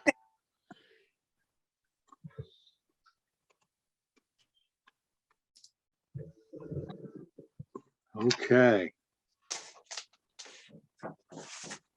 Moving right along, 23-5, 6, 7, and 8, 198 Albion Street Real Estate LLC at 198 Albion Street. Thank you, Mr. Chairman. For the record, Attorney Brian McGrail representing the applicant, 198 Albion Street Real Estate LLC. Here with me tonight is Giancarlo Tiberi, who was the principal of the LLC, the applicant, and also John Ogren, our site civil, and Peter Sandors. We knew it would be late. We did not bring our traffic consultant because we'll be talking with TAC with them. Didn't want to kind of waste your time. We thought we would make an introduction of this project. This project was before your board on a preliminary application meeting, site plan preliminary meeting going back months ago. It involves the property at 198 Albion Street, which is the laundromat across from the former site of Pizza Express and 7-Eleven. What is being proposed is a mixed-use project with 10 units, residential units, in combination with retail service establishments or a restaurant on the first floor. Giancarlo really took interest in this site and thought he could do something special with it. Has actually purchased the property. Doesn't have it. He bought into the town and said, "I want to do something that I think will be nice." I think we talked in the pre-application that the density that will be allowed here is under the bylaw is more than what is being proposed. He's really, said, and we talked about that. We said, gee, you could ask more units here. And he said, no. He said, I really want to do high-end rental. I'm not really concerned about the density. I want to make sure that I do the project right and make it fit nicely into the neighborhood. So I'm not looking to get the maximum density that I can get. I'm looking to just make it work. Under the bylaw, he could be asking for 20 units on this site. And as I've mentioned, that we're only proposing 8 one-bedroom units and 2 two-bedroom units in conjunction with the mixed use on the first floor.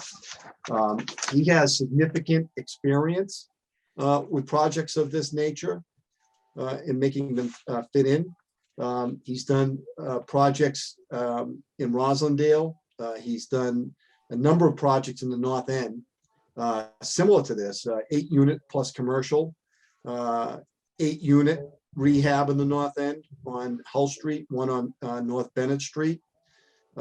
He's done an 8 unit project on Sheep Street. He did a 5 unit project in South Boston.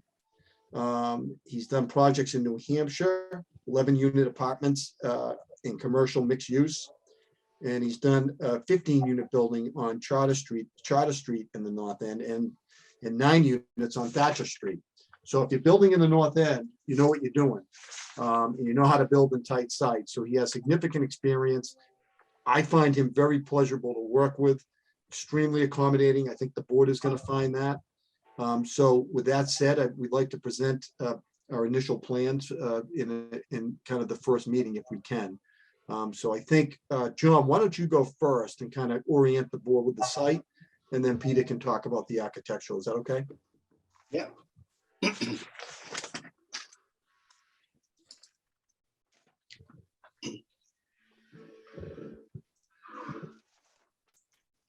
So this is the existing conditions plan. Just giving an idea of the site. Like I said, it's on Albion Street, 198. It's actually at the corner of Albion and Lake Street.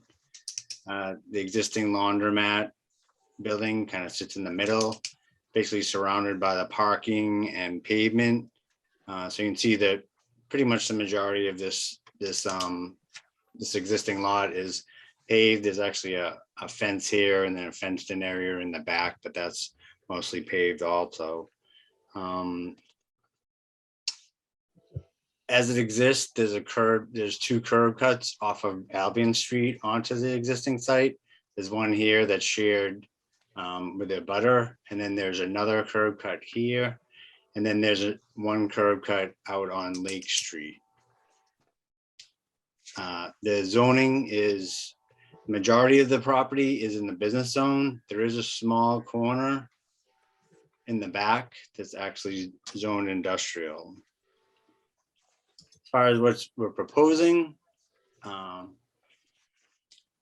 again, as Brian said, 10 residential units with a commercial component to it. Parking, we'll have surface parking. We do have some parking that's underneath the second and third floor. It's on the ground level. It's not really a park garage, it's just basically parking under. Our total parking spaces that we're proposing is 17, based on the zoning requirements of 1.5 spaces per 2-bedroom or fewer. We would be required to have 15 spaces. So we have a couple of spaces over what's required. Just to get an idea in terms of circulation, what we're proposing is essentially one way through the site. So you would enter into the site on Albion Street. You can access to this rear parking here and then come back out and head out. And so all exiting would be off of onto Lake Street itself. As you can see, we're increasing the amount of landscaped area that's on the site from what's existing today. I think it's around a 19% decrease in the impervious surfaces on the site. Drainage, we're going to improve the site by adding some drainage, some treatment to the runoff, and then tying that runoff into existing drain that runs down Lake Street. As it is now, the only thing that the drainage really that exists on the site is there's a leach and catch basin in the back here. I should point out too that I had mentioned there was 2 curb cuts out on Albion Street. We're proposing to close one of those curb cuts. Water and sewer will go out to Albion Street, and as it is now, we're proposing overhead, electric and communications. There is, as it is now, there's a pole out on Albion Street. It goes to a pole here at this corner, and then it continues on to abutting properties. So we're proposing to come off of this pole into the building itself. And that's kind of a quick summary in terms of the civil and site. John, real quickly, you represented that there was enough parking for the building based on your calculations. However, you forgot to mention anything about the commercial space and the parking for that. So the only parking that you're meeting is the parking for the residential. Right, and this falls under, was it section 190-36B3? Basically, if you're under 1,000 square feet of commercial space, there is no parking that's required. And you're going to be under 1,000 square feet? Yeah, we have, we're proposing 800 square feet of commercial space.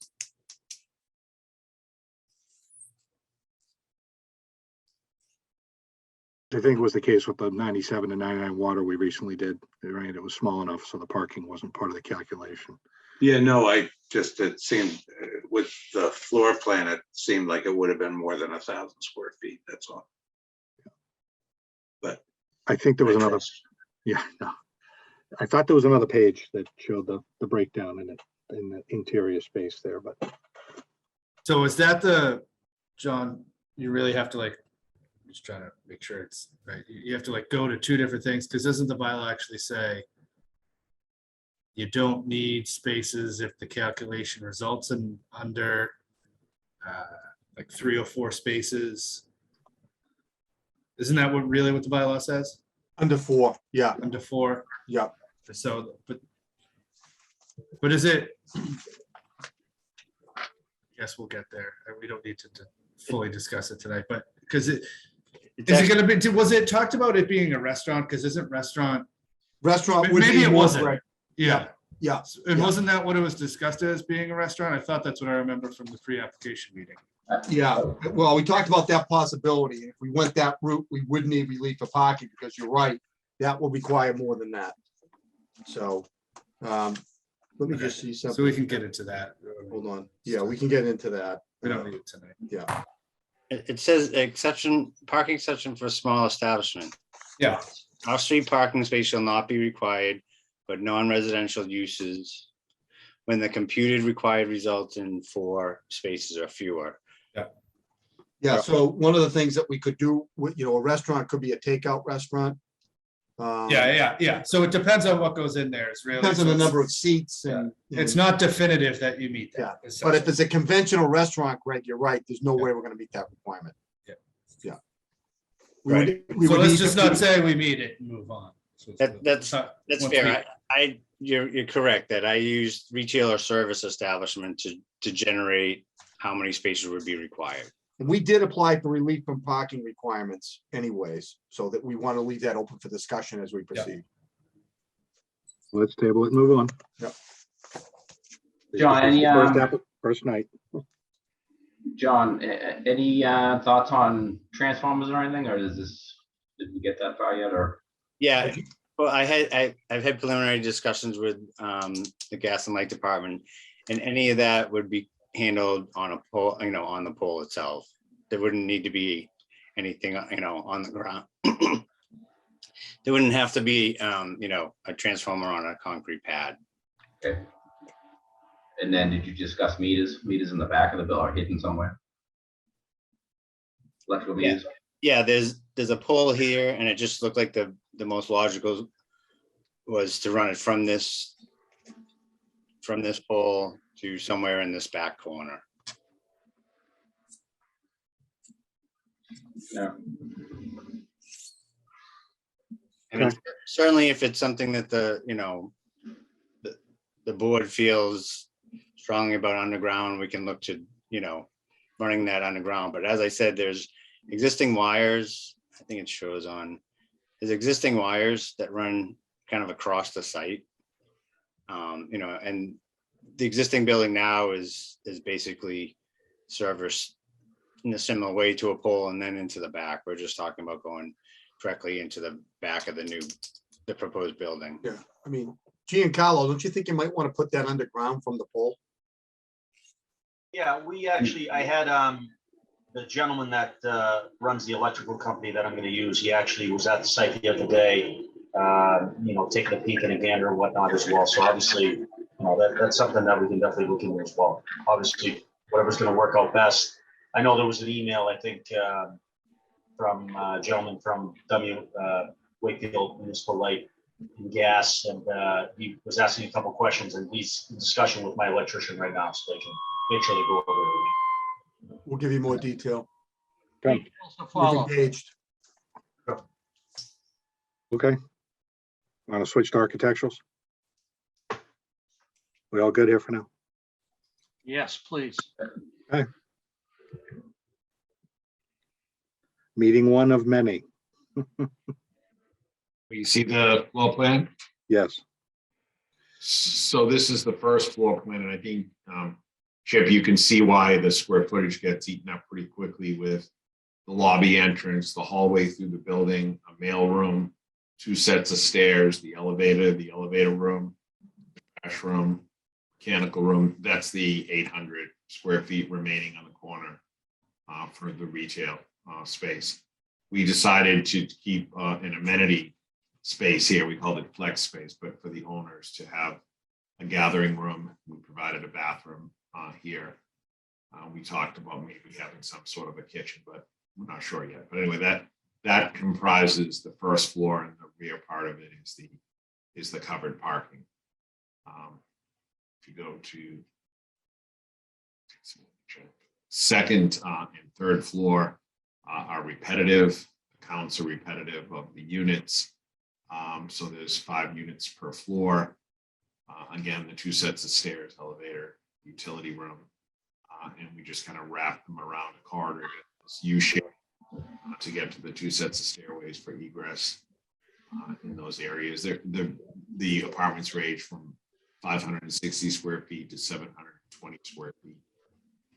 We had wondered about going, and at this point are showing it going all the way up to the roof to create a roof deck space on the top. So the elevator comes up, the 2 means of egress come up, and we're showing this amenity on the top floor. Shoot back to the exterior.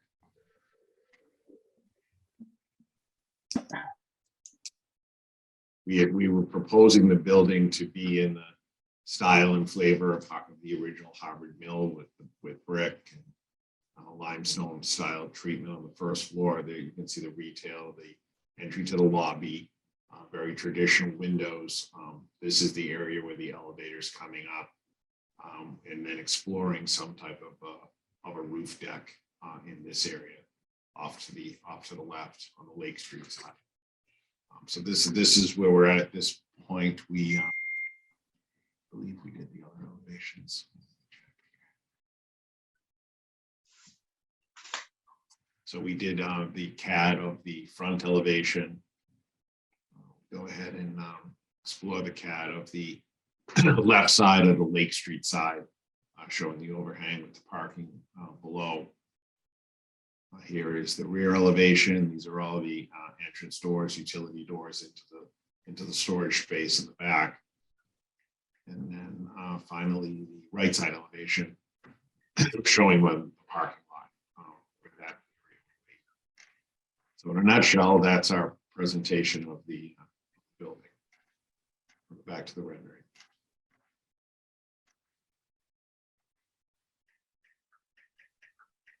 There you go.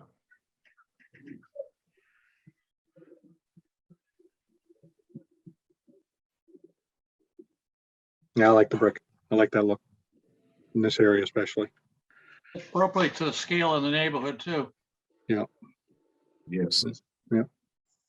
Well, I mean, to Giancarlo's credit, one of the things we talked about was the density and he looked at, going to 4 stories and he said it won't fit right. So I think you can tell from the style of the building, as I mentioned, he has a lot of experience in the North End in Boston with the styling and the detail and what's required in there that he's bringing out here. Very nice. Brian, what's the total height? He can tell you that. Yeah. Hopefully. We can put it on here. Sorry. I get it. 40 something. On the screen. 40 something. 41. Yep, you're right.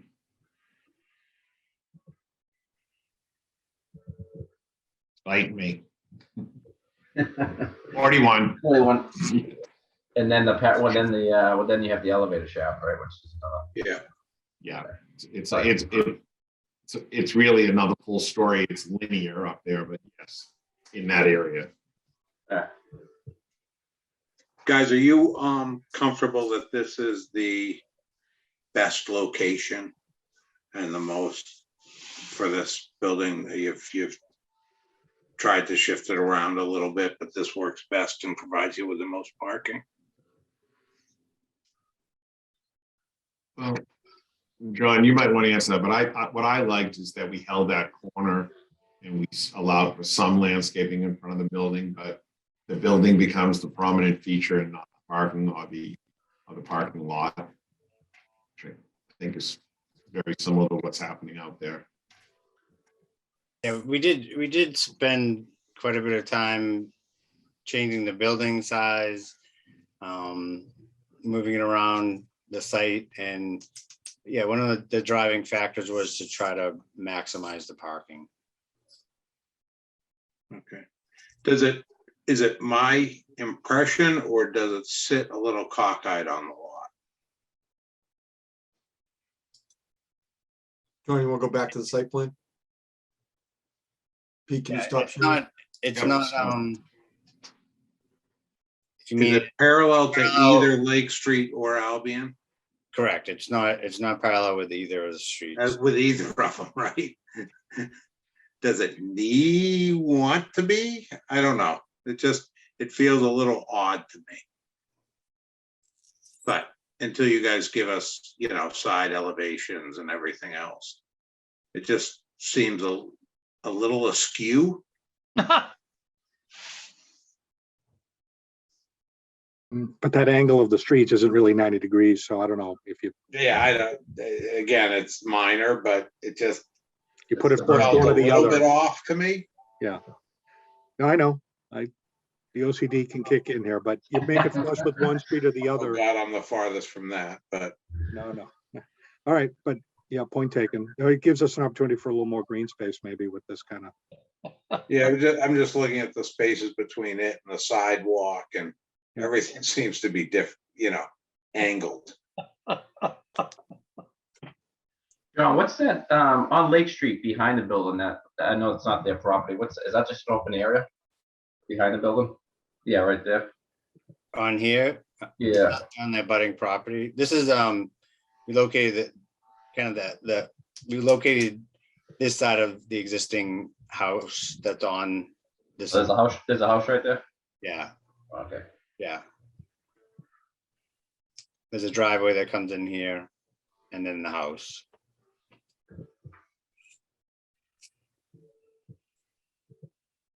Okay.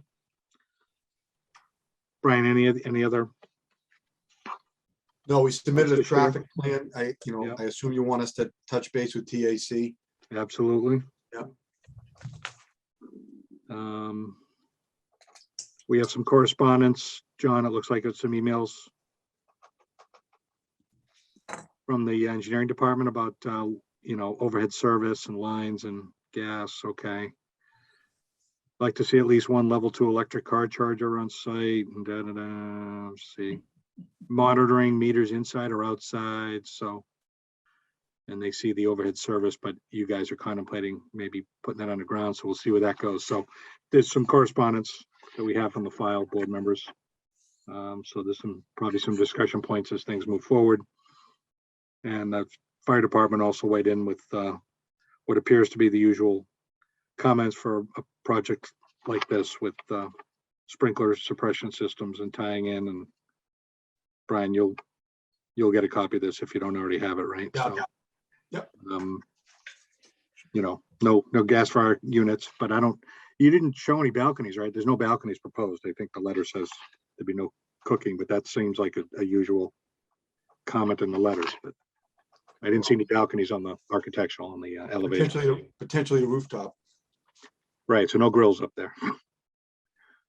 Potential, well, I don't know. I don't know if they're allowed on the rooftop, but okay. That's it for correspondence, board members. And again, Brian, you've applied for 3 special permits as well as the variance with respect to what now? Just it's parking and loading elements? Yeah, I mean, I don't know if I need it or not. I had to apply for it because a small portion of our lot is in the industrial zone, so I might need it for 2 of those parking spaces because the special permit for parking non-compliance is only in the business district. Okay. So where I've got, see that little corner? I didn't know how we were gonna move the parking around, so I wanted to apply for that variance just to have it there. We might not need it. Okay, but like parking, buffer zones, parking That's too right. close to the building. That's right. Yeah, might need help on that. Right. It's not the count necessarily, depending where that retail establishment goes, whether there's parking count-wise relief, but at least for right now, yeah, there could be other elements. Okay. Can you blow up the parking table?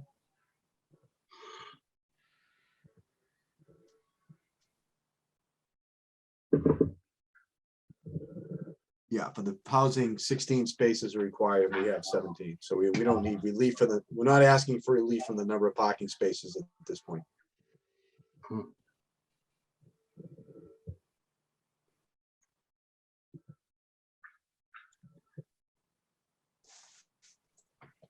Okay. Anything else, board members? So. Good start. All right. So we'll proceed as we normally do. We'll get into sort of the big things up front. We'll get a little more detailed into the architectural and site civil and so forth at the next meeting or 2 or whatever it takes. And you'll go to traffic and we'll get some input from TAC. And we'll see where things go from there, right? Mm-hmm.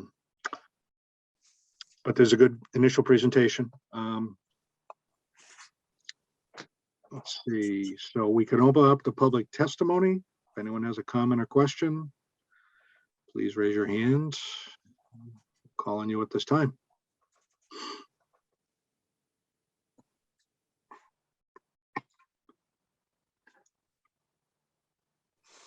I thought we had received some email correspondence, but I don't see it in the file. I'll double check. If we did, we'll read it into the record next time. All right, I'm not seeing any hands going up, so we'll close it to public testimony for the evening, but there are certainly the opportunities at future hearings. So we'll continue to August and continue the discussions, Brian? Yes, please. I move that we continue this to the August 17th meeting. Second that. Any discussion? All right, voting members, Chip, Yes. Joe, Yeah. Jim, Yes, Tom, Yes, and I vote yes. Okay. Thank you, Brian, Giancarlo. Look forward to future discussions. We'll see where this project goes. Thank you very much. to Thank the you. board. Thank you. Right.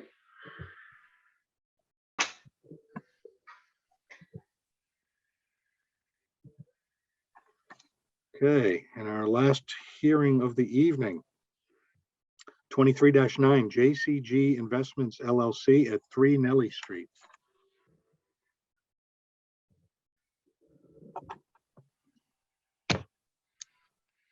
Last one. For the record, Attorney Brian McGrail representing JCG Investments LLC, 3 Nelly Street. With me tonight on this is Jim Gattuso, who is the principal of JCG. And Jim, are you there? Yep, you are. Okay, say hello to the board. Jim has done projects in Wakefield. He did a project was before the board on Essex Street. You might remember Jim. He also did the Nazareth Mansion project. So Jim was the one that bought the mansion and tore it down and has built one beautiful single family home up there and is in the process of finishing the second single family home. So he was before your board a while back when we were in person seeking the relief that was needed for that project. So Jim's experienced in building and in Wakefield, and he's acquired the property at 3 Nelly Street in Wakefield. Somewhat of a, I guess, distressed property, right? Jim, you bought it from a bank. Was it a bank, Jim? Yes, it was a bank. It was foreclosed on.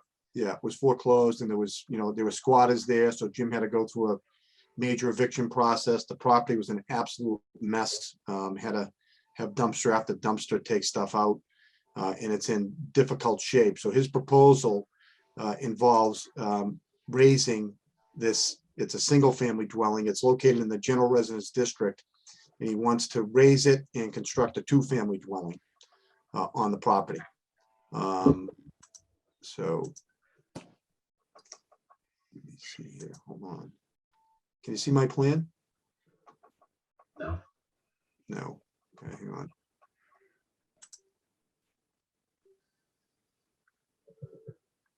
Lost my connection here for a minute. Hold on. Computer's falling asleep. Who, me? The computer. Yeah, that's not the only one. Hold on. Here it comes.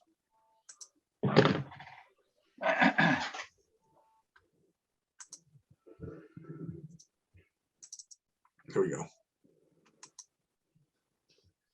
So the plan was done by Paul Finocchio, which he's kind of done it nicely because he put the existing and proposed next to each other. So you can see the, shrink it down a little bit more. Oh, that doesn't work. Okay, there we go. So you've got the existing on the left. Again, it's a single family dwelling. It really meets struggles on the setbacks. General residence district, it's only 1'7" from the street, really encroaches on the street. Basically, I guess all we're requesting here is a finding, no variance requests. So simple finding. We would ask you to, you can make the determination if the second prong is necessary. I usually ask for that anyways, because I don't think what we're doing here is substantially more detrimental when you take into consideration the setback on the existing house and the condition of the existing house. 2 families are allowed in this district. Multi-families are allowed. You might recall right down the street, you recently approved the conversion of a 2 to a 3 at 6 Nelly Street. So it's not unique for this area. As far as our zoning goes, I mentioned general residence, 8,000 square feet is required. The lot is 6516. Grandfathered lot, frontage is 80, and the current lot is 6615. The front setback requirement is 15. 1.7 is existing. We're going to pull it way back from the street. and make it 21 feet. Side is 10 is required. On the right, existing is 34.6. We're gonna go to 18.2, well in compliance. The left side required is 10. It's currently 10.5. We're gonna stay there. The rear, 20 is required. It's 47.3. We're gonna be at 33. The decks go in further, which they're allowed to do in the bylaw. The lot coverage, 35%, it's currently 19. We're gonna be at 25. Open space, 30. It's currently 74.8. We're proposing 66.5. Height of the building, it can't be higher than 35. We're gonna be at 34.5. And stories, 3, it's currently 2. We're gonna go to the 3. We only have a 20-foot curb opening. So basically, that is our zoning analysis. So I think it's pretty straightforward. The nonconformity that we have is the lot area and the lot frontage. And that is necessitating the building inspectors requiring us to come to your board for the finding. He will not make that call on his own when there's reconstruction involved, even though he could, if he determined it wasn't an intensification of the nonconformity. So Brian, where's the parking on all of this?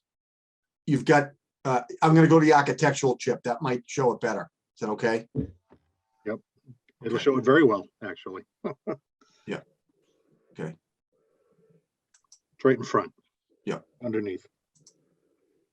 But it shows it better than the site plan. It does a better job of it. Yeah.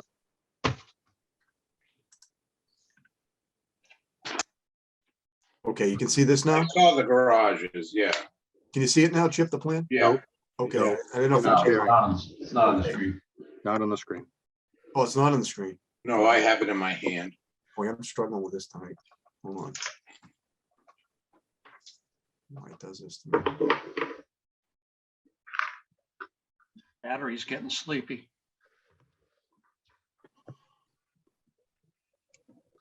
Bless you guys. Hold on.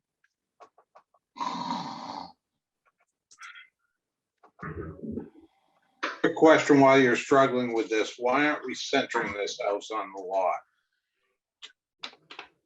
Wait, give me a brain cramp. Hold on, let me. I can't multitask. Not at this hour anyway. Well, it's still early.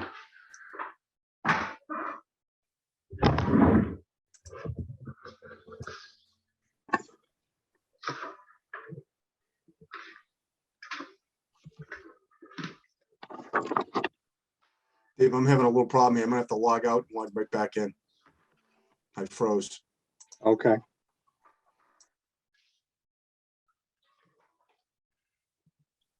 Can we ask the developer why he's not centering the house on the lot?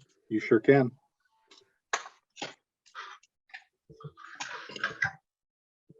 James, I don't know, are you on mute? No, you're not on mute. Yeah, so based upon just the plans and just trying to, set the house a little bit off to the side of the neighbor on the right. That was kind of where they came up with the best situation. It's kind of a sloping grade. The grade from the rear to the front goes kind of downward, if that makes sense. And just based on the topography of the land, that was kind of the best layout, which I was advised by Jack Sullivan and Paul. So it's also, it just made more sense the way the garages were configured with each unit having a garage underneath and having one parking in the front, kind of the way the land kind of lent itself. Okay.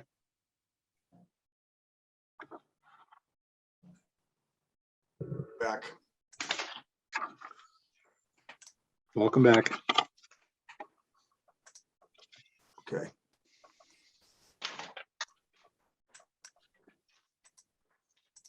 There we go. Okay. Got it. So this is the architectural plan. Kind of shows the unit layout, but we'll show it better because there's some renderings coming up. So Nelly Street with the 2 garages and parking out front for each unit.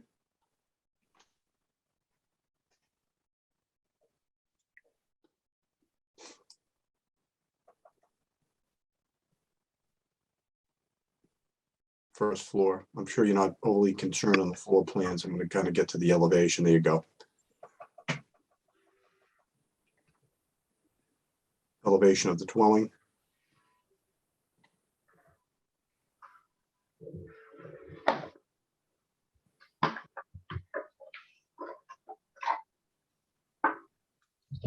Rear.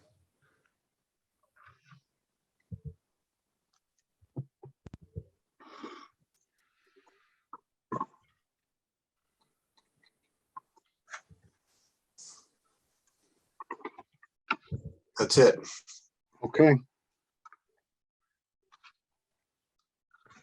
Brian, Yes, there's a box out on either side of the building.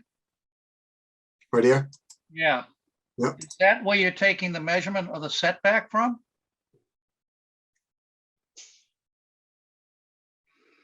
I think, what is that, James? Is that, Yeah, the setback side is taken from the farthest point of the building. It's just a Yeah. little, yeah, is that a fireplace, James, or what is it?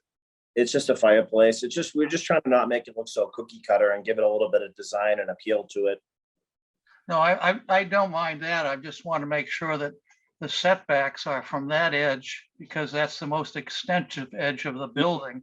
They took it from the farthest Property point. line. That's correct. Yep. Okay.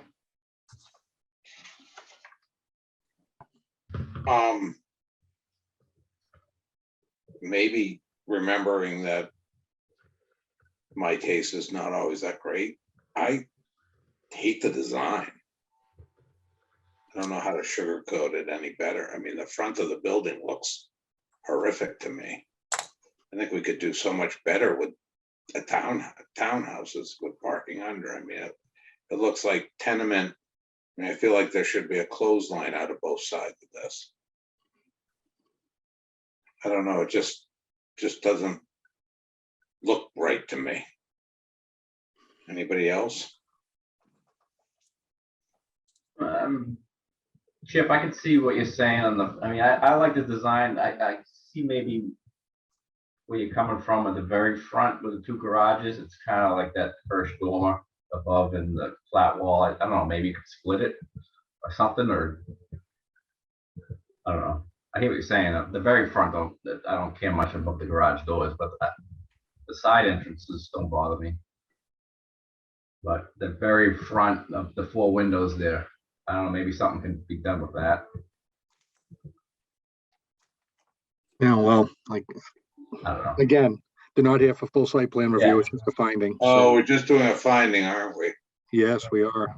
So, Oh, all right, I take back just, okay, I won't buy one of the units. no, I mean, just going through mainly the zoning. No, the table. criteria doesn't, we don't even have to really necessarily review this. I mean, they gave us more information than they need to. Right, but it's always, yeah, it's always helpful to see, kind of have an idea what's being proposed, but the zoning table kind of, illustrates what they're doing compared to what's there today. I think I'm good. Anyone else? All right. For the dwindling set of members of the public who might still be here, if anyone wishes to ask a comment or question, please raise your hand in the Zoom meeting and I'll call on you at this time.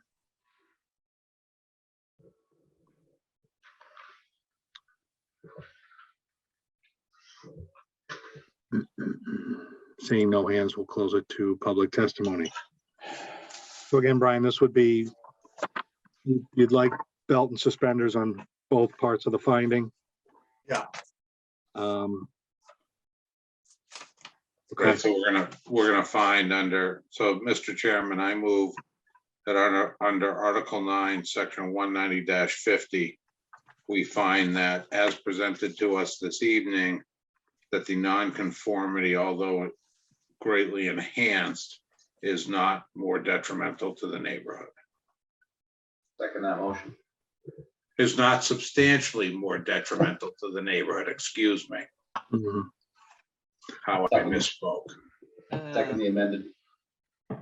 Okay. Any discussion on the motion? You, could I ask, I mean, the first prong would be if it intensifies the existing nonconformity, which is the lot size and lot frontage, do you? So normally I would ask that you make that finding, whether it does, and then also to make it that it's, in any event, it's not substantially more detrimental. So I did find that it did make it more substantial. More, you did find intensified the nonconformity chip of the frontage in the lot Yes. area. Okay. Correct. Yep. But in any event, it's not. But in any event, it's not more detrimental to the neighborhood. Got it. Okay, thank Yep. you. Yep. All right. Any other discussion on the amended motion? All right. Are you voting members, Chip? Yes. Joe? Yes. Jim? Yes. Tom? Yes. And I vote yes. All right, unanimous. Feel free to change the design if you do want to. Thank you. Thank you very much for all your time this evening, and I appreciate the feedback. All right, and thanks for your patience. Somebody No, had to be thank you. first on the list, somebody had to be last, so. I totally understand. I appreciate everything you guys do. It means a lot to me. Thank you. Thank you, folks. Bye-bye. Have a good night. All right, we did the other matters up front, so clerk and board comments. Anything, any updates to call out tonight? Nothing. Okay. Minutes of June 22nd. Do we have to, did you find a problem with them at the beginning? I didn't look at them. Yeah, switch you for me. You and me, yeah. Yeah, it was, I think I kept it open just so I could look at it. It was on the Quantapowhat part, the voting members. Yeah, the type, Because I did leave at 11 o'clock or something. I bagged out. Right. So we'll, with the correction that the voting members, as noted for the 200 Quantapowhat project, was Chip instead of Greg. But other than that, I don't want to make a motion that other, yeah. No, I make a motion that we amend the attendees on 200 Quantapowhat Parkway and accept the rest of the minutes as written. Thank you. Second. Thank you. Any discussion? All right, Chip, Yes. Tom, Yes. Joe, Yes. Jim, Yes. Greg, Yes. excellent. We are approved. I have one quick question. When do we vote, Dave, for chair That would and have been, clerk? that would be normally tonight. It's not on our agenda. Why don't we? So I'm not screwy thinking it's right around now. No, it usually is the July meeting. It didn't get added to the agenda. I just assumed punt till August. And I'll make sure it's on the agenda for then. So Okay. queue up your candidates. But can we, can we just have a quick conversation about it tonight? If Just so you've we got- can think about it for the future? Okay, I'm questioning whether you want to stay on as chair or not. And if not, who else would like to do it if you've done it for years and years and years. And right, I don't know how many years you've done it for. I do remember who the chair was before you, but it's been a long time. And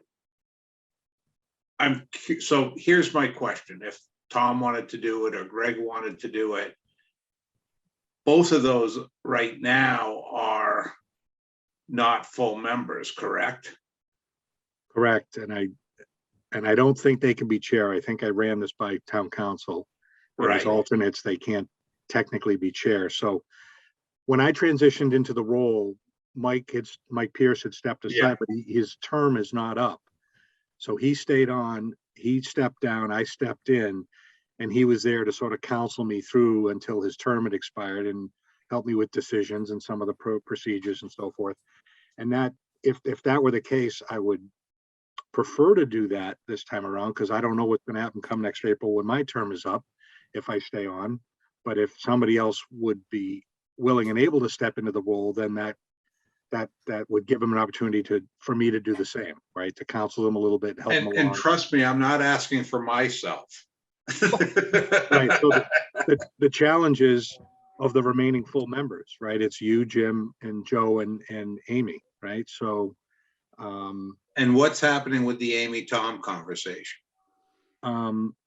So we had a discussion with Steve, and I think he had a discussion with some of the town councilors about, what could we do in the interim and changing roles, and it apparently didn't go anywhere. So it's like status quo until terms are up next April, and people could then change roles. What that doesn't afford us is say hypothetically, I did step aside. Tom, for example, could apply for the full membership because his term's not up. Amy and I think are up next April. So he could apply for my seat and presumably get it and then become chair. Because if the chair steps down, you'd have to nominate somebody to fill that role now. But that sounds like what is probably going to have to happen if that's the way it But goes. you would want to stay on, wouldn't you? Or After not next- necessarily? I'm not, my future is uncertain. So if the opportunity presented itself where somebody was able and willing to step in now, then I would step down and then if I were to end my term April, then at least somebody's in place with some experience, right? Having done. Right, that's my thought. Yeah, but of the people who are full members at this time, that one of you would have to be willing to. Joe, you want to be chair? I'll think about it. Could you step down and become an alternate?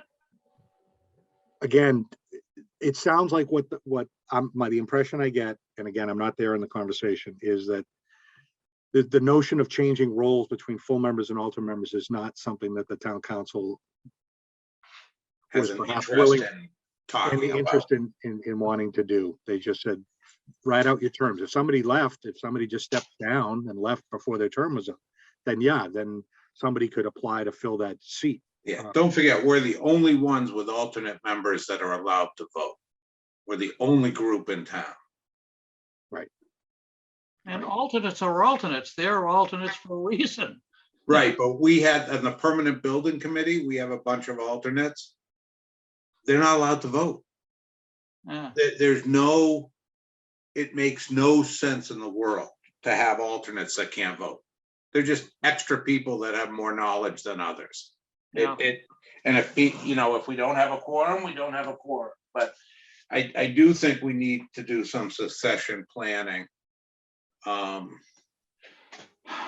that was the thought, that if say. But we don't want to lose you, Dave. We just. I know. I mean, that's, we've all done this a long time.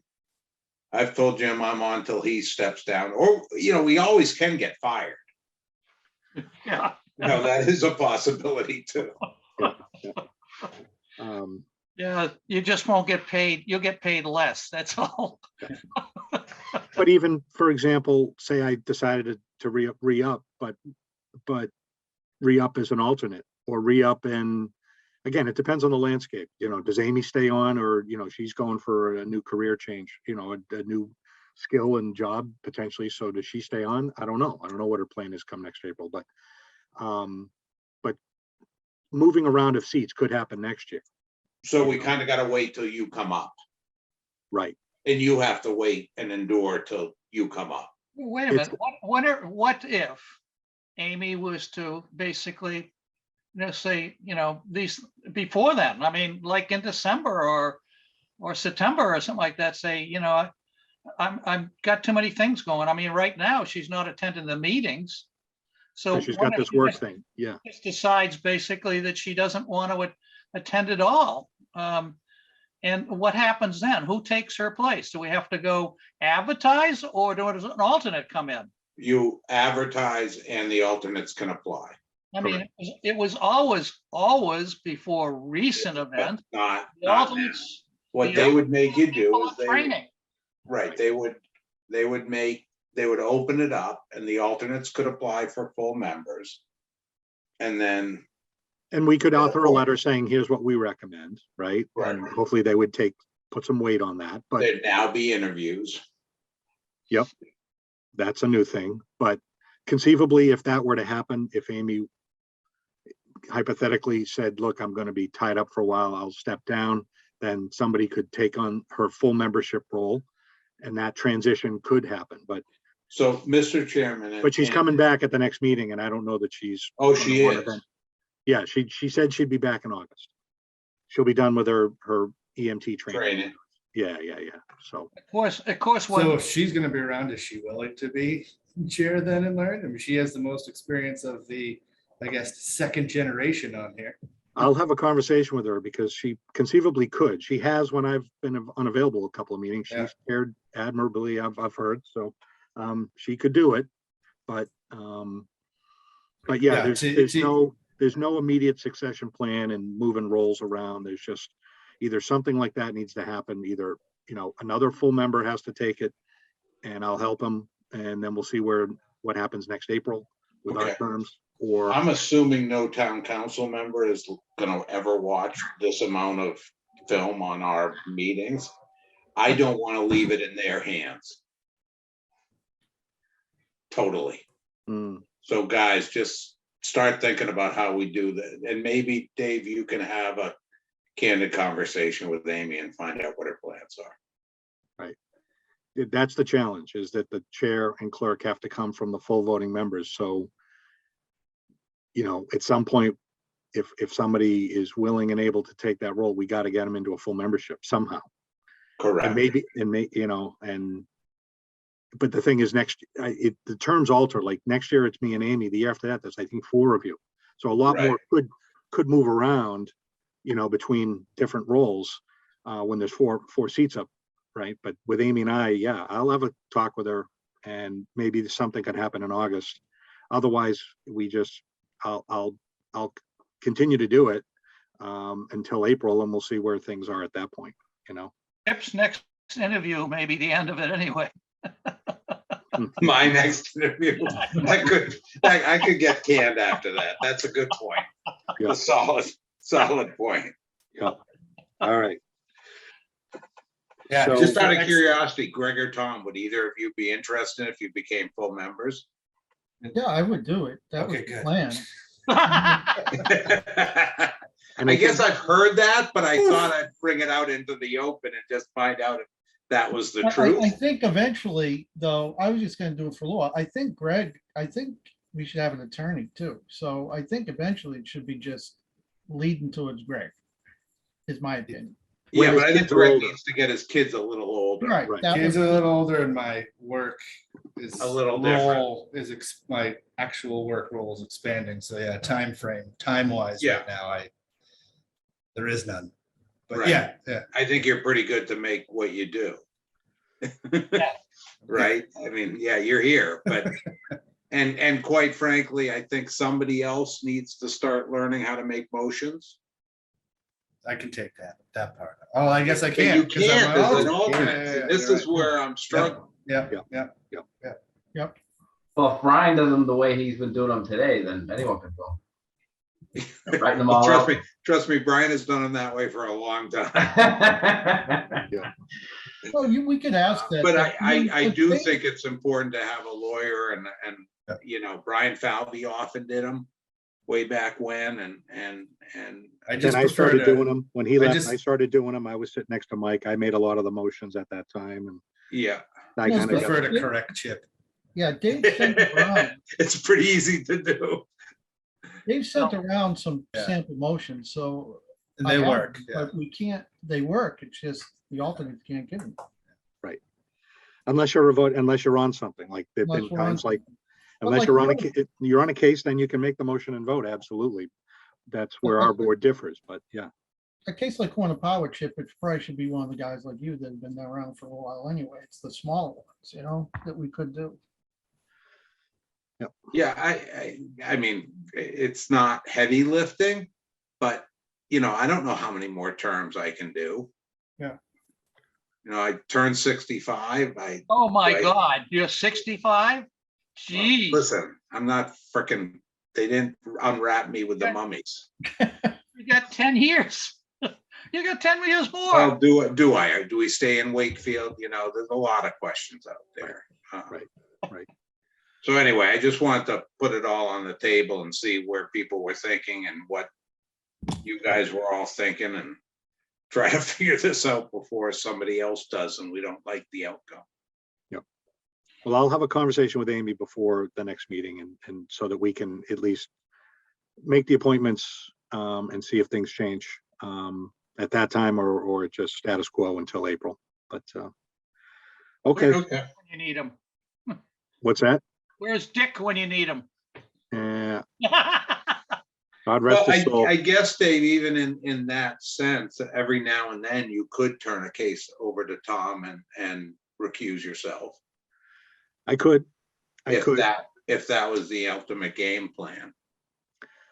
I could. There's nothing to say that I couldn't, just for one reason or another. To help recuse myself. mentor if that's the game plan, but Yep. whatever. I could find more reasons to be missing meetings and Yeah, but you don't want to give town council an excuse to pull a plug if you don't want the plug pulled. Yep, understood. All right. If we want to get in under the wire, someone should make a motion to adjourn. I make a motion that we adjourn because I'm 1 foot in bed already. Good night. All right. Thanks, guys. I made it through the whole night. Couple Red Bulls. It's a go. All right. See you all in a Good night. month. Thanks again tonight. We got a lot Have a done. great actually. summer, everybody. Yeah, it's almost over. All right. Meeting Good night. adjourned. Thank you all at 11:59, 12 o'clock. All right. Good night.